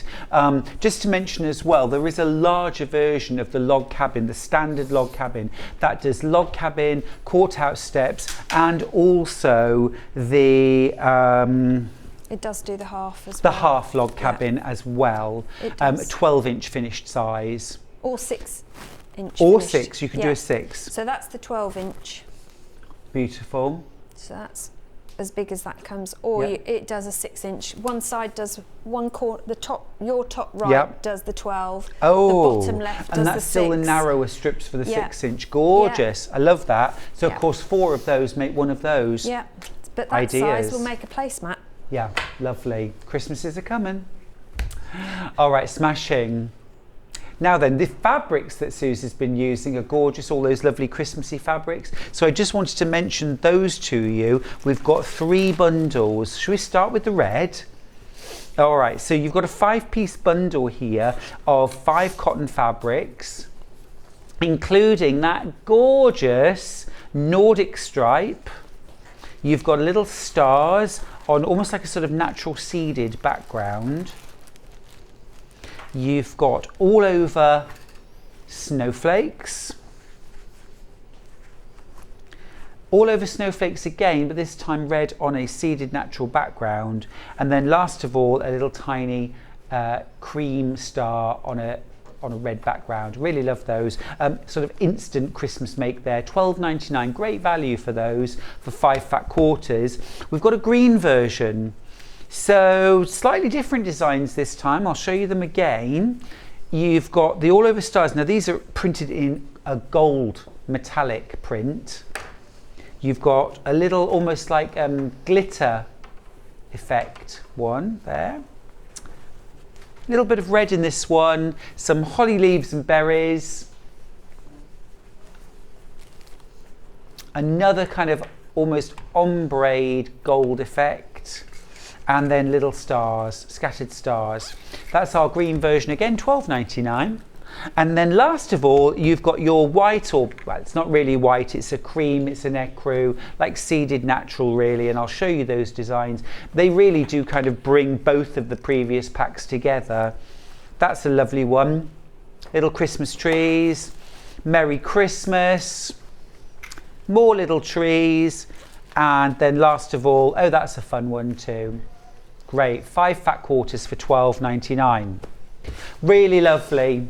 All right, Suzie, thanks so much for that hour, and wonderful to see you. Do you know when you're back? I do. I'm back on the 6th of October. 6th of October. I shall put it in my diary. What are you doing? What am I doing? Oh, June Taylor. Oh, lovely. I'm doing a masterclass with June Taylor. Perfect, perfect, perfect. You've got the job now. All right, we'll take a short break. When we come back, Mark Francis will be here with the Sew Over It Aida dress. Don't go anywhere. Are you a fan of Sewing Street and Yarn Lane? Why not join our growing Facebook fans pages? Just search Sewing Street Fans and Yarn Lane TV Fans on Facebook and click Join Group. It's that simple. Never miss out on the latest news and updates from our presenters and guest designers, special offers and plenty of chat with your fellow fans. Share photos of your makes, ask for advice, interact with your favourite guests and presenters, and be a part of the ever-growing sewing and yarn community. See you there!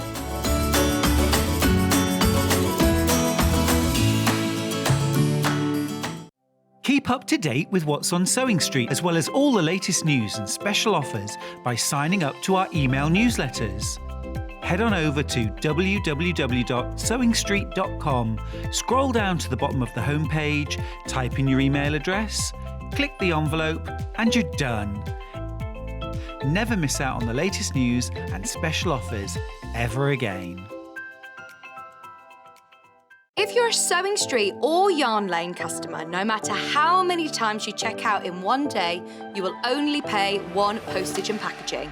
So don't wait to add the item you want to your basket and check out. You will only pay one P&P even if you check out multiple times in one day.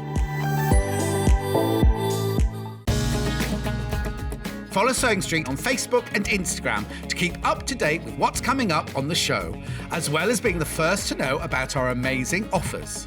Get involved with our competitions that are exclusive to social media. And pick up some top tips from us too.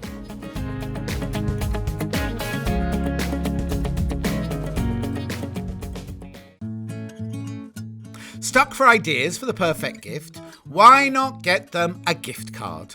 You can buy Sewing Street and Yarn Lane gift cards loaded up with anything from £10 to £500. Shop our gift cards online at www.sewingstreet.com or www.yarnlane.com, or purchase them via our UK call centre on 0800 001 44 33. Missed the live show? Don't worry, we recorded it for you. Never miss out on your favourite presenters, guests and makes ever again. Head on over to our YouTube pages to watch back the day's live show and enjoy your favourite demos over and over again. Subscribe and turn on the bell notification so you never miss a show or video ever again.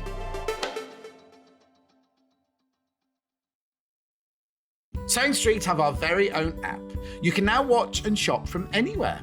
Simply download the app from your app store onto your smartphone or tablet, then log in or create an account, and you're done.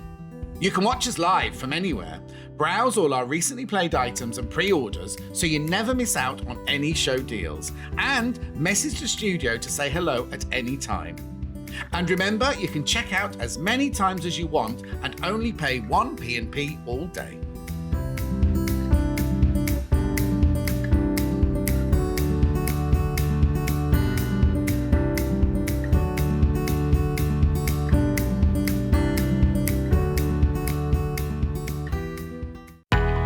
We know that shopping online can be a confusing and sometimes daunting task. And sometimes all you want to do is talk to a human being. Our family-run customer service team are on call 24/7. Full of friendly, warm-hearted individuals, all trained to make your shopping experience as easy and enjoyable as possible. Not only will they take your order, they'll also help and guide you on your shopping journey, so you never miss out. Keep up to date with what's on Sewing Street, as well as all the latest news and special offers by signing up to our email newsletters. Head on over to www.sewingstreet.com, scroll down to the bottom of the homepage, type in your email address, click the envelope, and you're done. Never miss out on the latest news and special offers ever again. If you're a Sewing Street or Yarn Lane customer, no matter how many times you check out in one day, you will only pay one postage and packaging. So don't wait to add the item you want to your basket and check out. You will only pay one P&P even if you check out multiple times in one day. Are you a fan of Sewing Street and Yarn Lane? Why not join our growing Facebook fans pages? Just search Sewing Street Fans and Yarn Lane TV Fans on Facebook and click Join Group. It's that simple. Never miss out on the latest news and updates from our presenters and guest designers, special offers and plenty of chat with your fellow fans. Share photos of your makes, ask for advice, interact with your favourite guests and presenters and be a part of the ever-growing sewing and yarn community. See you there!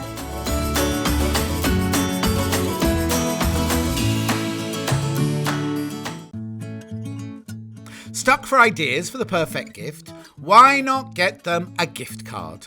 You can buy Sewing Street and Yarn Lane gift cards loaded up with anything from £10 to £500. Shop our gift cards online at www.sewingstreet.com or www.yarnlane.com, or purchase them via our UK call centre on 0800 001 44 33. Hi everybody, welcome back to Sewing Street for our final hour, in which I'm joined by the wonderful Mark Francis. It's me again. It is. Just when you thought it was safe to come out, Oh. I'm back. Last hour. And we've got the gorgeous Aida dress from Sew Over It, which is on this mannequin next to me. We've all been saying what a beautiful dress this is, and it looks amazing in the fabric that Mark's picked. So that is coming up. Just wanted to share with you, we've got a fabulous book. This is a book you and Clive have had in your sewing library for some years. We have, yes. It's a great book. It's called Simple Tailoring and Alterations by J. Françoise Campbell. It's $14.99. This isn't a project book. This is applicable to every garment you've ever made, ever will make, and also all of your ready-made clothes too, because this is all about tailoring and altering hems, waistbands, seams, sleeves, pockets, cuffs, darts, tucks, fastenings, necklines and linings. This is your guide when you're thinking, well, how would I make this waistband a little more nipped in? How would I create more fullness at the bust? How would I create, more shape in the leg of these trousers? This book is going to tell you how to do all of that, and in great detail. Really good reference book to use. It's great. I do like this, and I do like books that you can keep in your library, and when you need to do something that's a bit kind of out of your comfort zone, maybe, Right. Then it's kind of, you can just refer to it and just to get confirmation that yes, I'm right, or Yeah. you might follow it step by step Yeah. in order to achieve it. I've just flicked open at random here, making a grandad collar, so it's telling you how to remove an existing collar and turn it into a grandad collar. That's a great thing to know. It is, isn't it? Really And good. just pages before, it's got chapters on how to shorten shirt sleeves. So it's split up into sections. Oh, They've got, seriously? Now that's a skill I could do with. you could, if only you could sew. If only I could sew. No, but quite often, you know, I need larger here, and by the time the sleeves go on, they're down here and they're just too long. That's great. So many different applications for $14.99. It's one of those reference books. It's really never going to go out of date, is it? Because it's not about the style of clothing. It's saying, what do you want to do? Make it fuller, more tailored, longer, shorter. I mean, pretty much all dressmaking patterns will tell you how to lengthen sleeves or lengthen a bodice or something like that. But I mean, even down to something like a full bust adjustment, you need some reference material to go to learn how to do that. I think this is also a great gift to buy for somebody who perhaps has started dressmaking or has been dressmaking a year or two, but perhaps isn't getting the fit that they want. This will really help them to improve their fit. Great buy, that lovely book, very smart as well. And not specific to women's wear either, just as applicable to children's wear and men's wear as well. Yeah. It's split up into chapters. We've got skirts, dresses, trousers, jackets, shirts, capes and coats, and ties, bow ties and waistcoats, so you can easily find. Oh gosh, there's even bow ties. How to Bow adjust ties, a bow tie. repairing split ties, repairing overstretched ties, how to make an adjustable bow tie longer, and altering side seams on a waistcoat, for example. Very good. Very I good think indeed. All right, super, lovely. Just want to mention that. Now then, our focus for the hour is on the Sew Over It brand, Lisa Comfort, and the Aida dress in particular. Now I'm going to show you the two options that we've got in the pattern first of all, and then we'll talk a little bit more around the dress. But we're going to start with the smaller sizes. This is size 6 to a size 20. And all of those size measurements, body measurements, are on the back of the packet as well. Now, with both patterns, you've got two different versions. So you have a longer length and a shorter length, and you've also got options with the sleeve. So you've got a sort of open cuff or cuffless sleeve, and then you've also got the option of a shirring elasticated cuff, which creates a little bit of fullness. I've done it on other projects, and it's really lovely to do. So it's on the Sussex seamstress has done it on a few dresses as well. I'm not demoing that bit today, but if you wanted to see how to do that bit, look up some of the Sussex seamstress video. They're on YouTube, I think, aren't they? Absolutely. On YouTube. Yeah. Oh, we're very modern here. Who knew? Then the second option that you've got is to go, this is for the larger sizes. Now there is a little bit of crossover here because this one goes from size 18 and it goes up to a size 30. So same dress. Now what I want to just show you here by holding them side to side are your two different views of the dress. You get both views in either pattern. So this one right here shows you the open sleeve, the open-ended sleeve or the loose sleeve, and also the longer length. This one over here shows you the shorter length dress and also the elasticated cuff. But you can mix and match. You could have the mix and match. You could have the elasticated cuff with the longer length, and vice versa. Okay, perfect. So those are our two pattern packs. I do like a bit of mash though. Oh yeah, I like a mash too. A mash-up. A mash-up. Now, fabric-wise, we've got bundles. Now, each of these bundles is 3 meters of fabric in a bundle. I'm going to start by showing you the one that Mark's dress right here is made up in. This absolutely gorgeous fabric. These are all viscose, aren't they? Now, Owl and Sewing Cat use a lot of viscose in their patterns, their shell top, their kimono jacket, their simple dresses and trousers. So if you wanted to buy any of these bundles with a view to using them with your Owl and Sewing Cat patterns, perhaps, go for it. 3 meter length here is going to be more than enough for any of Tracy's patterns. Oh, is it 2.5 meter? 3.5, I beg your pardon, 3.5. So probably for some of these you'd have enough for 2, That is gorgeous, absolutely beautiful.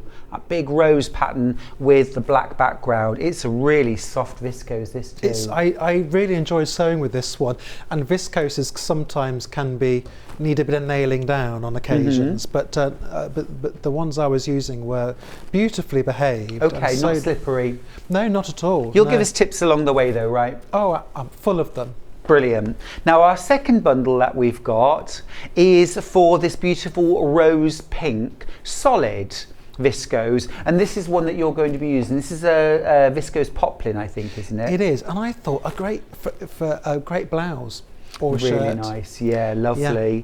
And also this is very, I think this would be gorgeous for an event. It's that kind of colour, isn't it? It's kind of ballet slipper. Yes. Love ballet slipper. Beautiful, but I just think that would be gorgeous to wear. Perhaps you could maybe a little patterned bolero, little jacket, little kimono. A bolero or a bolero? Bolero. Oh, I don't know. I'm still in the dance zone, you see. Dance? Yeah. Why? Or music, isn't it? Bolero. Yeah. I don't know, you're picking on me now. Right, next one. This is a navy background floral, really large scale. Look again. At that. I know, it's stunning, isn't it? I'm almost afraid to say what I think it's called. It looks like the blind we had in our caravan in the 70s, in a nice way. Yeah.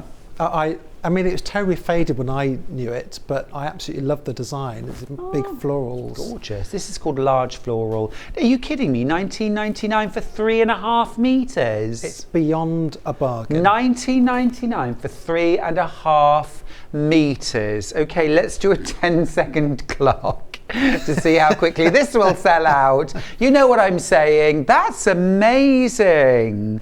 Wow. Beepo, there I am. Do you ever do that with the dogs? No, I haven't tried it actually. No, I think they're too. Well, Frankie can't see anyway. Oh, bless. But Clark is too switched on. Oh, fair enough. Okay, good. He's a Jack Russell, you know, he's all over it. He's got it all there. All right, well, that's amazing. Great value. Now, next one, let's go black, white with a touch of red. This is the paisley. I do love paisley. Yeah, this is going to look gorgeous made up as the Aida dress, isn't it? Is it Aida or is it Aida? Well, I read it as Aida, but that could be because I'm... No dots? No, that's true. No dots. Isn't that lovely, though? That's the musician in me, though. Lovely. Swishy. So you've got that black and white, but then you've got that touch of grey and that touch of red. Summer trousers. I'm thinking Christmas dress. I'm thinking Christmas Day dress with a little cherry red shorty cardigan. Little round neck cardigan. Do you know what I mean? Yeah. Beautiful. Will that be on Yarn Lane next week? Very Christmassy, but lovely. Yeah. And again, the price, $19.99. I can't believe that's right for 3.5 metres. We did this last time, Ben. And what happened? Well, we're still here. You know, we're still here. Next one, right. This is that green background floor, like a sage green. You think you've got it? Great. Oh, lovely. Look at that. And it's so drapey. And does viscose have stretch in it or not? Not really. It depends how it's made. It can feel like there is any in this, really. I wasn't aware of any in the ones I had. No, that's lush. $19.99 again. Brilliant value. 3 more options. Oh gosh, we're doing good. This is stash building stuff, isn't it? This is the black background with really vibrant pinks and some soft jade green. So you can match the pink to something, couldn't you? Oh, you really could. Or the green. Or again, just with a black cardigan or something like that. Or opaque black tights to wear with the dress. That would look really smart. That's yummy. $19.99 again. Not thick black woolly ones. Well, whatever your bag. Whatever you're My into. sister had to wear a grey 70 denier tights for school. Ooh, they sound thick. But they were extremely thick. Yes. She didn't enjoy them. They're basically Wellington boots, aren't they? Let's be honest. Right, next one. I'll have to tell her that. Yeah. Oh, that's lovely. Yeah, this is Vic's, isn't it? This is Vicky. Very much so. Yeah. You see, if I'd made it in that, actually, that would have been style of dress would really suit Vic's. It would have been off the mannequin by now. Yeah, it would. And down at yeah, if you'd had her presenting, she'd have worn it for you. She would. Yeah. You've worn things for me. That is true, but not Rebecca the Aida Reed's dress. worn things Has for she? me. Yeah. I don't know that I have ever worn anything for you, Mark. You wore the Brighton shirt. Oh, yes, my own version, though. No, you put the sample on. Oh, I did, didn't I? Yeah. I did, you're right. Last one. That's very pretty. That is very, very pretty. Is it 1999? Oh, my goodness me. 1999 again. You couldn't make it up, could you? You really couldn't. It's incredible. I don't even know. What's 1999 divided by 3.5? Just tell me how much it is per metre. They're all scrabbling for a calculator now. Well, I'd need one too, to be honest with you. Come on, you worked in a bank. No, I wasn't. 1999 It doesn't mean I was good at divided by maths. 5.7, £5.71 a metre. Wow.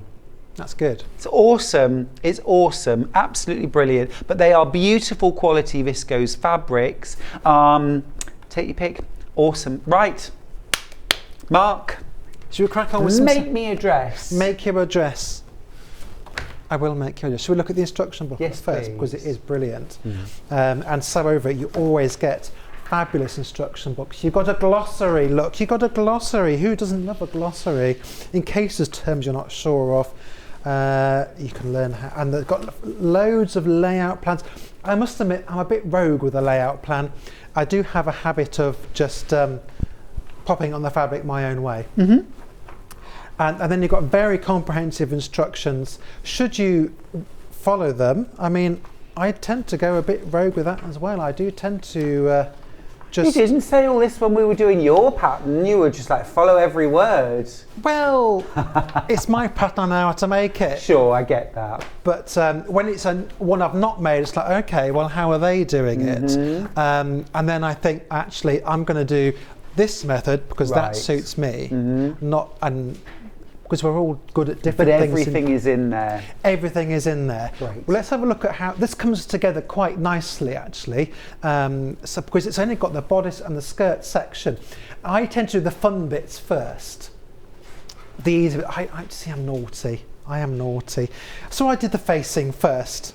Because that's nice. That's nice and quick, isn't it? You can sew it together and then you can just lose it until the very end, virtually. I sewed the skirt together, which is a nice panelled skirt. So I've already sewn the fronts together, and you could have a bit of fun. I mean, we were talking about picking out colours, because if you look at the front, you got, I hope you can see this, there's a seam down there and there. So you've got these 3 panels. The middle panel you could do in a block colour. Oh, nice. Kind of a 1940s kind of twist to the whole thing, maybe. But you can have a lot of fun. The skirts on the back is in 2 panels. Or you could take like a kind of a patchwork kind of effect. If you had lots of scraps to use up of bits and pieces, that would be enormous fun. 2 different sleeves, so pick whichever one you want. We're doing the regular sleeve, which just has a plain hem at the end. You could add a cuff if you wanted to do that. Your alterations book may tell you how to do it. I was going to say, presumably, if you wanted to, Mark, you could just do a little casing in there and just put a single thin elastic if you just wanted it gathered around, because I'm constantly pushing my sleeves up. Yes. And a little gather there. Because you work hard. Well, it just suits my busy lifestyle. But do you know what I mean? I do know what you mean. Yeah. I could be feeding chickens 1 minute, writing an article for a magazine the next. One never knows. Don't mix the 2 up. Don't feed the article to the chickens. But the alternative sleeve to this one has which we have covered before, putting shearing elastic through your sewing machine, through the bobbin, to put rows of shearing elastic around the cuff. A lovely, easy way to do a cuff. Let's have a look at this bodice. Like most dress bodices, you have a single piece for the front, you have 2 pieces for the back. Now this doesn't have darts and it doesn't have anything like that. It just has gathers that are going to gather it there and there. Oh right, okay. Like that. It's a nice easy way of shaping it. It is, isn't it? And if you're new to dressmaking, making dresses, fitting busts, you might want to ease yourself in carefully, and a project like this might be the answer on how to get everything fitted nice. What are you giggling at? You said about you want to ease yourself in gently. I thought you meant how you actually put the dress on. Well, you could do with that gathers. Just ease yourself in gently. Ease yourself into anything you want to ease yourself in. It is your choice. Excuse me, you made me cough now. But let's do these gathers now. I'm sure we've all seen me do gathers before, so this isn't going to be preaching to the converted. But we will do this. So set your machine to its longest stitch, usually a 4 or a 5, depending on your machine. So no gathering by hand here unless you really want to. You could, I know, life's too short, isn't it? I think so. Now a lot of machines want to cut the threads off immediately, but don't do that. Leave a long thread. And then do the same on the other side. This will be inside your seam allowance, so if you do happen to see it poking out of your seam allowance later, just unpick it and remove it, but you shouldn't see it at all. You don't need to gather it by much, actually. I mean, the machine has gathered that all on its own accord. Oh wow, okay. Because they do that once you've... Love that colour. It's lovely, isn't it? Slipper pink. Because I'd wear this as a blouse, as a man blouse. Whatever blouse you want. Yeah. But there we go. You'll notice the top of the... If I just pull this up the bench a bit further, you'll see it better. There we go. So you'll see that the top of the skirt section does actually have a curve. That's not just me putting it on the bench in a funny way. It does actually have that curve. So it'll sit nicely round your waist. So you can just pull those gathers out ever so slightly when you come to this a bit later, just to fit in. So I need to lengthen that ever so slightly. So that's the gathers. That is what will fit your bust. In fact, I did a dress on the sewing bee that had something along these lines, but rather than a gather, it had a pleat, actually. You could do the same thing with the pleat. So you just do that, like we did on the trousers earlier. Yeah. Like that. And that is a lovely way to fit a bust as well. Because when I went to sewing bee, I hadn't done ladies' wear. No. So it was all a bit new to me. I'm loving the colour of that. It's so gentle. It is, isn't it? I think it would flatter just about any and every skin colour as well. Like us. Skin tone. Gentle. Gentle. Yes. Absolutely. Sleeves going in, or this is the back? Well, this is where I started to deviate from the instructions, and this is just because I prefer to make it this way. So in the instruction booklet, and this is a perfectly acceptable way to make it, of course, is they put the sleeve in on the round. So what they're doing is they're creating the whole of the armhole by sewing up the side seams, sewing up the length of the sleeve, and then inserting one into the other. But my preference is to do insert the sleeve on the flat. Right. That's my preference. So you sew your shoulder seam, then you put your sleeve in, and then do your side seams. Correct. And I find that easier, but you know, you may have your own. Put the length back. You may have your own preferences. Yeah, and I suppose this is where, you know, if you're at the beginning of your journey or towards the beginning of your journey in dressmaking, stick with the pattern, work through it. That may end up being your preferred method. Mark's developed his preferred method of putting sleeves in over years of making clothes. Years and years. Way back when. For Mark, these clothes aren't vintage, are they? They're, you know, you bought them new. I made everything I'm wearing. Made them all. Everything. Trousers, shirt. The shirt. Did you make the shirt? I did make the shirt. Wow. I made it as a costume piece, right? Actually, from a Victorian. It's just a simplicity. Had a men's Victorian shirt and a frock coat, And lovely. I did it. Oh, I love their historic reproduction clothes. And actually, you can get some nice ideas for Yeah. everyday wear. Yeah, you can, especially By the looking shirts at the costume. and Shirts, things like that. the frock coat would work really well. It's just a standard frock coat. I made a doublet and hose. Did you? I did. You should I wear did it the full here. like Tudor. Yes. You know, the full jacket and the trousers with the tights and We everything. should have a day on Sewing Street sewing like Tudors. Oh gosh, I was about cross-legged on the 10 bench. stone when I made it, so I definitely couldn't have fitted it in even with my weight loss. We could sit cross-legged on the benches like the old tailors used to. Yes. I'm in. I think so. I could see Vicky Carroll dressed up as a wench. Well, that raised some titter in the studio. Yes. Yes, apparently other people could too. Probably run it by Vix first. Oh dear, little does she know we're talking about her. Mind you, she has spies, doesn't she? I'm sure she has spies everywhere. Oh, yeah. So, let's get this beast of an iron. Yes. Our beautiful Eliso. I don't use it enough to be I would used just to check it. the temperature of that before you iron anything, because we have had it on full. Have you turned it down? I haven't touched it. Right, okay, you might want to just check the temperature then. Oh, it's not on steam It's the at all. dial. Oh, I yeah, see. that's Linen, right. Easy cotton. peasy. Oh, right. Who would have thought it? So, now, do you know, I had a lovely lady came up to me at the Farnborough Sewing Show. And she was criticising me for teaching all the sewing bees bad habits. Oh, right, okay. I know, it's a bit of an odd one. I corrected her, said I was actually a contestant, not a judge on the sewing bee, in case that's what she was mistaken. Okay. But what her gripe was people doing exactly what I'm doing now, pressing seams open. Oh, right. She says you should never press seams open, you should roll them. I wasn't quite sure what she meant. I'm sure someone will correct me. I think the thing is, like you said earlier on, over a period of time you develop your methods and they Yes. can start to feel like the only methods, and this is very freeing. This should be very freeing for you at home, because actually the truth of the matter is, I think, or what I take from all of this is, I take a piecemeal approach. If this method that I use in patchwork creates the effect that I want in dressmaking, I'll use it. It may not be the standard method for dressmaking, Yep. but if it works, if it gives me the results I want, I'll use that. It's all, I'm results driven. Yeah. Just put the details for the Eliso iron on screen, by the way. It is a beautiful iron.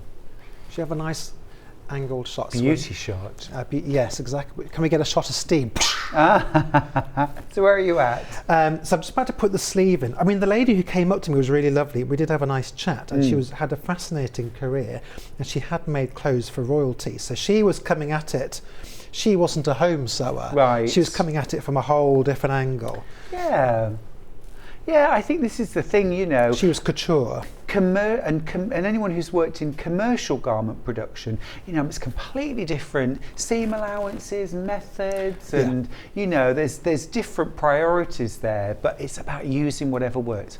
That's why what's great, you know, we do Sew Over It patterns from Lisa Comfort, we do Mark Francis, we have Sussex Seamstress, we have so many different pattern companies. And they all have their favourite methods. Choose the one that works. Yeah, and I put my favourite methods into my pattern. Of course you do. Of course you do. So pinning in the sleeve on the flat. And I personally, as I said, this is my preferred method. So I've put all the notches in. I know I remembered this time. Oh, well done. And what I've done is I've notched it. I've pinned the notches at the top of the shoulder, first of all. So that's in the middle here. Then I'm going to pin it at each end. So that's one end of the sleeve, that's the underarm. This is the underarm at the other side. Let's pin that in. Now you're always easing in sleeves, and anything that's, because you're doing a convex, this is clever, a convex into a concave. Right. Don't ask me which is Caves which. go in. Is that what it is? Caves go in.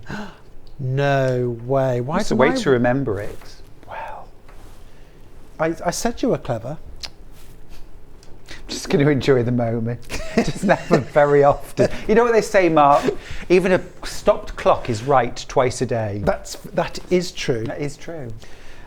That's actually a line in Doctor Who, that is. Is it? In 1982. A broken clock keeps better time than you are. At least it's accurate twice a day. Is how the line was delivered, with spit and venom at the time. Of course. So now what I'm doing is I'm just easing in. So I've taken a point in between the shoulder and the underarm here. I've pinned it in the middle, and I'm going to ease it in. So when you say easing, are you stretching one of the fabrics? No, I'm not really stretching it. I'm just distributing the excess. Okay. Because you'll need that excess fabric in order for the sleeve to kind of just sit over your shoulder. Another way to do this is to run a gathering stitch around the top of the sleeve head, and then you can pull it up. Yes. I've done that. Slightly, I've done that on the machine. Yeah, the machine will do it, or you can just gather it up yourself. You sometimes have notches, don't you? Gather from here to here, and then Yes, it just helps. I have done it. If I've had a pattern that's had quite a lot of ease, sometimes it will help. Or if you're struggling, because you want your sleeve to just fall over, it just kind of sits there, and you need that extra bit, or else you'll have sleeves like this otherwise, right? And it won't work. So you just go all the way along, and take your time with this. You can get through a couple of biscuits while you're doing this. Oh gosh, Mark, you're speaking my language. You will find the ease is different from the front and the back, just because of the way it's designed to go around the body. Is that how you decide how difficult a job will be? How many biscuits? No, but it should be. It's a 3 Jaffa cake job, folks. I'm going to need the big mug of tea.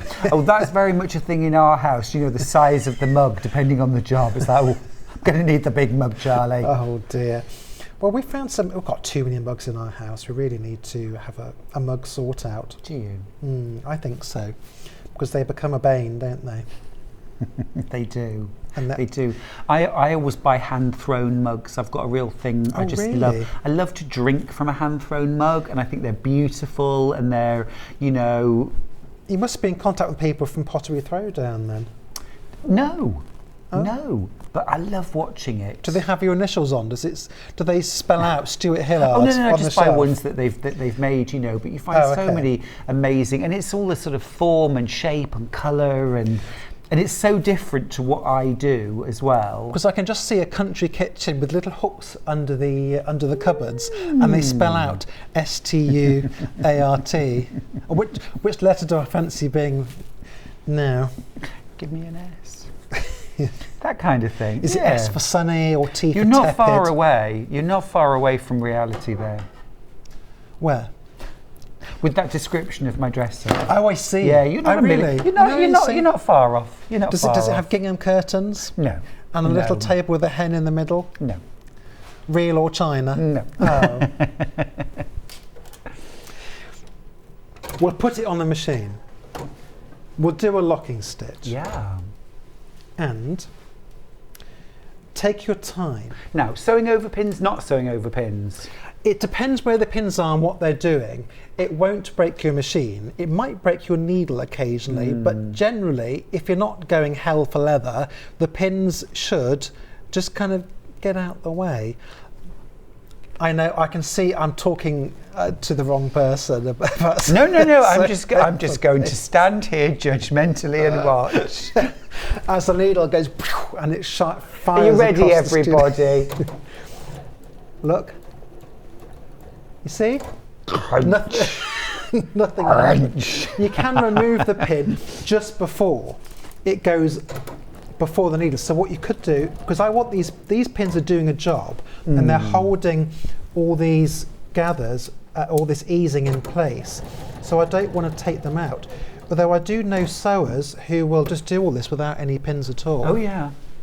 I'm not one of them. I wouldn't. No. No, it's too risky. It is really, and you've got your beautiful fabric, and you're going to make a fabulous dress. And this doesn't look like, you know, lots and lots of work. This looks like a lovely weekend sew. I think so, very much so. Cut it out Saturday afternoon, Sunday morning when it's raining, and you got a bit of Sewing Street on, and you can listen to John prattling away. Sunday afternoon, you're down the carvery. Exactly. Yes, I will go large. because you've got your nice high-waisted trousers. Ease. Yeah, ease yourself Got my into carvery trousers on. ease yourself into a carvery. You can have that for your next pattern. Do the carvery trouser. I shall consider it. Now, what you want to do, what you want to make sure is that the fabric underneath isn't bunching up, getting in the way, because they're curving in different directions. It does have a tendency to kind of bunch up under the machine if you're not careful. Do you know what I've been watching? I've discovered they're repeating Sewing Bee on Really. Oh, right, really? It's on Really.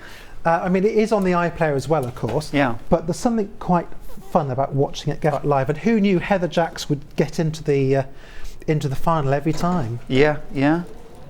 But they had a no pattern week. Did they? Oh, yes. I'd forgotten this. Yes. What a clever... I wish I'd have done that. I would have found that fun. No patterns. No pattern. But that was the year that Chinello Bally was in. Yes.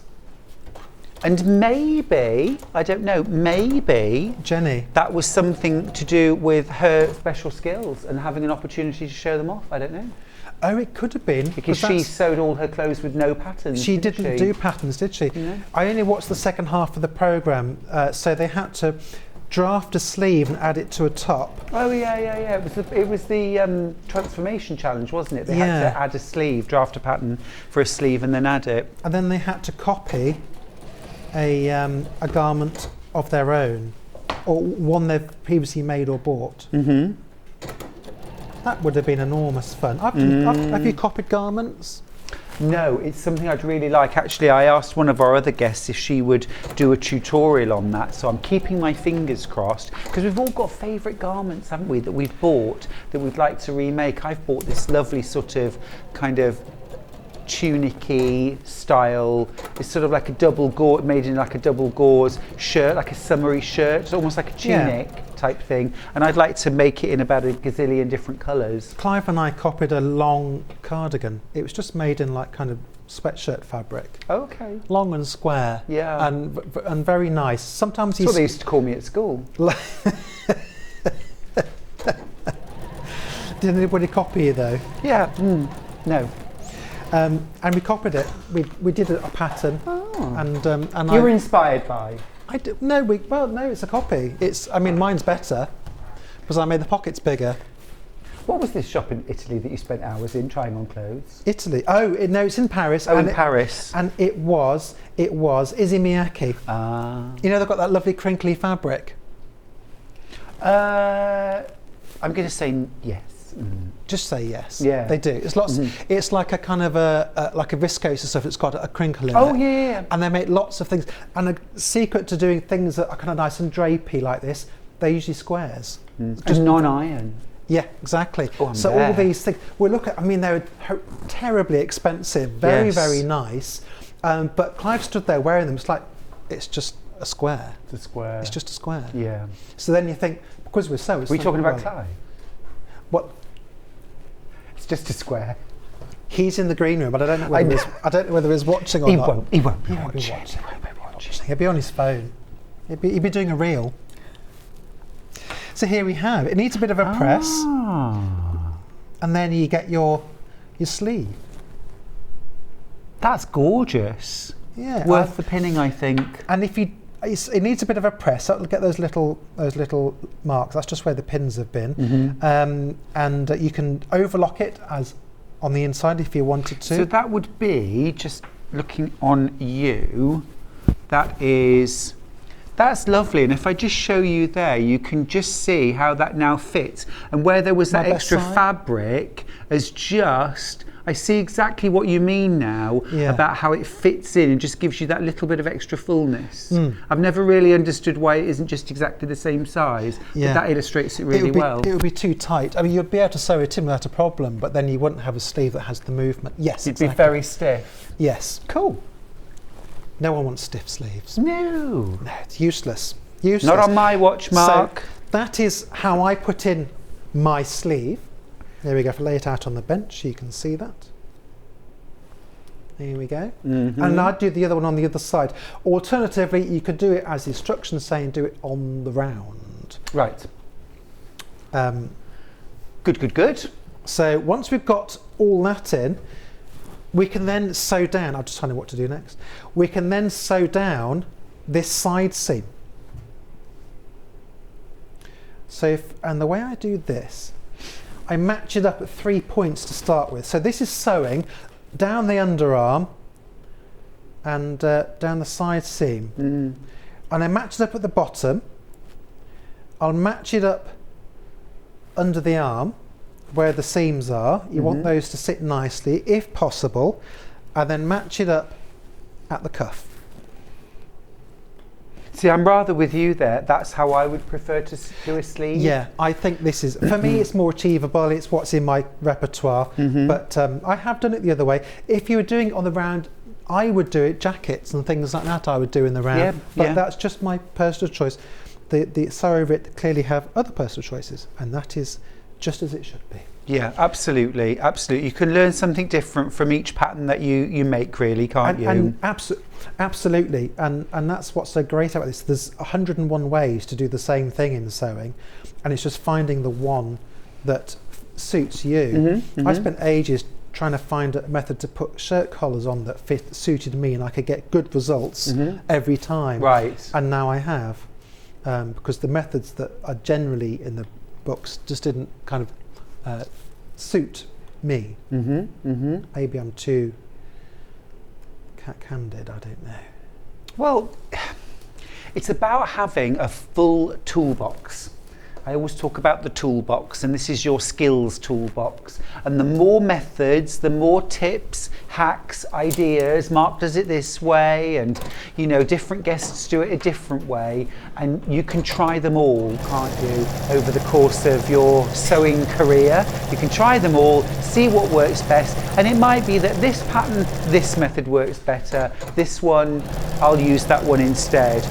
Just a quick tip, if you are going for any of the fabrics, I wouldn't hang about. There's lots and lots of these are close to selling out. So are any of them actually fully sold out? Just have a quick look. Yeah, so pink floral, this one's sold out. Any others? Plaisy, I thought that would sell out too. The large sold, that one's sold out as well. Those are all our favourites, Is this gorgeous one sold out? The deep red. Oh, still a bit of that. Love that. That's what we'll call our Vicky bundle. Oh yes, gorgeous. We'll send it round to her. It's beautiful though, isn't it? And I think if you like Liberty fabric, it's got that sort of ditzy floral. It's got that red that Liberty do so well. There's only 4 bundles left. But at a fraction of the price. Well, exactly. You wouldn't even get a metre for $19.99, would you? No. You're getting 3.5 metres. There are, let me just tell you again, how many available? 3 available, 12 in baskets, okay? So this is about to sell out. Any others? What about the one on the green? That's really pretty, very wearable. Very, very wearable, that. There are 10 bundles, 12 of them in baskets. 10 bundles, 12. Yep, they're going to sell out too. Our lovely, these are just beautiful. I'm going to show you this one again. This is the pink. Yeah, we'll do the pink. 9 of these left. 9 of these left. Really pretty. Really, really pretty colour that. Ever so flattering. And then you've got that gorgeous floral on black, which Mark's original sample made in. A little bit more expensive this time, but absolutely stunning. It's got a bit more of a grain to it, that one, hasn't it? Yes, it has. It's got a little more texture. There are just 5 of these left. That's definitely got wedding potential. I think so. Hasn't it? I could see Wendy Gardner in that dress. Me too, me too. Yeah. I'll send it round to her. I'll send a courier. Do it. To take it round to her house. Do it. I don't know where she lives. Pigeon post. And then we've got that lovely little lilac and green floral as well. Again, $19.99 for that bundle. Again, really pretty. Again, I could see our Vic's wearing that. Also, pretty floral. 12 of those ones left. Don't just think for now. Think about spring, summer.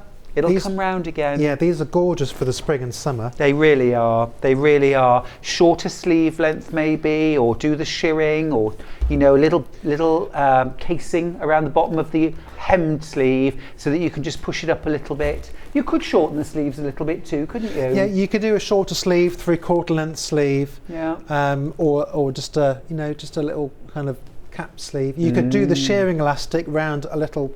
You could make the sleeve a lot more full. I was just thinking the same thing, Mark. You read my mind. Yeah, that's Yeah. what. Yeah. Full on butterfly. Yes. Love those sleeves. And if you put a bit of something inside it, like a bit of netting or something, it will make the whole thing kind of stand up. You're talking my language. I've just given the sleeve a press. Let's get this out of the way. So there we have. If I'd make this look pretty on the counter. Oh yeah, seeing There that we now. go. That's a lot better. Gorgeous. And there's the pleats, and that will be sewn into the waistband. Into the waistband. There isn't a waistband. There is no waistband, but there is a skirt. Yeah. And that would be the once you've got the other sleeve in on the other side, then you'd be putting the skirt sections together. The skirt sections is dead easy to put together, but do get them in the right order, because you do have 3 different pieces: the centre front, the 2 sides of the front, and then the 2 at the back. So don't get them in the wrong order. Good advice, Mark. Good advice, as always, and fabulous demos. Great Thank you inspiration. very much. Thank you, Mark. Superb presenting, Stuart. You're a Stop boon it. to the weary shopper. Stop it. I mean, keep going. Now then, I just want to recap the book, Simple Tailoring and Alterations, because lots of you have bought this book today. It's a fantastic reference book to go in your library, something that you'll probably use every time you make a garment, unless you're one of those people, and I think you must be 0.001%, who just don't have to alter patterns at all. But I think for most of us, we have to alter something, if not lots of things. So this is about altering your ready-made clothes and your paper patterns too, being able to adjust your toiles to make them fit perfectly. Menswear, women's wear, children's wear. It's all about getting the perfect fit, or a better fit than you might get if you just follow the pattern. Remember, very few of us, if any, are a standard pattern size. You've got a whole chapter on getting started, the types of stitches, how to take body measurements, how to adjust simple things like darts and seams, how to work with more challenging fabrics. Then you've got a whole host of different alterations you can do on skirts. For example, letting them out at the hips, making a waistband shorter, or replacing a fly front zip. Oh my goodness. Dresses, And replacing... how many times do people throw away a skirt or trousers or shorts, whatever it is, because the zip's broken? Well, my father-in-law, Ron, who's a very good sewer and dressmaker, he replaced a zip in a jacket, a zip-up jacket. Oh, it was a bit of a nightmare, really. But with a good book, good tutorial, would have been a bit easier. Trousers, jackets, skirts, coats and capes, ties, bow ties and waistcoats. It's all there, absolutely fantastic. And also some rather lovely kind of history of garments and kind of interesting information.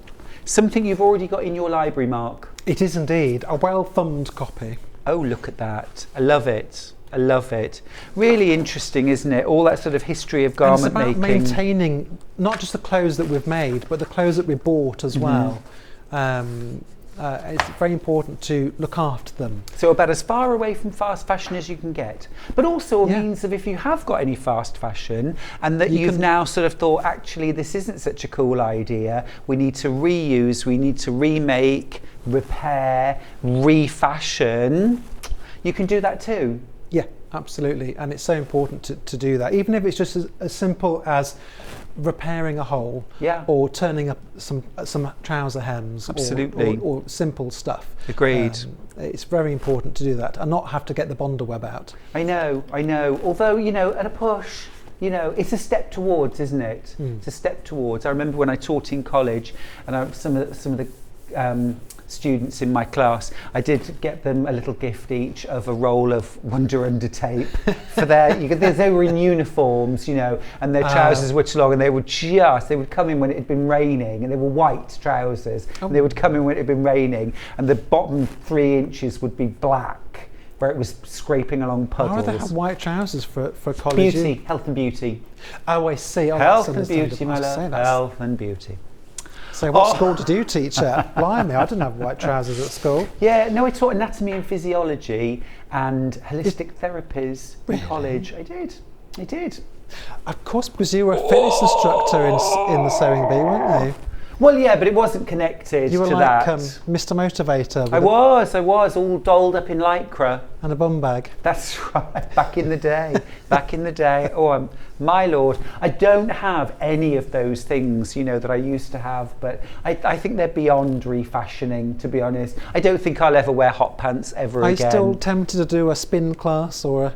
I never liked doing or teaching spin, I'll be honest with you, but everything else loved. My favourite was aqua. I loved teaching aqua. Aqua aerobics? Aquafit, yeah. Yeah, my father-in-law does that. Yeah, pre and postnatal. He has all these lovely ladies, like a little harem around him. They all fuss over. And when he's poorly, they come in with casseroles and stews and cakes and it's things. the casseroles now. That's why he likes doing it.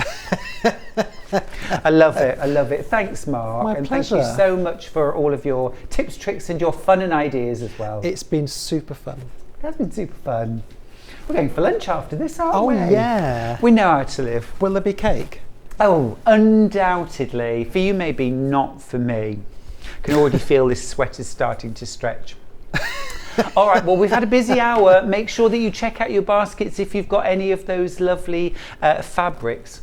On the Aida dress, the size 6 to 20, these are our smaller sizes. So you get size 6, 8, 10, 12, 14, 16, 18 and 20. You get the longer length and the shorter length and 2 styles of sleeve. There are only 6 of these patterns left now. So if you want that, you will need to check out your basket. Okay, the other option is to go for the Aida dress in sizes 18 to 30.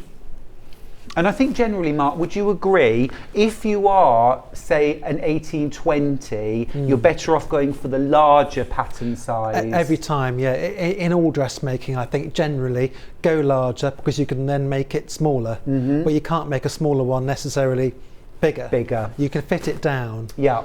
Good advice. And the same with my trousers as well. If you're but you can also grade it in between sizes as well. If you're like between the lines with a dress, yeah. With a dress, if you're like a 10 top and a 16 hip, sort of for your hips and down below, then you can use the 2 bits and grade between the 2. Understood.